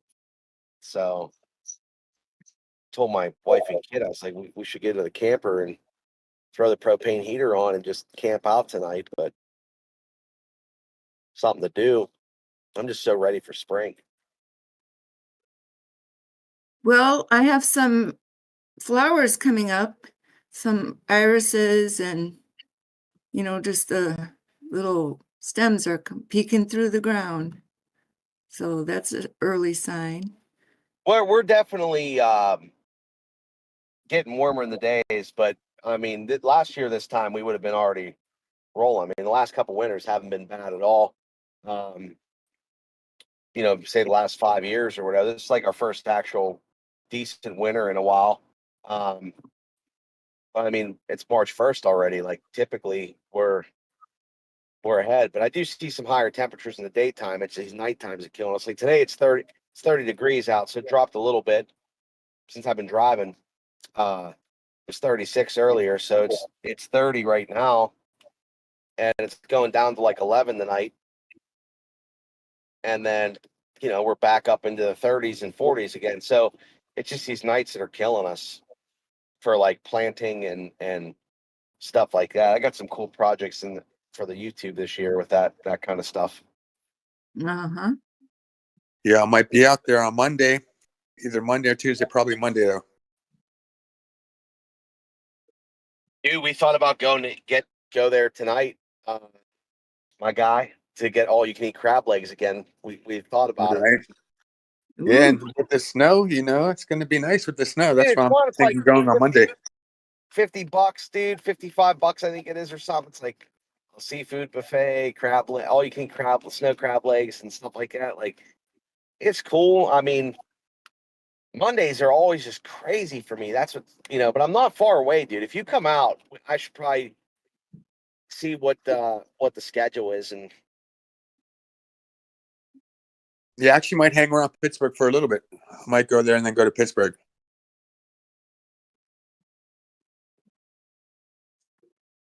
dude, there's all kinds of dry powder to be made over here, dude. You could I know. It's my old stomping grounds, man. Yeah, dude, you come over here, make some money, and then put it in the crypto and lose it all. I might be done with this DoorDash and stuff because I'm about to finish my settlement. Looks like they finally signed me a contract that's I can't talk too much about it, but it seems like I'm getting ready to be done with everything. So they're going to settle with you, huh? That's what they're trying. They've been trying for a while, but I rejected already 5 contracts. Now they gave me another one, so I'm going to check it out, and it seems like it's much closer to what I want now. Well, good. You remember your nephew Nick, right? Drew's in the driver's seat, it sounds like. Looks like Bitcoin's right at this little break it or make it moment. Yep. So, brushing life, I put a different Bitcoin chart on. Maybe you would appreciate it a little easier for your eyes. But yes, if we don't make this 800 on a 15-minute at least here in the next little bit, you know, we'll see 80,700, and then, you know, it's possible to you know, see those lower numbers that people are talking about between 77 again and 73, and you can even find 68 90,000 like I was talking about earlier. So this is a make it or break it moment. So it's either that and coming down there, or we're going to see up here at 89, 1, and then we're going to find on some 90,700. And 85 is a very psychological number too, because anything above that seems like, okay, you have a magnet from 100 keeping it, but everything below 85 seems like there's a magnet from 50 trying to pull it down. So Correct. Yep. And we do look like we are building support. We're above our pivot point for the day at that 82.6. We just need to get over the previous pivots at 86,950 at least.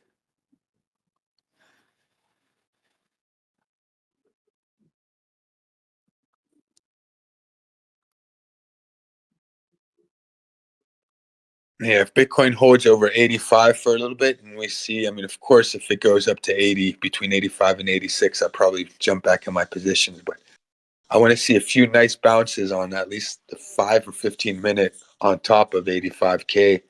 Yep. And that'll give me a lot more confidence to jump in my other positions.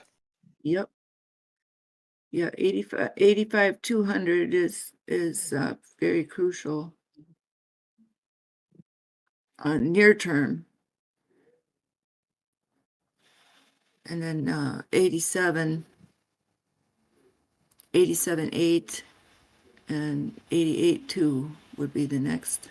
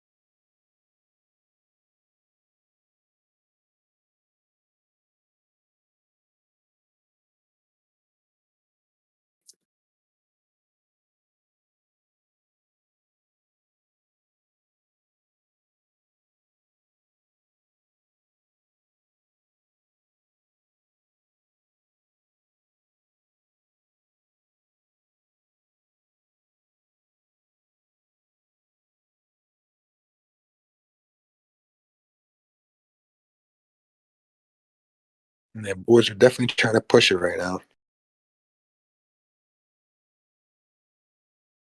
See if we can get a confirmation, a nice bounce on top of 85.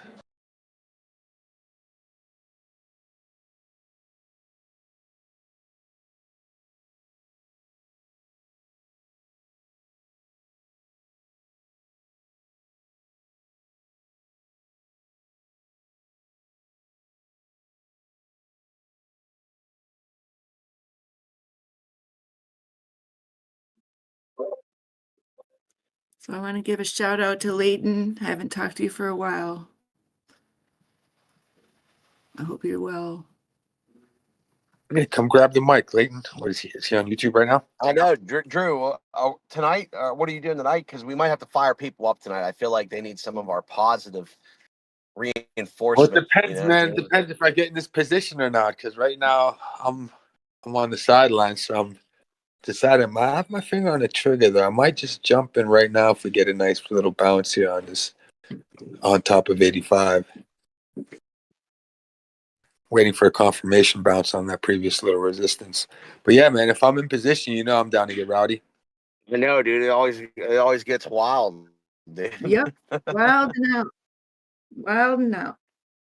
Oh, we're at 85 too. Yippee skippy.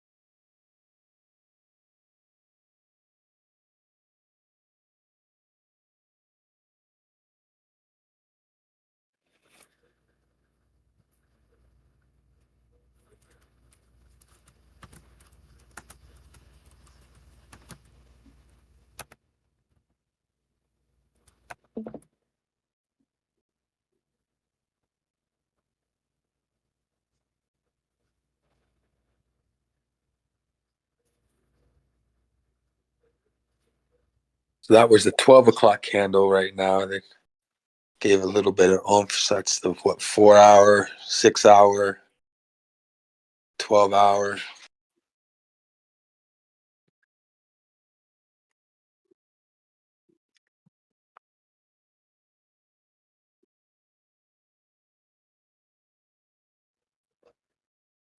This is that bounce I was talking about to see if we can bounce on 85 here. If we can't, that's not a good sign. Yeah, we're right after that POC. We did cross it. Yep. So we crossed it. Now we want to see if we can bounce on top of it. Yep. Looks like we will. But we need confirmation. We've got a nice bottoming. So even if it does fall, I'm pretty confident that it's going to come back up through. The thing is, Bitcoin's been very tricky lately. It sure has. So that's why I'm being very safe with my trades. Like until I get a nice confirmation. Yep. Yep.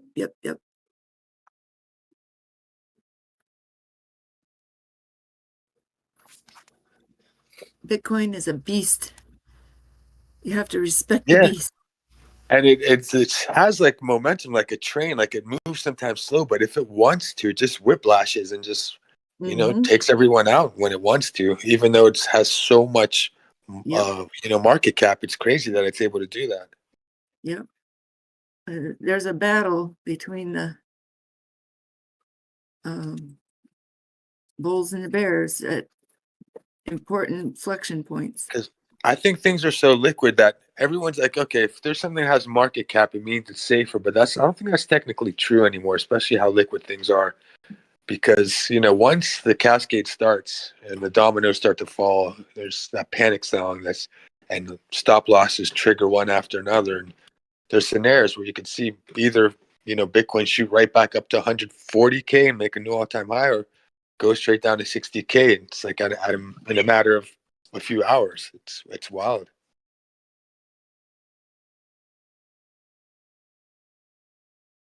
Maybe a few days. Yeah. So yeah, I wasn't able to hold that.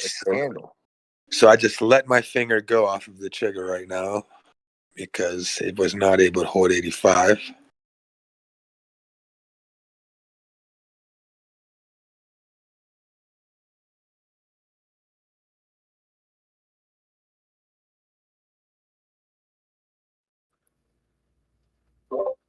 Drew, we're on the 15. We're still above the 50 MA.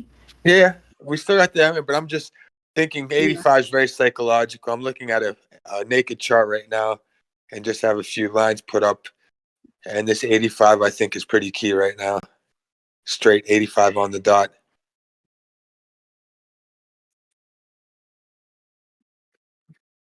Yeah.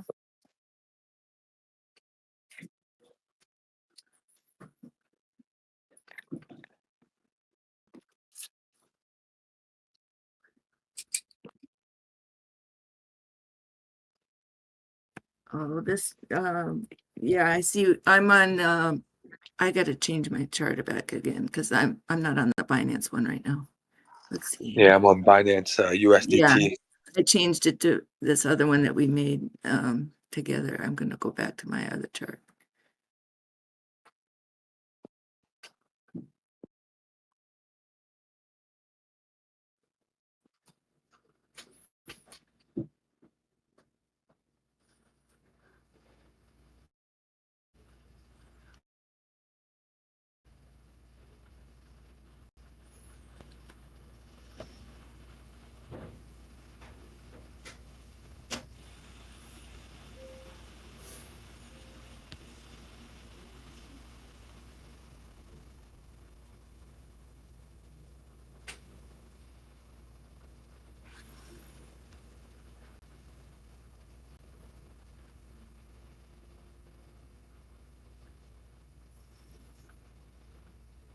I sometimes like to look at the BTC USD average on combined exchanges. You can do that. There's some like Coinalyze does that. You can open up like BTC aggregated charts and things like that. That's a good idea because all the exchanges, have some differences. Seems like, watching Binance though is the safe bet because it has the most volume most of the Yeah, time. it sure does. Yeah. So on the 30-minute, we are in between the 200 and the 50 MA, and they so that's the little bit of a battle right there.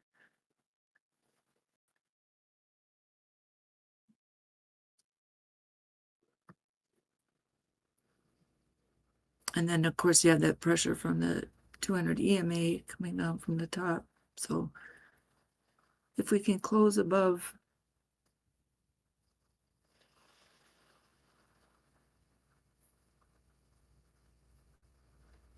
which line here?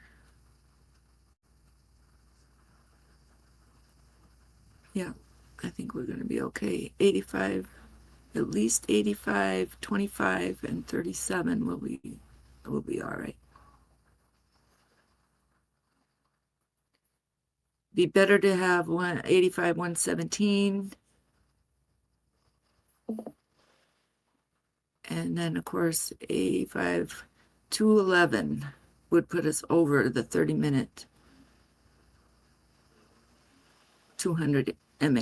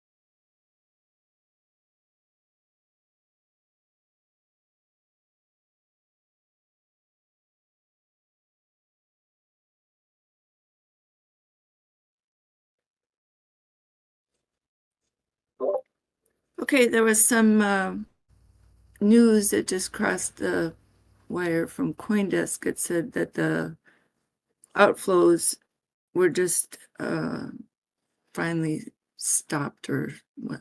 Now I lost what the headline was. But anyway, there was inflows now that are taking over. So that's good news. Inflows in the crypto market. So the bleeding has stopped.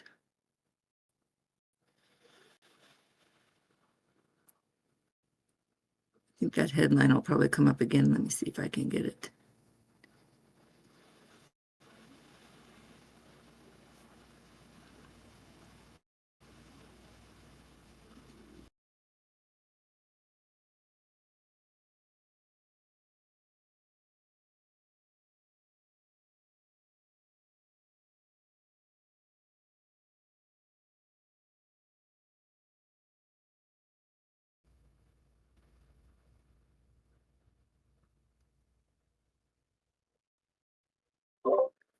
Okay, so the headline is Bitcoin ETFs finally snap 8-day 3.2 billion outflow streak with a 94.3 million inflows.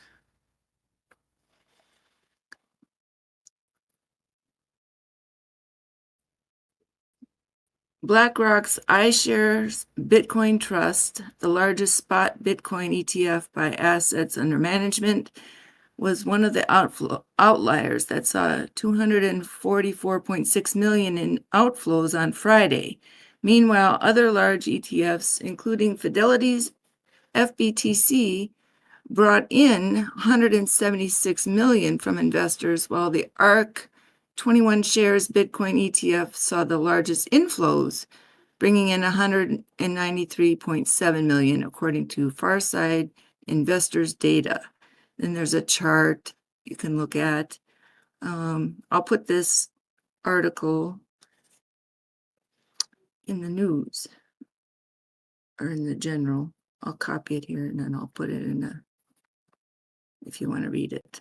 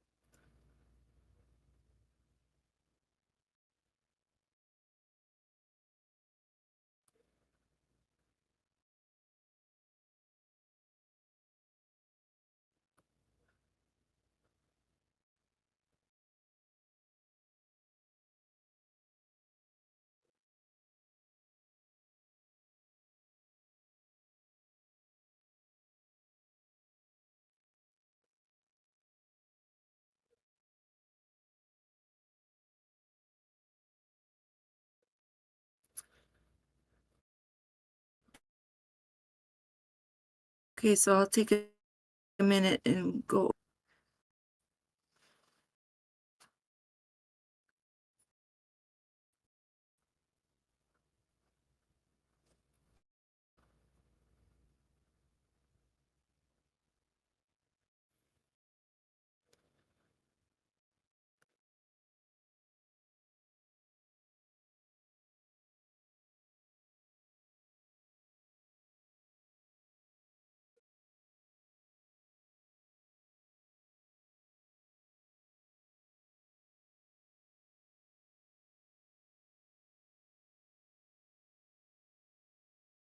We are over 85,000 Bitcoin, and we are over the angle that I'm wanting to be over.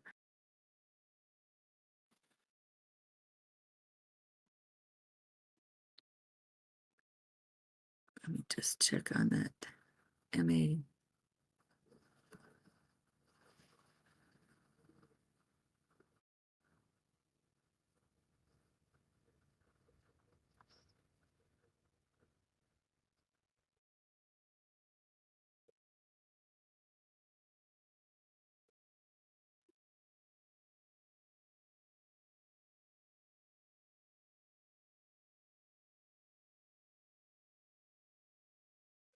All right, we are just underneath that 200 MA just by a little tiny bit on the 30-minute. We did cross it a little earlier. So let's see if we can head over the top of that and use it as support now.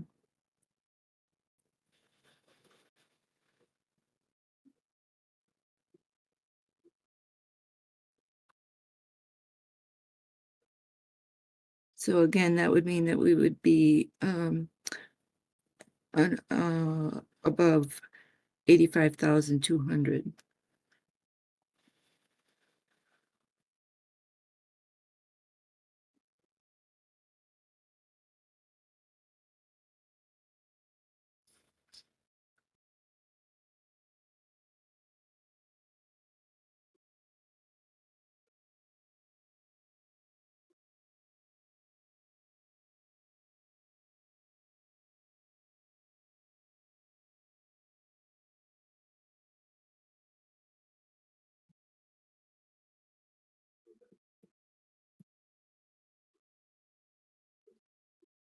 Right, we're at the top of the range on a 5-minute.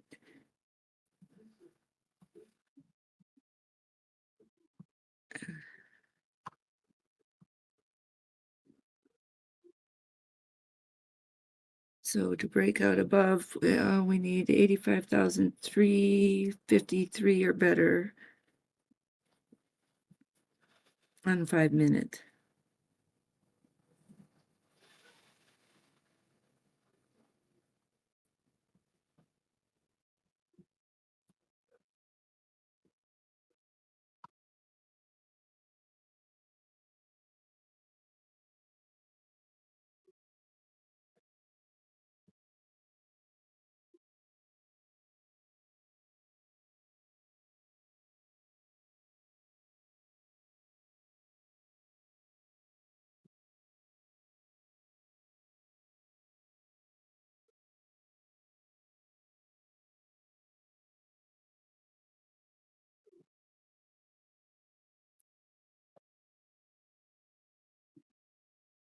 All right, don't forget on any push up, you want to have that 5 EMA cross over above where its previous peak was.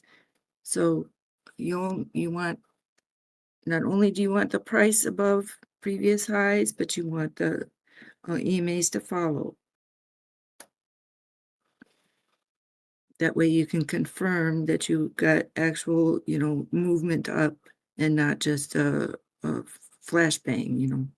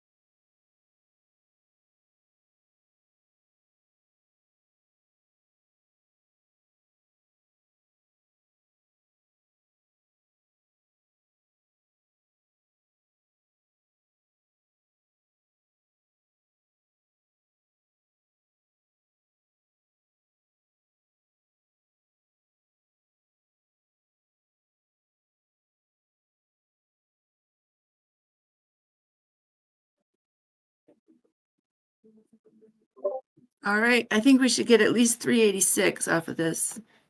At least.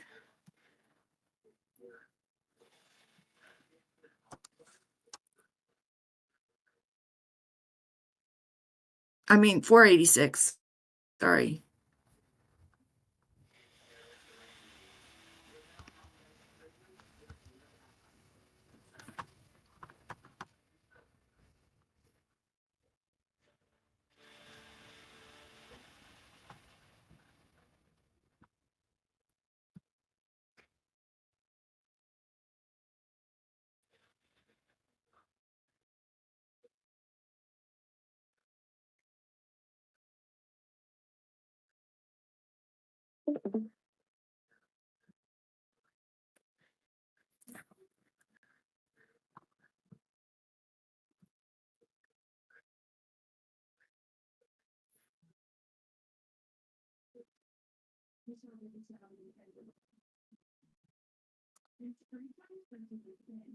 We do have a little bit of a double top here though. Let's see.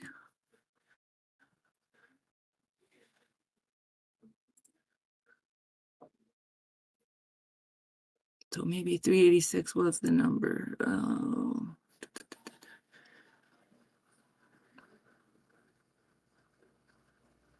All right, if we come up from here, let's look for 486.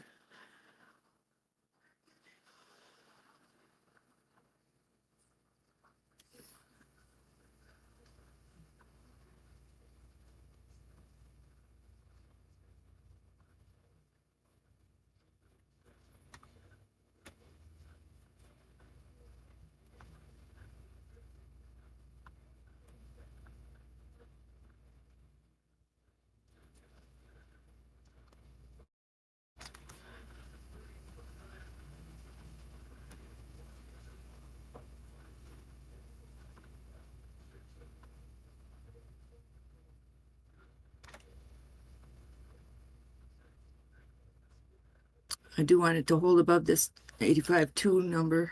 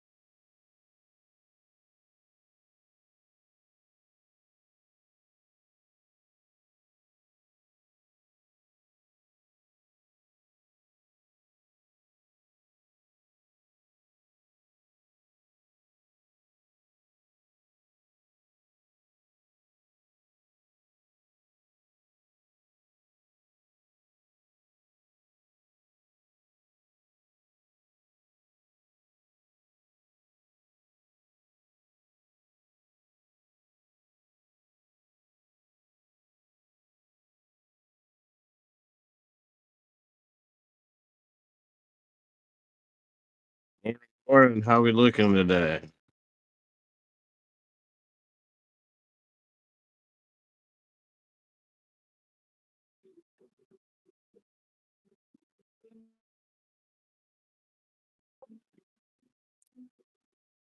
Hello.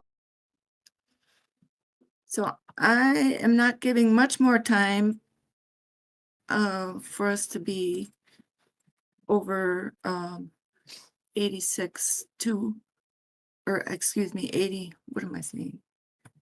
Yeah, 86.2 is what I'm looking for.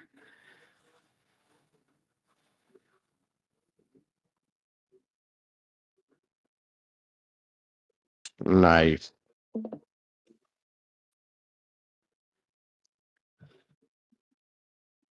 But we need to close over.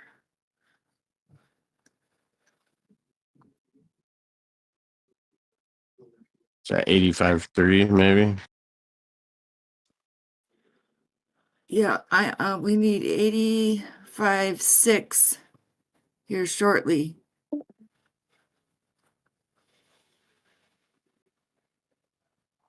Because otherwise we're going to come back underneath 84.8 underneath the 5 minute 800, and I don't particularly want that at all, because we really do need to hold above 84.727. So this, we've been dealing with this important spot in this hole right here above 85.5.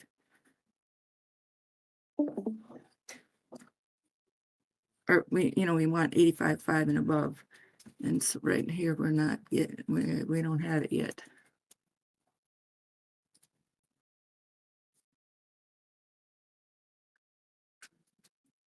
We're working on it, but.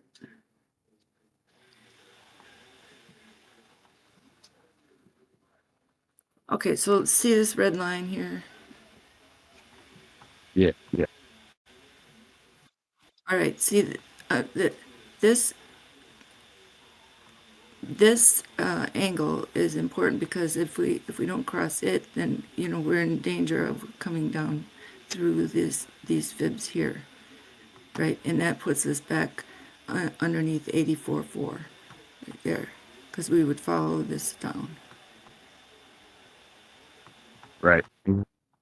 on big time frames. So that's why right here is important. This angle. All right, and the reason for that is it's the 30-minute 50 EMA, or it's the 1 hour, excuse me. It'll be like $60.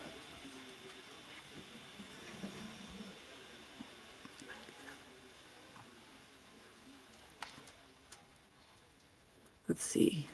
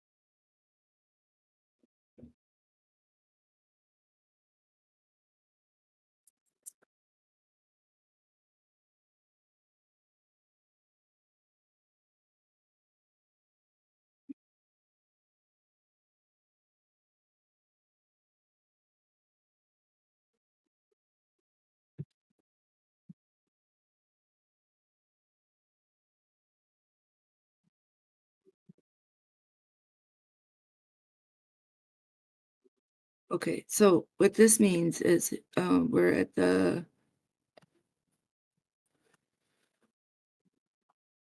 200 here. We're underneath the 200 on the 30-minute chart. 200 MA. So the 30-minute MA, or excuse me. Let me just hold this on here.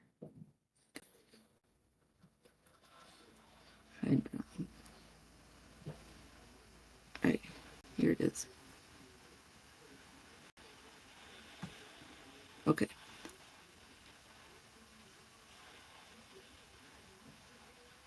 So trading up from here, right, means that we would be above the 200.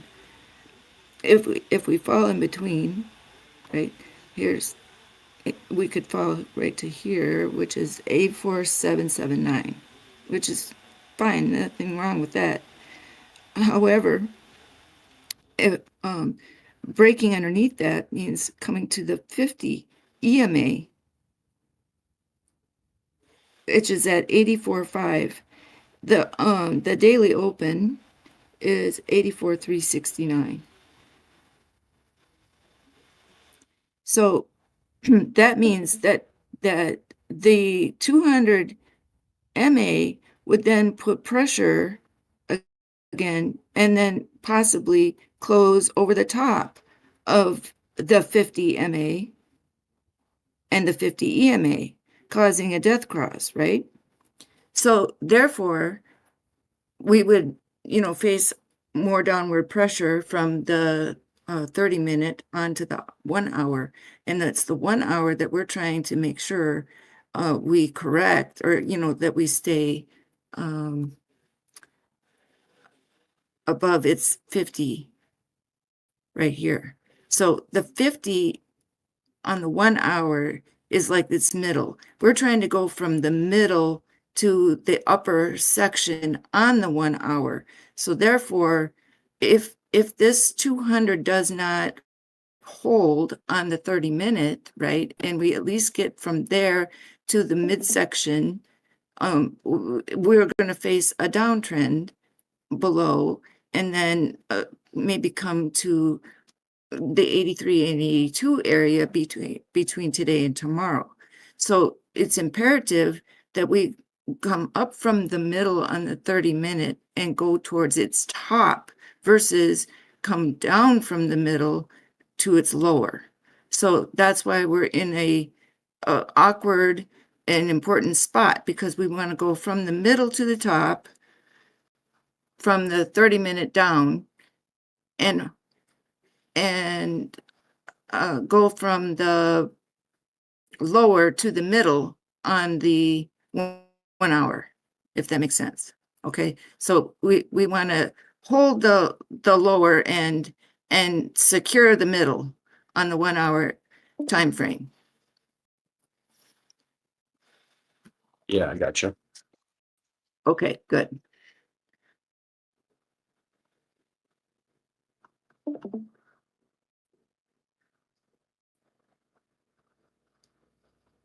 So we're right on the edge of that.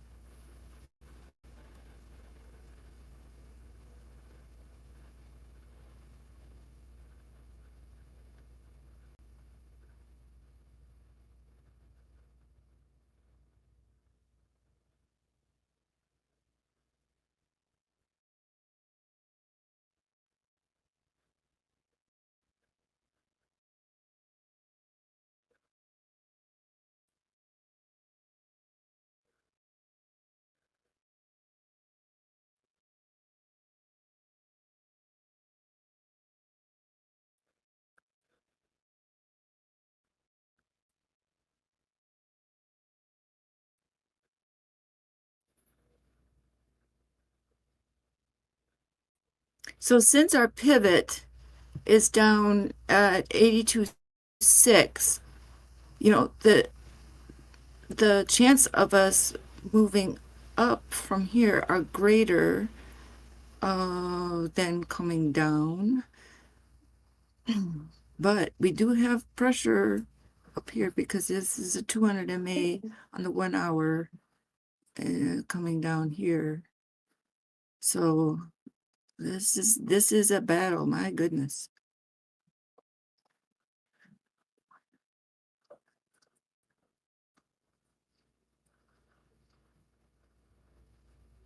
Yeah, I like the jar analogy you were using the other day, where Yep. Yep.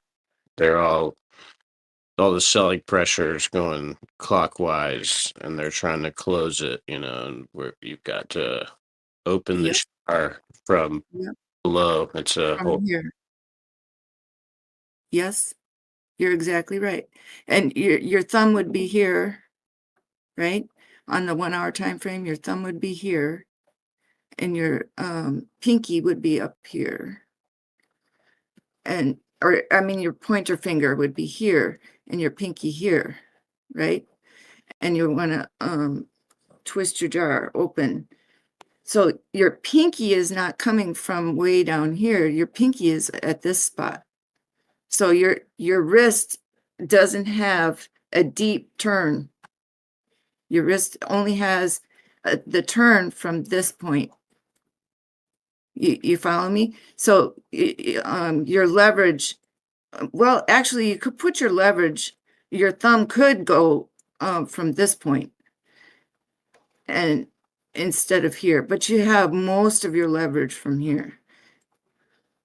So you could put your thumb about right here, and then your pinky could go from here or here, and then your pointer can go right there, and then your pinky on this lever. So you got to squish your hand more, and then your turn is only so much. So if you put your hand on your screen, you'll see what I mean. You're only going to get like a little, like an arc like this. You follow me? You're like that. Your arc is not a wide swing. It's just like this at this point. And you can see that in the volume profile. You see it? See how it's not very deep right here on the 1 hour? See how it's narrow? Yeah. That is representative of the fact that your arc is narrow here because you don't have a lot of leverage on your turn. If I go to let's see, let's go to the 4 hour. Now here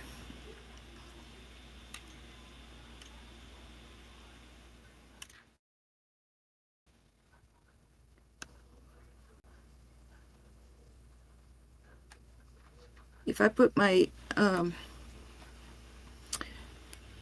if I try to open my jar clockwise,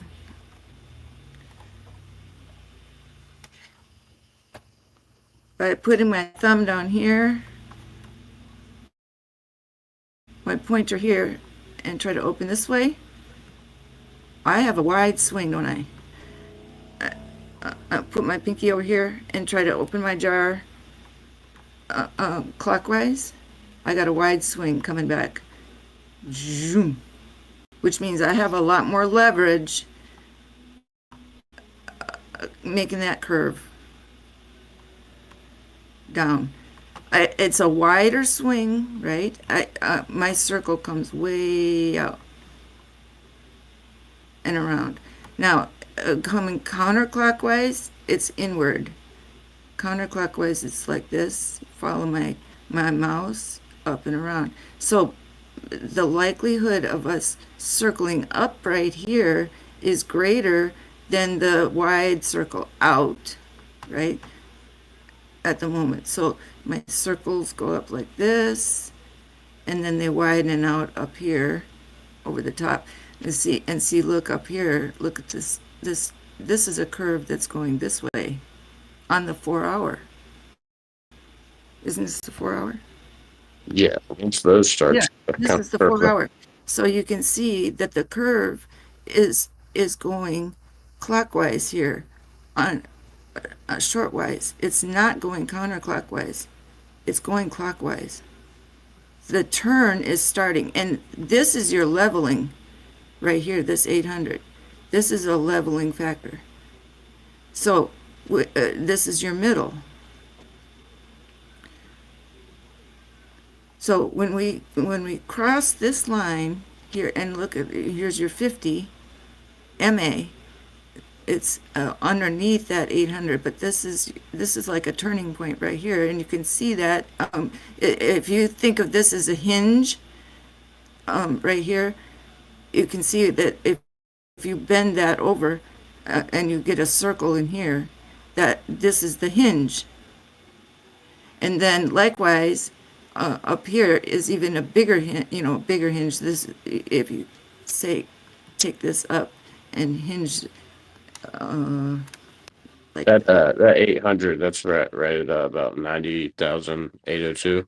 90,800 is this 800, 90,800 basically.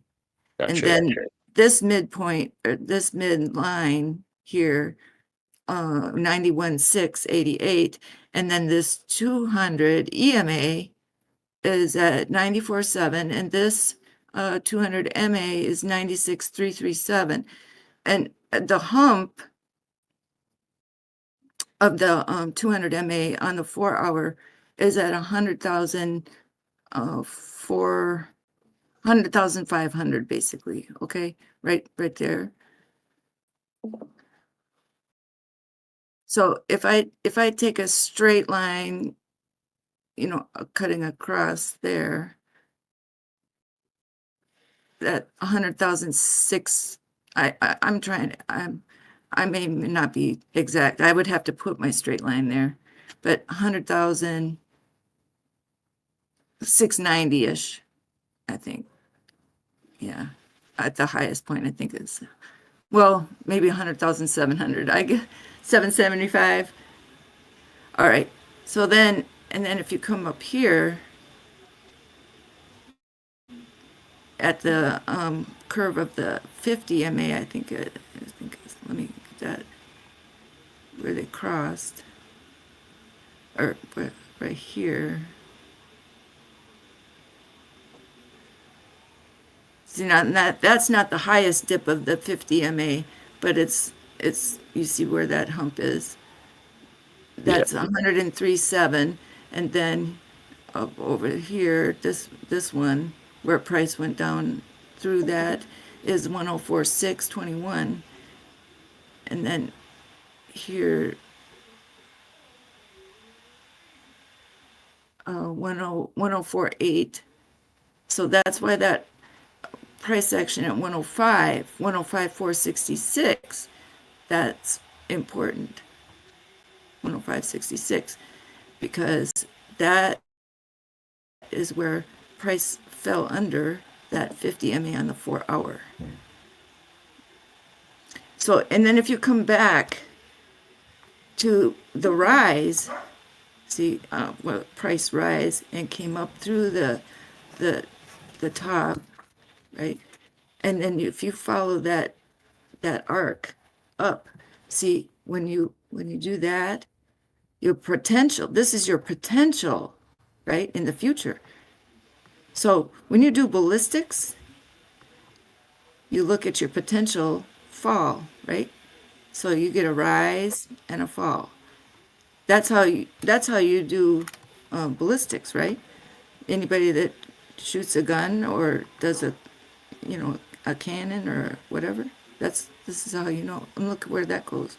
Like 126, 127. So when the question was asked earlier, what can we expect if we come up? Well, that's how you find it. There's 124, 125, 126, 127. See that? Yeah. Okay. Then if you go back further from our other arc, see from back here, See, go boom and up. Look at that. You get an even higher number. See, 160s. Boy, I give away a lot of secrets, don't I? We need a rocket launcher, I think. Yes. See, and this is called a fulcrum. Now look at the other curve. See, you go this way. See how you get it this way too. There's 147. It's good to pay attention to.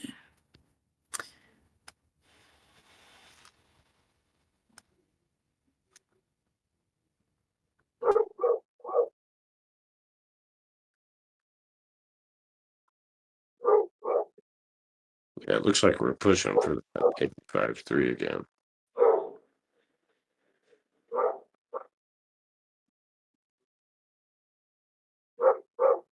I'm sorry about the dog. I'll turn off my mic.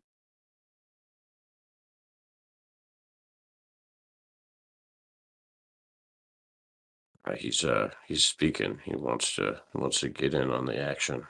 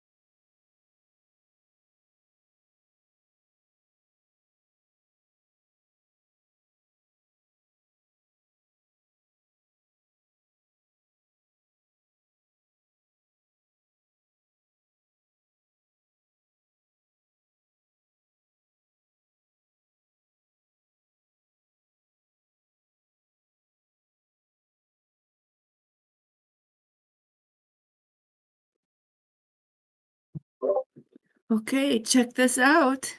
So you have an incoming golden cross on the 5 minute. We're at the top of the range. 1 minute chart, we are over our 50 MA. We're about to pop out of the top of the range and make a new high.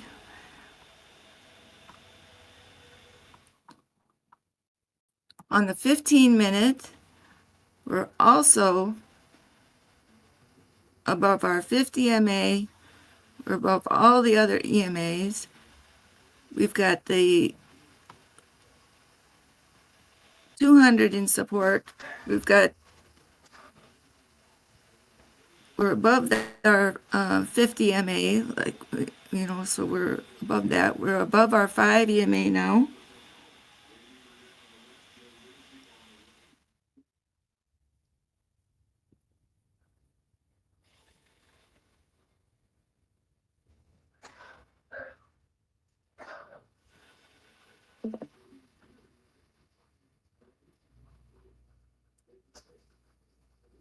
And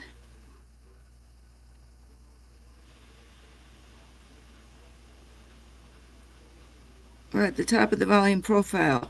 So if we break this volume profile here,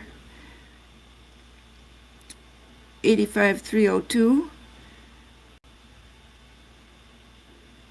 and then 85,367 will be in a range where we can come out of the top at 85,958. Let's see, and then the 30 minute, which is what we are over that 200 MA and coming up underneath us. At the moment, the 5 EMA is about to cross underneath that 200 MA. Sorry, but and up above us is the POC at 85,598. And so we should get a little bit of a push here, and we just need to break that 85.3 area from the what did I say, the 15 minute? Yeah. And then we need to get over that 200 EMA on the 30 minute. But the big news is, you know, that we have crossed that 200 MA.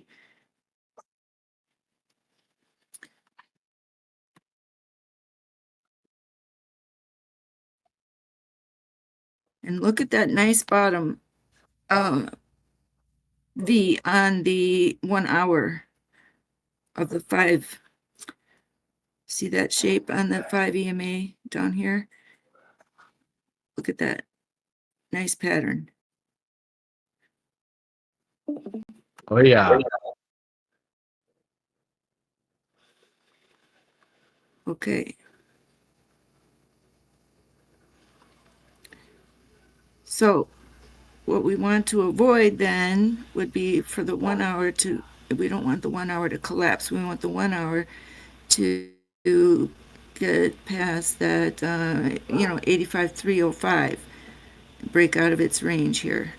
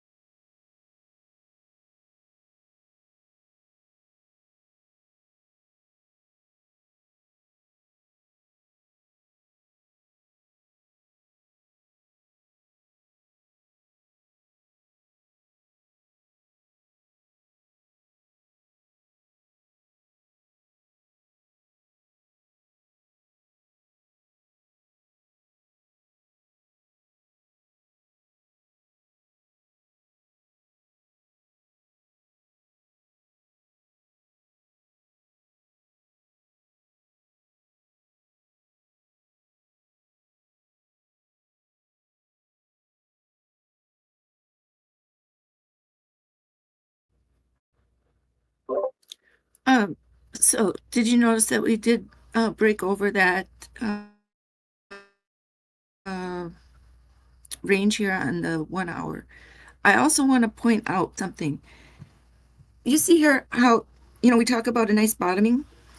I want to show you that this is a topping formation too. You have the same structure on the 5 EMA on the top as you do on the bottom.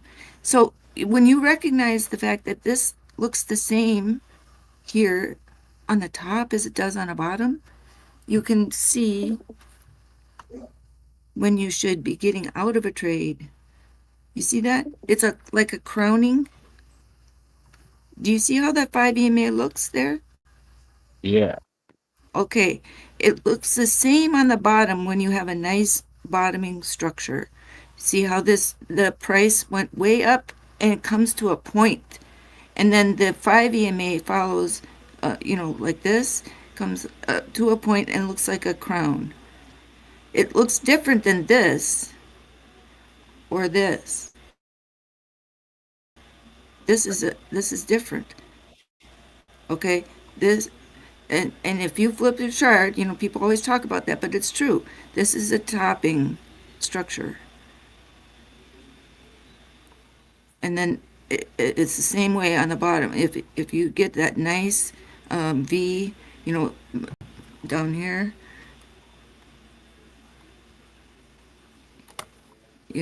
that that's a bottoming, like that nice point. If you see a crowning, it's even better. So what happened with the refund?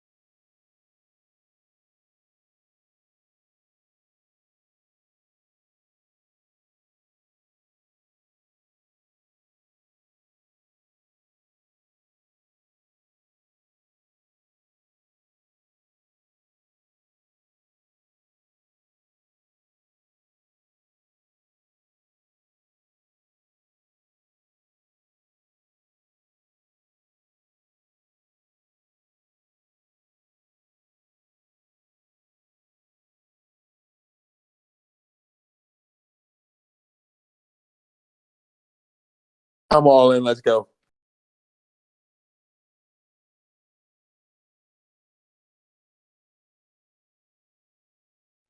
Just in case we do break out right here.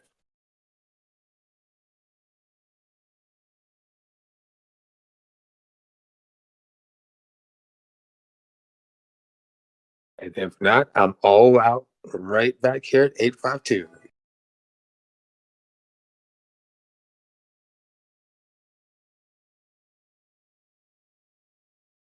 I'll be right back.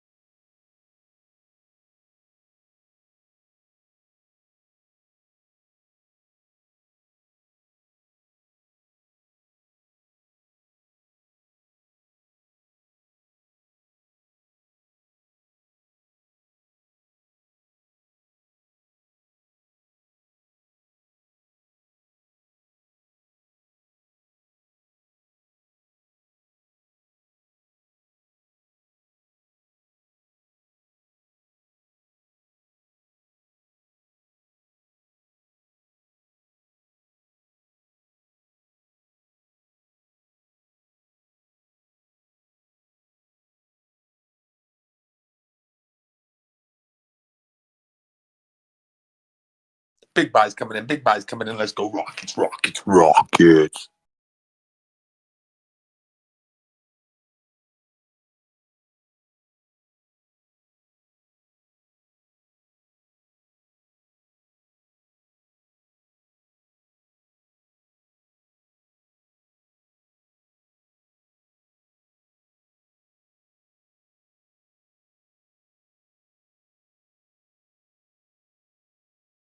All right. If there's any bulls out there, now's the time to show your true colors. Get out there on the field, you bulls. That head down. Keep your eye focused on the bullseye. Get ready to lift those horns and yank anything in sight. Fingers on the trigger, non-financial advice. If this doesn't hold, just dump it. But if it does, let's go to the moon, baby. Does it feel like that it is trying to make a cup again? Well, right now, if we can hold this 85,200 area as support, the bigger reversal is still in play, it seems like, because we do have a nice blow off bottom, even on the 6 hour, the daily, 12 hour, everything looks like a nice reversal. But now, if we keep this momentum, next target would be 86,500 area, in my opinion. There's going to be a lot of resistance around there. But right now, yeah, if we hold this momentum right now, the Bulls can really pick this up and get out of this ditch, because anything under 89,000 is basically under a big, big ditch. But we're inverse head and shoulders too, kind of. So we might be able to play it like inverse head and shoulders.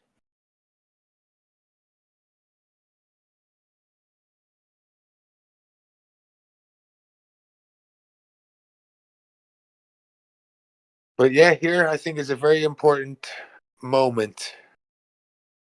If the bulls want to fight, I think this is the time. If they're going to give up, I don't know.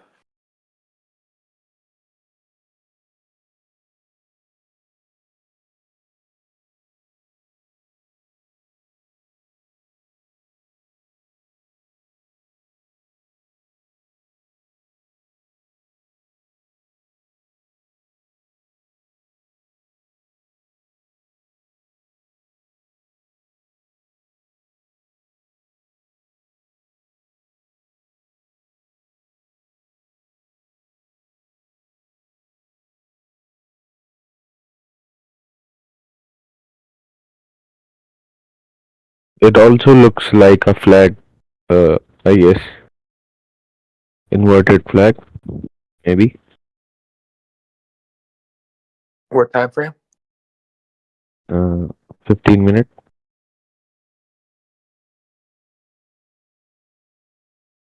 On 5 minute also, or and 15 minute also. Yeah, I mean, it's coming off of before the flag, it's also coming off the dish. So we can consider that, is it a post or is it part of a bigger structure that almost looks like an inverse head and shoulders? And if we see, let's go to 2 hours, and like 50 EMA is rejecting, like, I guess. Can you see? Yeah, I don't have the EMAs pulled up right now on my chart, but I can imagine. I'm just a beginner, so trying to test the probabilities. Thanks.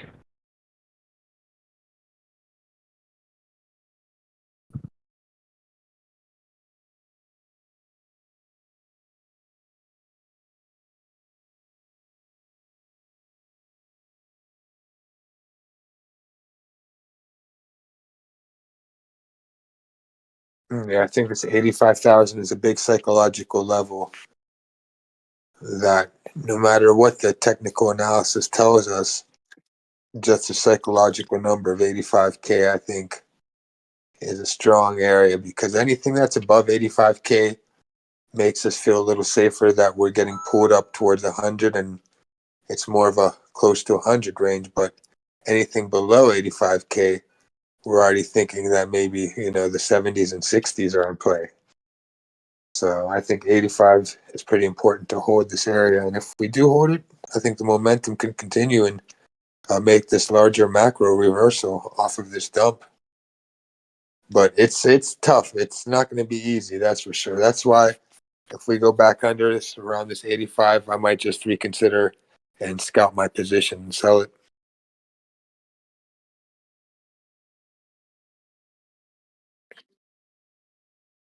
I know I'm psyched. Oh, yeah, Bullish let's over go, here. baby. Let's go. Rockets, rockets, rockets.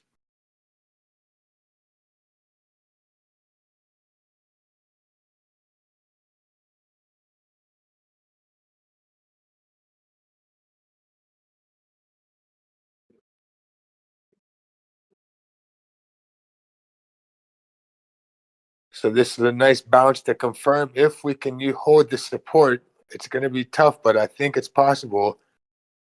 Right now it's getting close to the hourly, or it's 242. First day of the month, we might have a little initial push because the bulls want to create some kind of early spring momentum, because we know March, April coming up. April is usually bullish, right?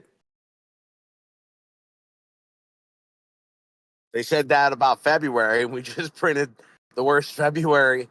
I think the third February in the red ever. Well, I think someone took advantage of that catalyst with the hack. We had momentum, and then that hack kind of dampened everything. At the same time, we got rejected. So I think the Bears took advantage of that and just went along with it. Yeah. Oh, I mean, I'm still bullish. I just bought some stuff. You know what I mean? Just because. Let's go. Let's go. Let's go. Let's go. What's up, guys? I just sold everything. I sold the kitchen sink. and I'm in it. I'm in some Donald All Trump. in, baby, all in. Yeah. Yeah, it might be the Trump coin might be a good play for this coming Friday at the White House, or it could be a by the rumor type of thing. Never know. You never know. But I'm in it to win it, baby. H bar has just been on a tear, man. It's just not stopping. Yeah, Not ever since stopping. the White House announcement for this coming Friday, which I was here, I'm thinking like, oh, that's like 2 more weeks. I was like, we're gonna be in pain for 2 more weeks, and then I was like, well, that's only a week away because I forgot it was the first today. So like, literally like this Friday, I mean, we could get some momentum off of that, or I just doubt they don't want to see it go down. They don't want to see stuff go down. I don't believe that. USA is supposed to be the crypto capital of the world. We're gonna make rockets for real, Not dog. not the city, the world. Yep.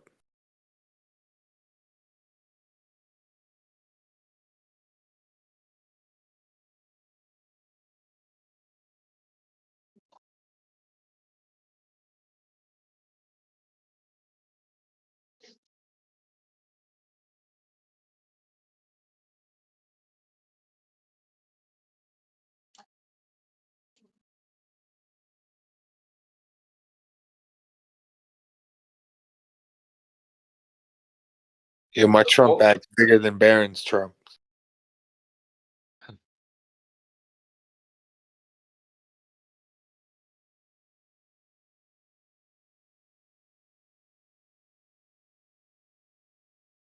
The 4-hour looks quite nice. Like we got the break above the 20 SMA, and then we had that descending wedge to retest it, and now we're getting that breakout above it. So that's good. We want to hold that 4-hour 20 SMA as support for a nice move up. Let's go, all you spot buyers. I'm not talking to you leverage traders. I don't care what you degenerates do. But all those people out there across the world that like to buy spot, no financial advice, you know what it's time to do right now. We're about to rock it.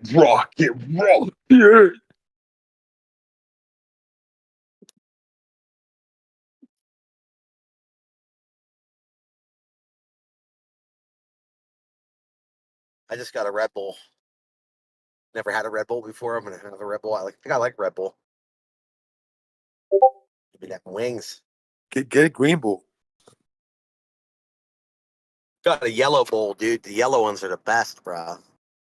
People be sleeping on them, but they're probably gonna kill them. Stay away from red right now. We don't want to see red. We're good. We green. We yellow. Yeah, yellow's okay. We can deal with yellow.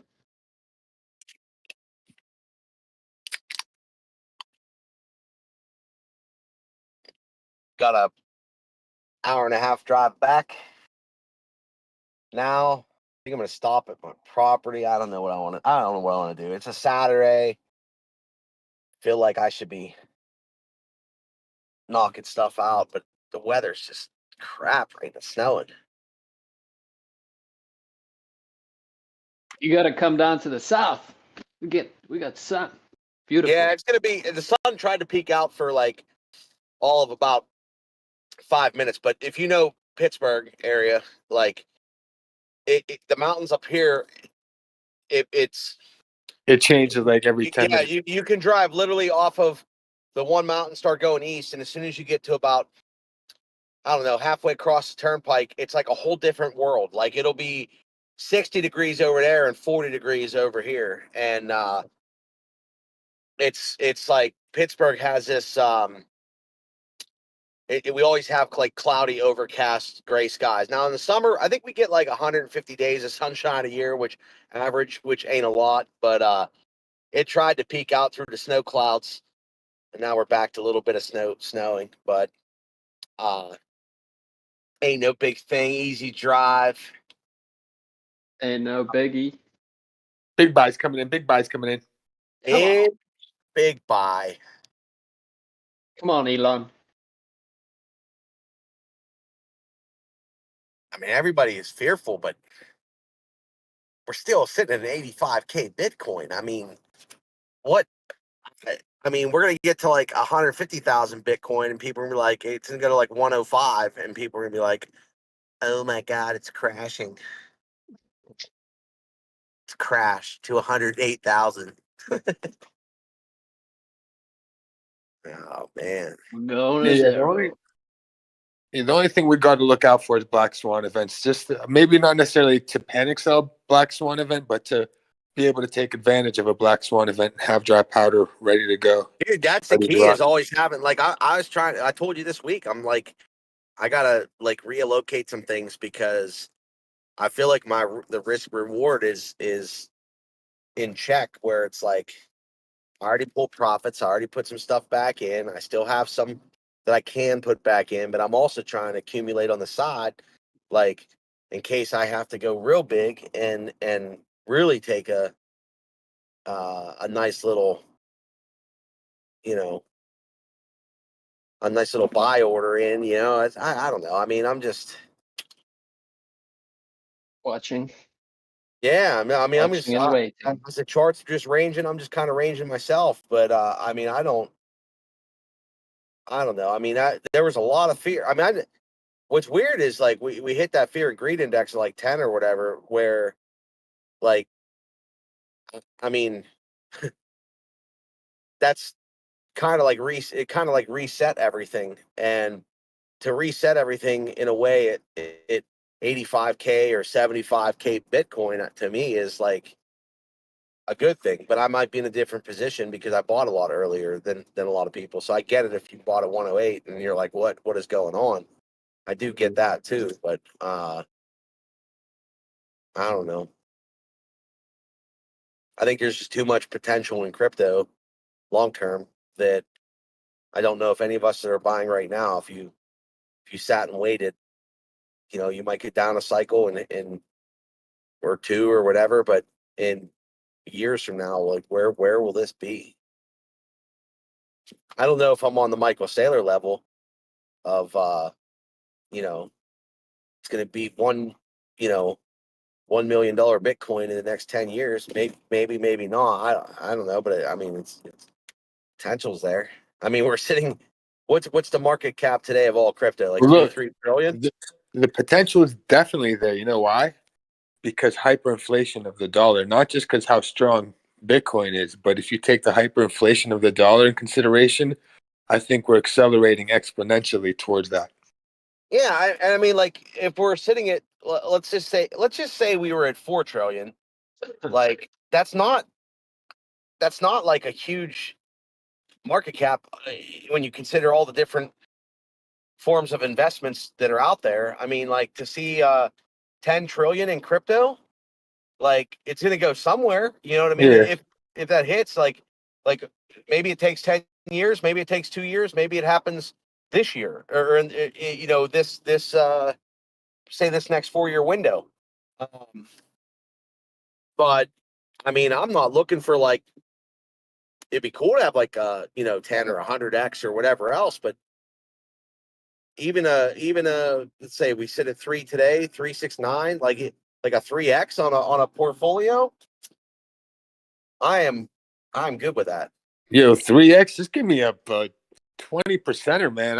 I'm good with that because I'm scalping 20%, man. That's all I Well, need. that's what I'm 20. saying. That so then you bring the trading aspect into it, and if you're a trader, even if you sit and it does that, and 10 trillion, you know, we hit a 10 trillion market cap. Even if you sit and wait for that, I think you'll be good. But on top of that, it's like, yeah, these 20-30% swings, like we about nailed that 30% swing, like almost on the money. I think. I mean, Dogecoin printed a 35% down in February. I mean, 108 down to 70 whatever is I think I said the exact number yesterday, but 70 something was a 30% correction, and I think almost every other cycle we've had 30% corrections on the way up and on the way down.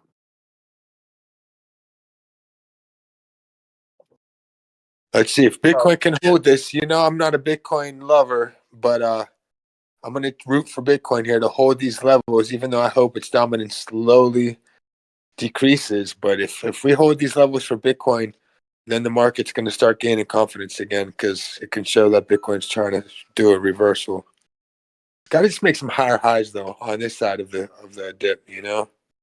Yeah, I see that inverse head and shoulders that you pointed out, and that thing, if that plays out, it's got quite a high target. Yeah, it's an ugly inverse head and shoulders, but it's very similar to one. You know, it could be considered, I think.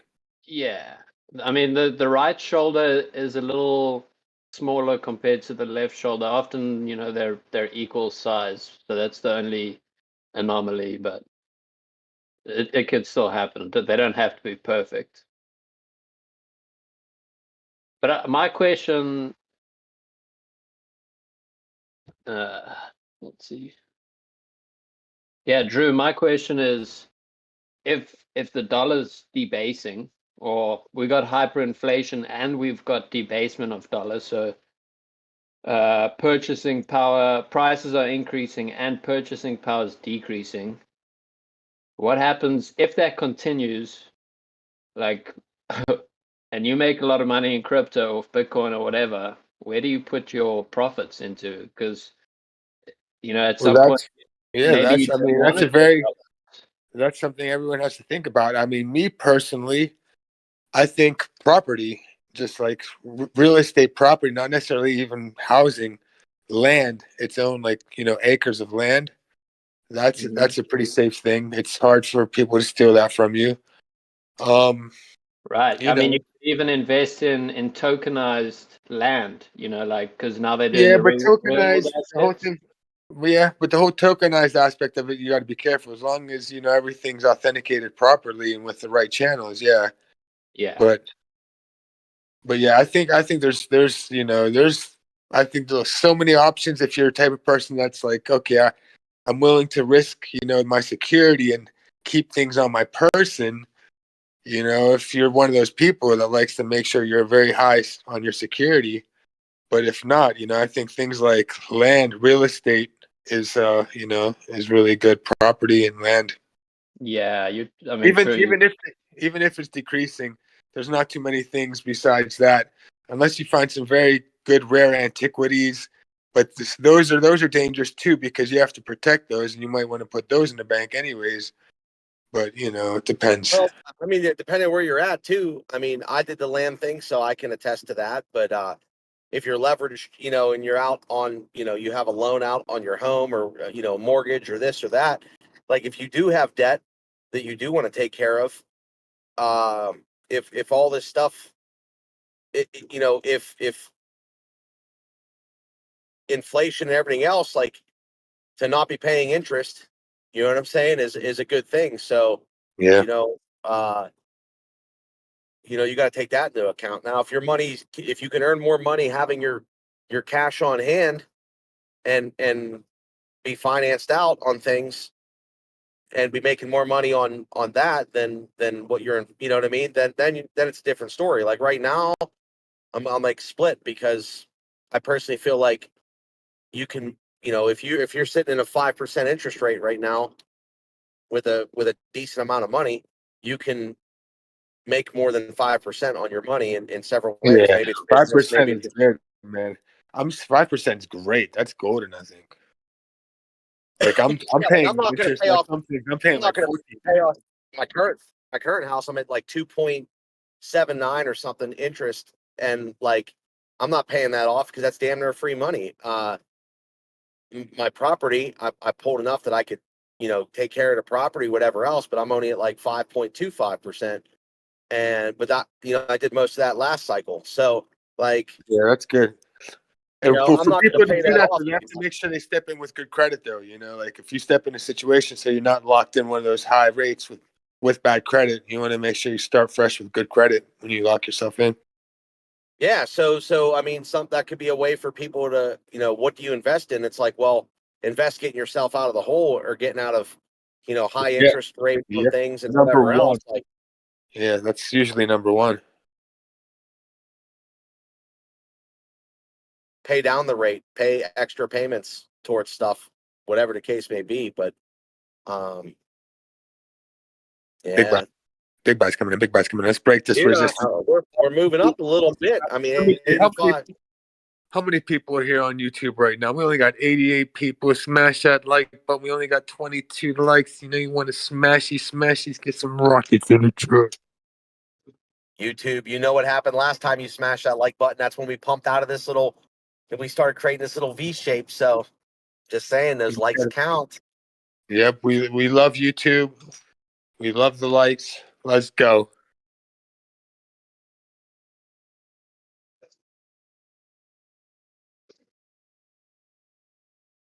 Yeah, Nick, we said we're going to get hyped tonight. It's a little early. It's not even 3 p.m. yet. I'm about to go crazy. I know, right? I feel like it could be one of those days, a little Saturday night. Like if the charts are pumping, I feel some energy. I enjoy energy even if the charts are pumping, because at least it gives you some motivation that, like, man, you can't sit there and stare at something and be depressed. Very true. Don't Very help. true. And every freaking time that I'm driving, you all make it fun to freaking, like, I get all excited when I'm driving. You know what I You mean? gotta be Like, careful, man. Hopefully you're not like pressing push to talk. You got to keep on looking at it.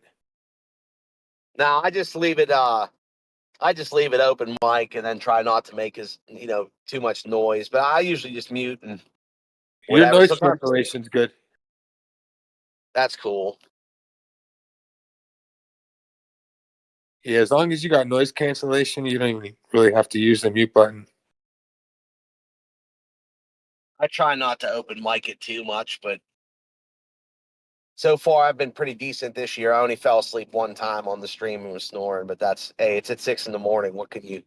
I get up sometimes at like 5 and go to town, and then every once in a while, like this morning, I got up, I heard people talking, I listened for a little bit, and then fell back asleep for like an hour and a half because I knew I had a lot of running around to do today. So I was like, it's Saturday, I'm gonna sleep in. But every day is important in this life, and Yep. every day, if you're sitting around doing nothing, ain't nothing gonna happen. You can't sit around and hope that things change. You gotta be the change. You gotta ignite the fire. So I would say on my YouTube channel. Yep. Early bird gets the worm.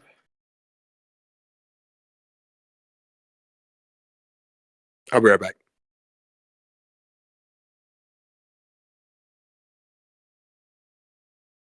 You were talking about the YouTube stuff the other day. That's what you do? Yeah, I mean, I have a channel. I mean, I help a lot of people out with I own a marketing company and tech company. So like, it's kind of what I did. I started a channel, like kind of just a family channel a couple years back whenever COVID hit, just to use my equipment and just do something different while I wasn't as busy. And it kind of took off, I guess you could consider. I mean, I'm still small time, like in the grand scheme of things, but I have a couple buddies of mine that I've helped. One buddy has like he just crossed 1 million subscribers. Like, so anytime I could lend advice, I do believe in it. I wish I had more time. I'm trying to figure out how to balance the time right now. I'd like to shoot a video today, to be honest. Yeah, I'd like to. I'm waiting for this guy to finish these edits on the thing. We did a music video about a month ago. I'm trying to figure. I need to get all that YouTube, the algos, Google Analytics, all that shit set up, man. I'm in the process.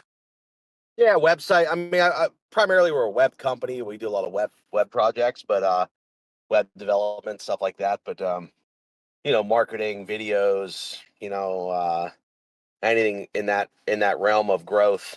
But I do that more in a corporate world. Not like I work for corporate, but like, for like small business, small, medium business, large business, enterprise, stuff like that.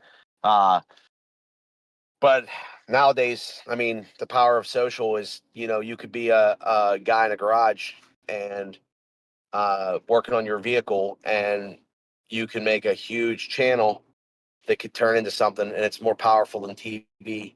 So, yeah, Google Analytics, good tool for sure.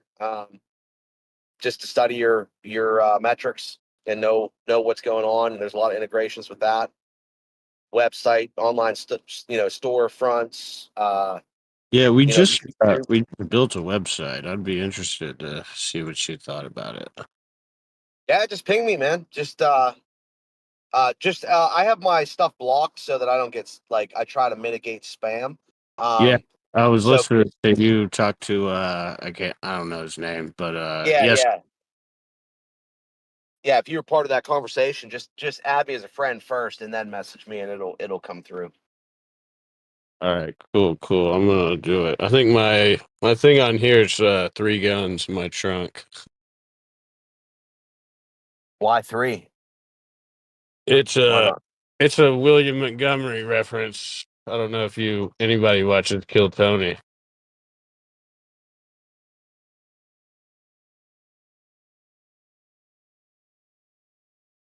He's a prophet.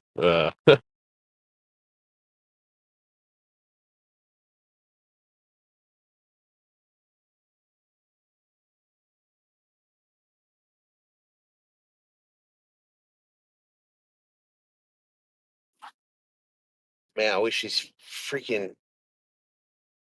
You get like snow flurries, dude, man, and people. Now the sun just peeked through, but people put on like their 4-ways, dude. Like, if you can't drive, just stay at home. Like, you live in PA, it's gonna snow.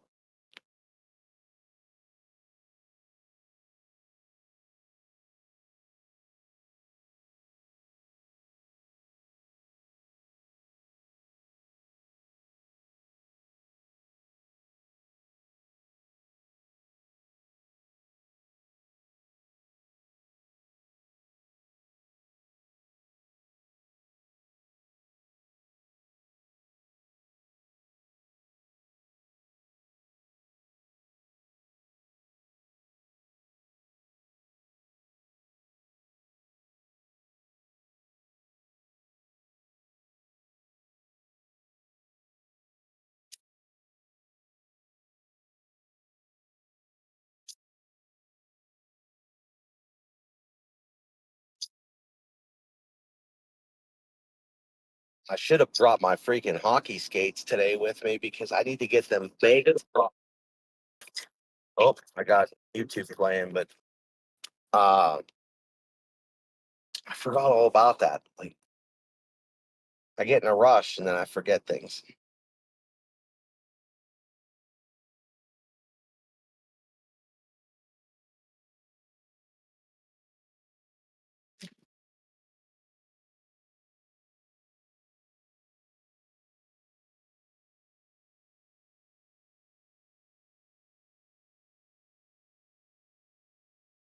$85.3. Yeah, if we can hold above 85, even if we bounce back down to it, 85.2, then pop back up again, that'd be nice.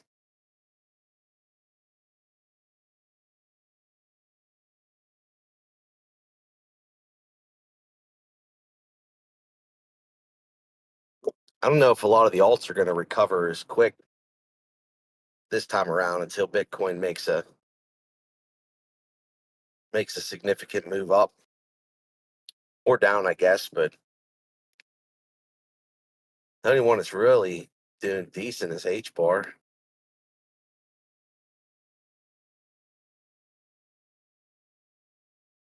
XRP, of course, you know what I mean. The XRP fam out there.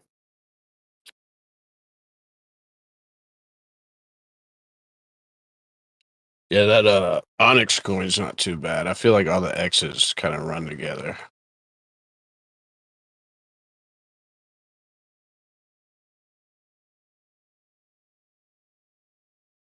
I don't know where I'm at on Ethereum. I mean, I did accumulate a little bit more at 2000 or whatever the other day when it popped down. Just I popped in one extra Ethereum just to, why not? If it goes to 4, great. But it just seems like Bitcoin gets momentum and Ethereum's just sitting there like chilling. Yeah, I don't think it's made its move yet. I feel like it's still just waiting for things to kind of settle, and then it's gonna hopefully take off. if we got a rocket ship, like in my head, I feel like if we got a rocket ship of Bitcoin, took off, even if it's short lived, you get a rocket ship on Bitcoin, and then the pullback, and then I think you'd see an Ethereum go maybe even if it sits still and trades sideways for a while, the BTC, but I don't know. I mean, I'm kind of on the fence. I mean, I it's all a little bit of charts and speculation and talking to people, but um, fortunately it was low 2 years ago, and that was good, but I don't think it's done what it can do.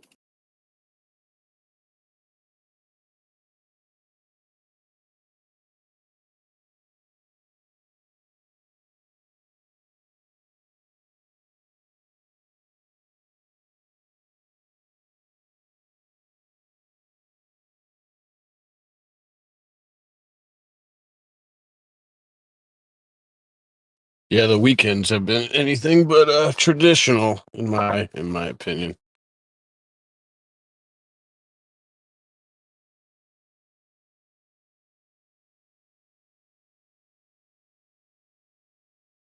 I remember for a while, I don't know if that I lose track of cycles anymore in life, but I remember like 2021, or maybe it was the cycle before. It was like you could, like, weekends historically were like get rid of the crypto on weekends and then keep it in the weekdays, and then now that we have the ETFs and everything else, it's kind of like seems like crypto will pump up a little bit on the weekends, and then as soon as we hit the open market on 9:30 in the morning, we see those sell-offs. At least it just seems like that way. I could be off, but I kind of worry some days with the ETFs, just based on the fact that they're pulling. I don't know if anybody's been tracking the buys recently. Have they started buying back, or did the selling kind of stopped? I think that's what I can't someone was saying earlier. They said the BlackRock ones kind of like they slowed down on all the outflows, and it seems like they're kind of stabilizing.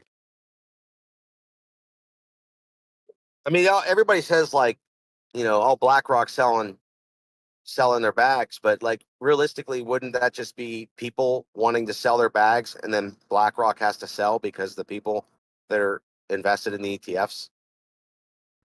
I think we know that BlackRock's definitely buying. But yeah, they're gonna, their customers, I'm sure, some it's just everybody, they'll log on to their Schwab or whatever, and they'll be like, this is not Schwab. I gotta sell this. Yeah, that's what I'm saying. So it's like I don't even. I mean, I just look at the overall, but I mean that's definitely changed the. I don't know if we'll be in it. I mean, I think we'll have a similar like the 4-year cycle type thing, especially with like the Bitcoin halvings and stuff. But I don't know if it's always going to look the same. You know what I mean? Based on the way new money's coming in, the way money's flowing. Yeah, we're not like you got to think we're not even close to mass adoption, and they've been pushing that narrative forever that mass adoption when that happens this and that. I mean, we're not close to it, but we're at the point where more than like half the world is actually talking about it. So it's like I mean, we got 48 states, already trying to make laws. Like we know that all the suits are packing their bags with everything. So it's all just I think mass manipulation. They're doing what they can.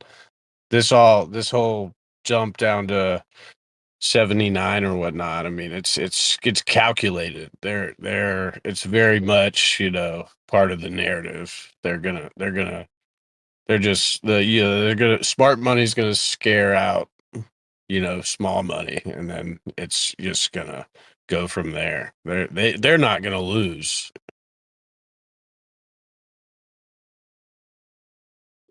No, and that's why I don't honestly believe that. Like, we're you see it on YouTube videos and everything, like, oh, we're beating out institutional people and we're beating out this, like.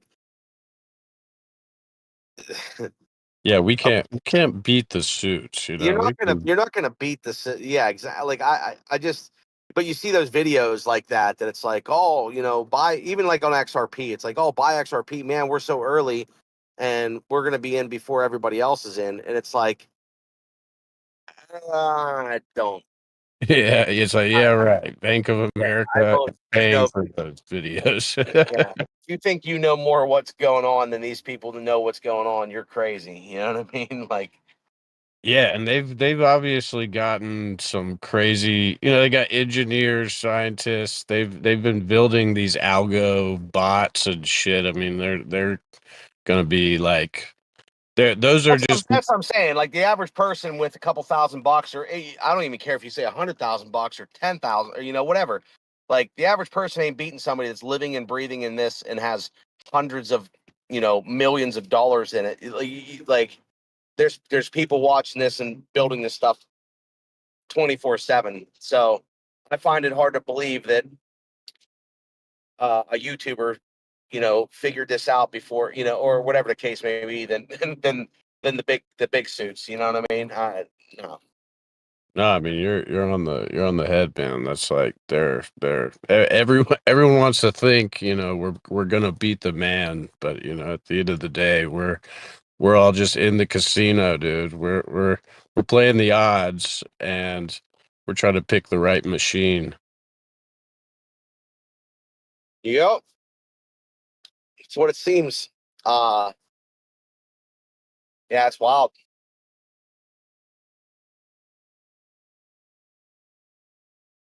With that being said, there's still a lot of opportunity out there. It's just, oh yeah, I mean I've gotten get utility. Like I was saying the other day about, like, look at Doge, man. I mean, whether people like Doge as the department or not, that name Doge is now becoming a household name without any marketing dollars. So if something would happen with that, it's, you can ask a lot more people today about Doge and they don't know about the crypto at all, but they know the name Doge.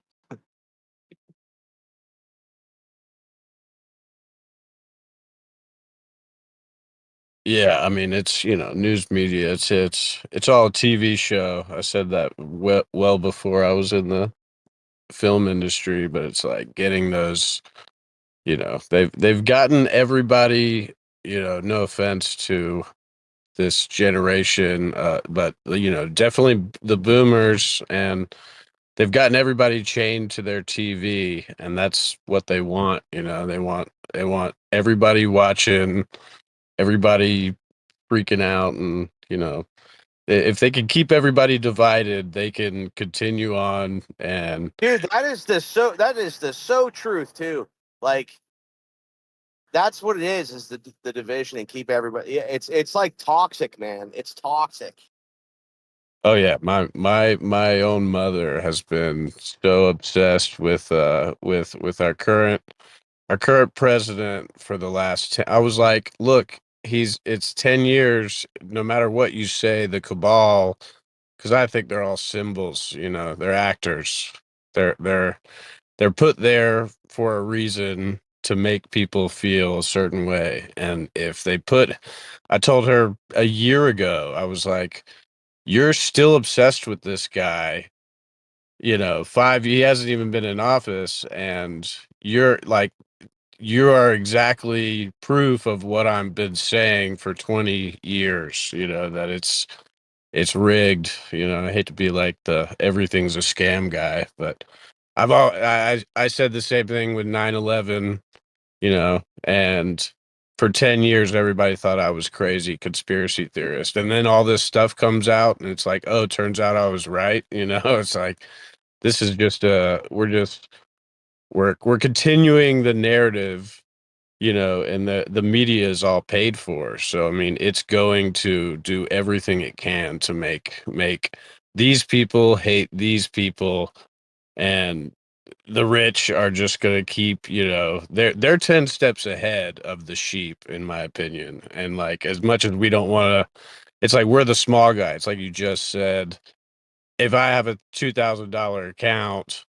like it's a piss in the toilet compared to, this guy with 200 million or billion. He's got control.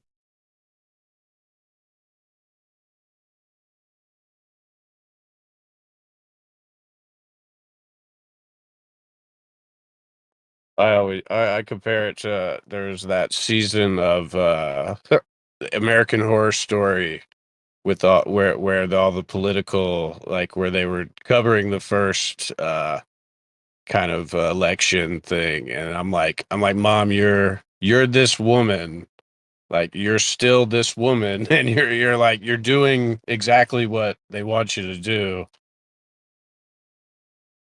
Now there's definitely people who are glued to. I mean, I looked at even like that's why I think X has been a good thing. But you're not even hitting half the market of people. But like just like the other day when Elon walks off stage, and you got 9, with his son, and they're like, oh, Elon just left his son on stage and walked off and left his son behind. And if you watch the full clip, he comes right back and gets his son, raises his arms, does whatever. But like the media just brainwashes people. Like if you don't think you're being manipulated, then you're being naive, because it's you'll talk to people and they'll be like, oh, I hate Elon Musk. You see what he did with his kid the other day? And it's like you didn't even see the whole video. You saw an edited copy. Oh, it was on every news media platform. It's like, it doesn't matter. Like it's I don't know. It's wild. Yeah, like like the whole Jan 6. Like, I mean, I didn't have to look up. I don't watch news, but I didn't have to look up anything. But on January 7th, I'll tell you, I said it was rigged. It's like the cops are in on it. It's just like the Detroit riots in the 60s. I mean, like, there's no such thing. You don't have a real insurrection, and there's fucking sorry about the cursing, but there's what, we got 2 deaths, so it's like you got this just whole thing pushes the narrative, and it's like, you think this guy does this with sitting on the toilet, getting on his tweeter, putting stuff out. I was like, everything is very, he's got a whole team of people who do that tweeter for him. They're it's all meant to push, certain things.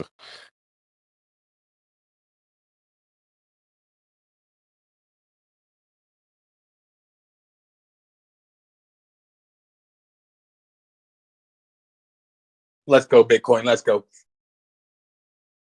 Let's go Trump. Let's go Trump. Did actually. Dude, Digital Orgy in the chat. Are you talking about me being a pessimist, or that about being early, bro? Like I'm just being. I think he's talking about me, but he said in the chat No. I was just getting done explaining how proud I am of you of taking all my advice. And he was talking about Digital Orgy, not you. But what up, Steven? No, I'm talking about the guy in the YouTube chat. Yeah, that's me. Oh, that's you. Oh, you're Digital Orgy? No. Man, why are you fucking with a brain signal? But yo, we got big buys coming in. Big buys coming in. Big freaking buys. I think that dude, he says I will lose because I'm a pessimist, and let's not be silly. I mean, we're probably early in the grand scheme of things, like if mass adoption occurs, but at the same time, if you think we're earlier than the powers that be, there's plenty of money in, where we're at. I don't know. I mean, I don't think it's like groundbreaking, like, oh, dude, a 20-year-old kid I'm talking to yesterday is buying XRP. Like, if he's buying XRP, like, we ain't that early. You know what I mean? Like, I mean, yeah, he did buy it at $3, and I bought it at 7 cents, but still, that might have been early. But I don't think $108,000 Bitcoin buy is an early buy in my humble opinion. Oh yeah, I mean once you got no. like 20, to 22-year-old Zoomers, they're stoned out of their mind, and they're like, "Did you buy crypto, dude?" It's like that's an obvious That's they were indication. all talking about yesterday. Yeah, That means like, oh, I got no some one's crypto. I think it's good to get in on some assets, whatever class it may be, whatever age. Absolutely, no, absolutely. But I'm just saying, like now, if Bitcoin hits $1 million, yeah, 108,000's early. But I'm just saying where we're at today, snapshot today's picture. It's not like we're on to something that nobody else in the world's on it, and it's only us in this Discord channel. And man, we're gonna, you know what I mean? It ain't that. Yeah, I'm hanging in. I'm just waiting. Just Yeah, I'm gonna live by sticking it to the man. We're just acknowledging that we're not gonna beat the suits at their own game. We're just gonna play until we're trying to get our bags up too.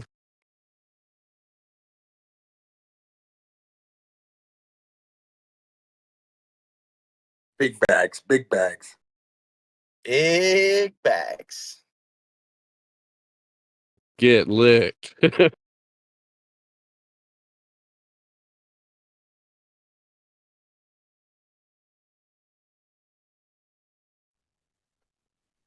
If you voted for Trump and you're not voting Trump, I ain't talking to you. wait. Investing in Trump? Yeah, Trump coin. I don't I'm know. a dude. We Not can't bet. financial We can't. advice. It's not. But look at the fifth when he drops his Trump coin name in that meeting. Boop, boop, boop, boop, boop. Trump coin all day, baby. Trump, Melania, let's go. Nah, Melania, she's cooked. It's Trump, baby. So beautiful to me. She is beautiful, but she's cooked. Her coin's cooked. Yeah, she rug city over there, dude. She made out of rugs. She's gangster. A rug gangster.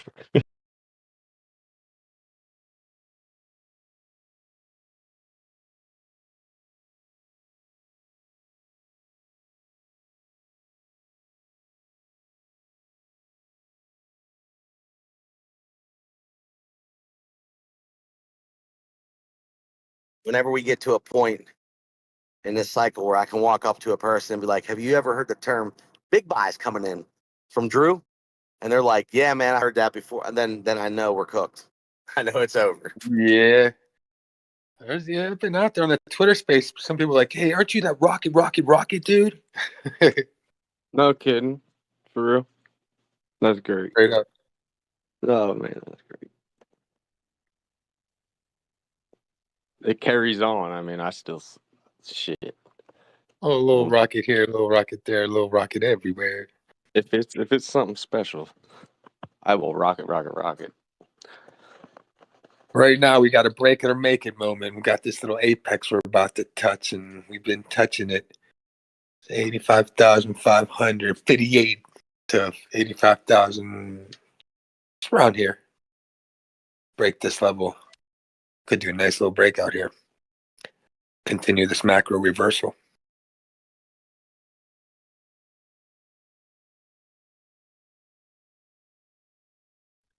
I look at a Bitcoin purchase at right now at 80 for like a quick $20,000 gain in a couple of weeks. That's just my opinion. It's just me feeling it in my bones. You gotta listen to those bones, even when they chatter.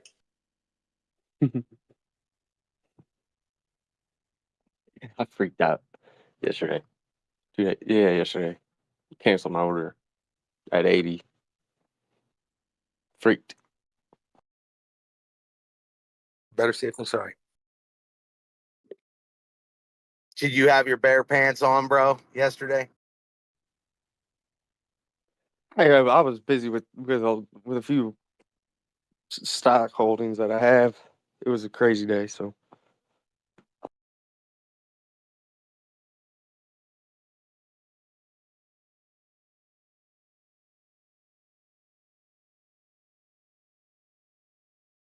Did you ever like freak out, sell a bag, and then 5 minutes later throw it back in because you realize you freaked out? And you're like, shouldn't have did that, and you catch it before the chart really moves again.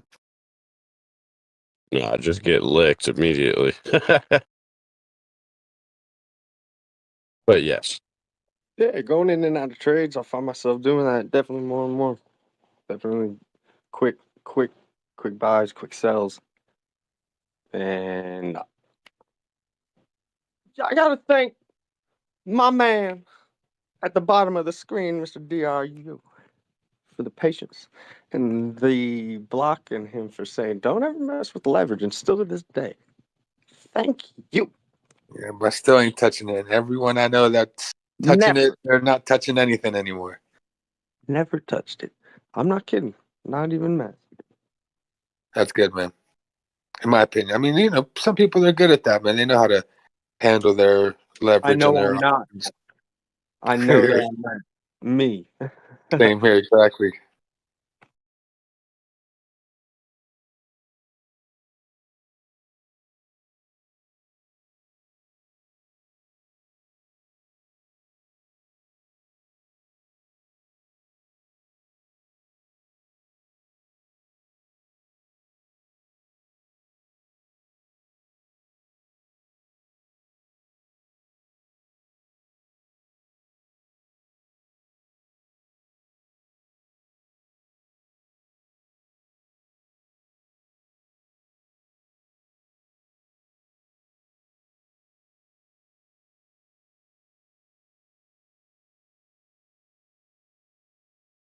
Yo, YouTube chat. I don't know if we're gonna see a reversal tonight or tomorrow. I feel like there could be some bullish momentum this week leading up to this White House thing on Friday. Just because people's expectations are. I mean, you know they're going to talk about, someone's going to ask Trump about his coin on Friday. So you know that's going to get dropped a little bit nice. It's going to be Well, some he just trademarked to do like NFTs or something. I thought like just 2 days ago somebody was posting about that. So like, well, yeah, but they're connected. I think they're going to be connected with the coin. He's going to give the coin utility. You should know all about this because I'm about to buy another bag of Trump just in case, you know. And man, I think it's safe. It's a safe bet to be exposed to that. I'm not overexposed, but just in case something really happens. I'm exposed. I'm just not like crazy exposed but like compared to where it was at, you know, now would probably be the time to. Yeah, I've been swinging in and out of it, man. I've just been accumulating it right now. I got, you know, at least 5 figures worth right now, so I'm hanging, chilling like a villain. Bob Dylan on penicillin. Yes.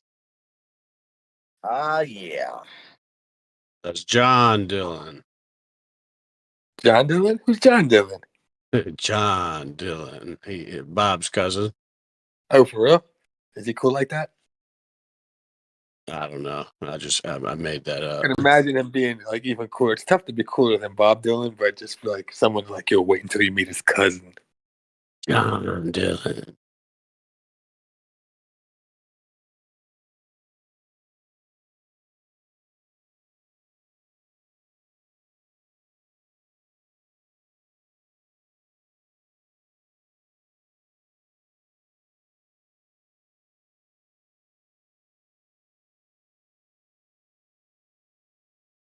I'm not gonna lie though, if Bitcoin can't hold this. I was just gonna say, if Bitcoin can't hold this range though, I'm not gonna sit around. You know, I'll be out of here. I think at the next red light, I'm gonna roll my window down and just ask the person beside me, like, "Hey, are you invested in crypto?" And just see what they say. And if they say that they are, it's time to sell. But if they say that they're not, then we're good to go. You know, pick this random person. Most likely they're not. You know, they'll say something like, "Oh, my cousin is though." Yeah.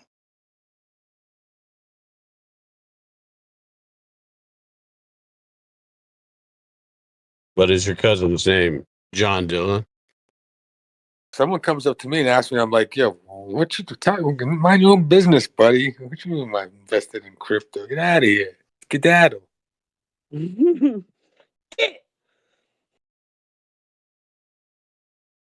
What is this crypto thing you speak of? Yeah, who? Crypto what? Don't Oh, get you mean that a machine I've been putting that 10,000 in every morning? Oh, You mean I can invest 10,000 and it can go to zero? Are you serious? yeah, it was convenient. It was at the gas station. Yeah. It had a big B on it with a dollar sign behind it. Yeah. Hey, it's always out of order.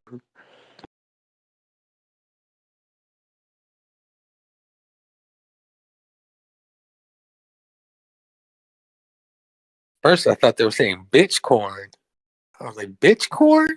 I Is thought that it was some kind of good. new pastrami? Some bitchcorn pastrami? I thought we was going to the beach. Some beach corn. Oh, yeah. Corn's actually good to eat on the beach. So, But we got big buys coming in. Big buys coming in.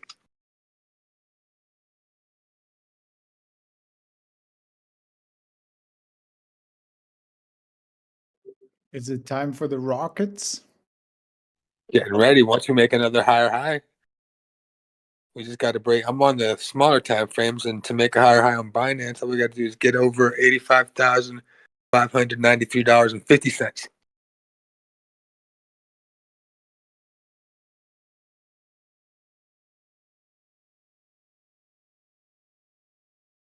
And even though I'm in a Trump position, I'm not in a Bitcoin position. I'm not even watching Trump. I'm just watching Bitcoin right now.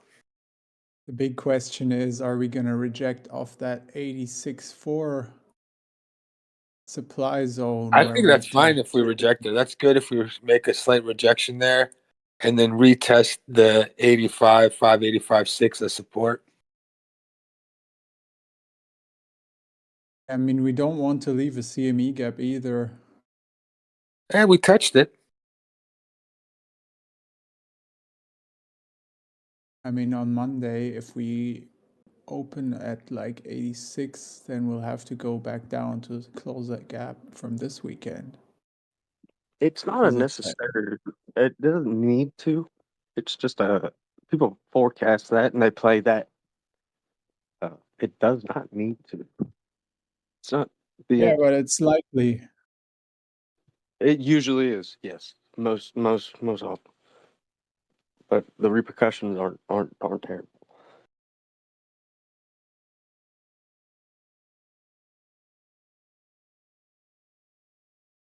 It's them pesky market makers, man. They don't want to leave that gap.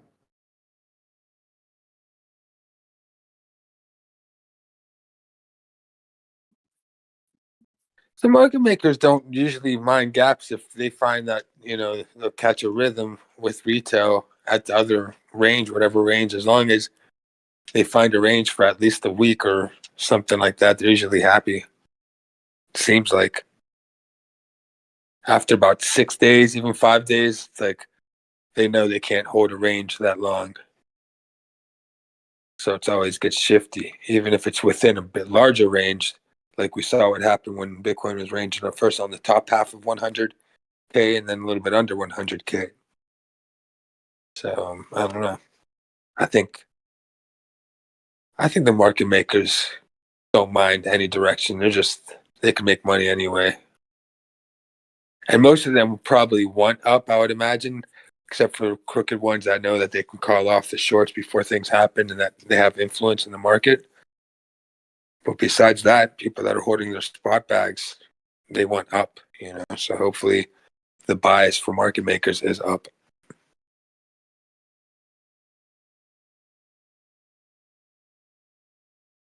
At least while I'm holding this They Trump don't bag. want people to completely give up on crypto and not play anymore, right?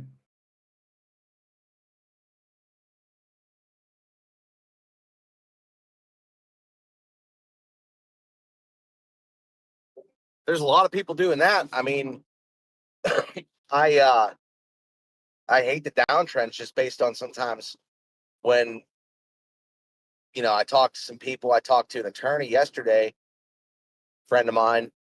I asked him if he was still in crypto, and he's like, I have a little bit here and there. He's like, but I pretty much sold everything because it was just kept going down. And I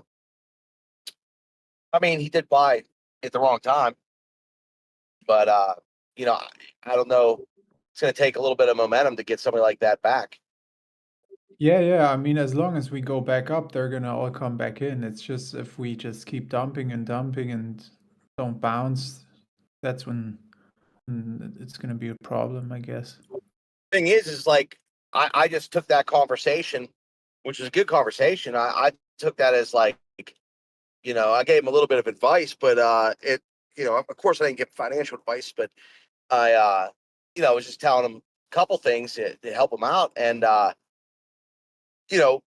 would he buy back in if things started going up? But then that's also not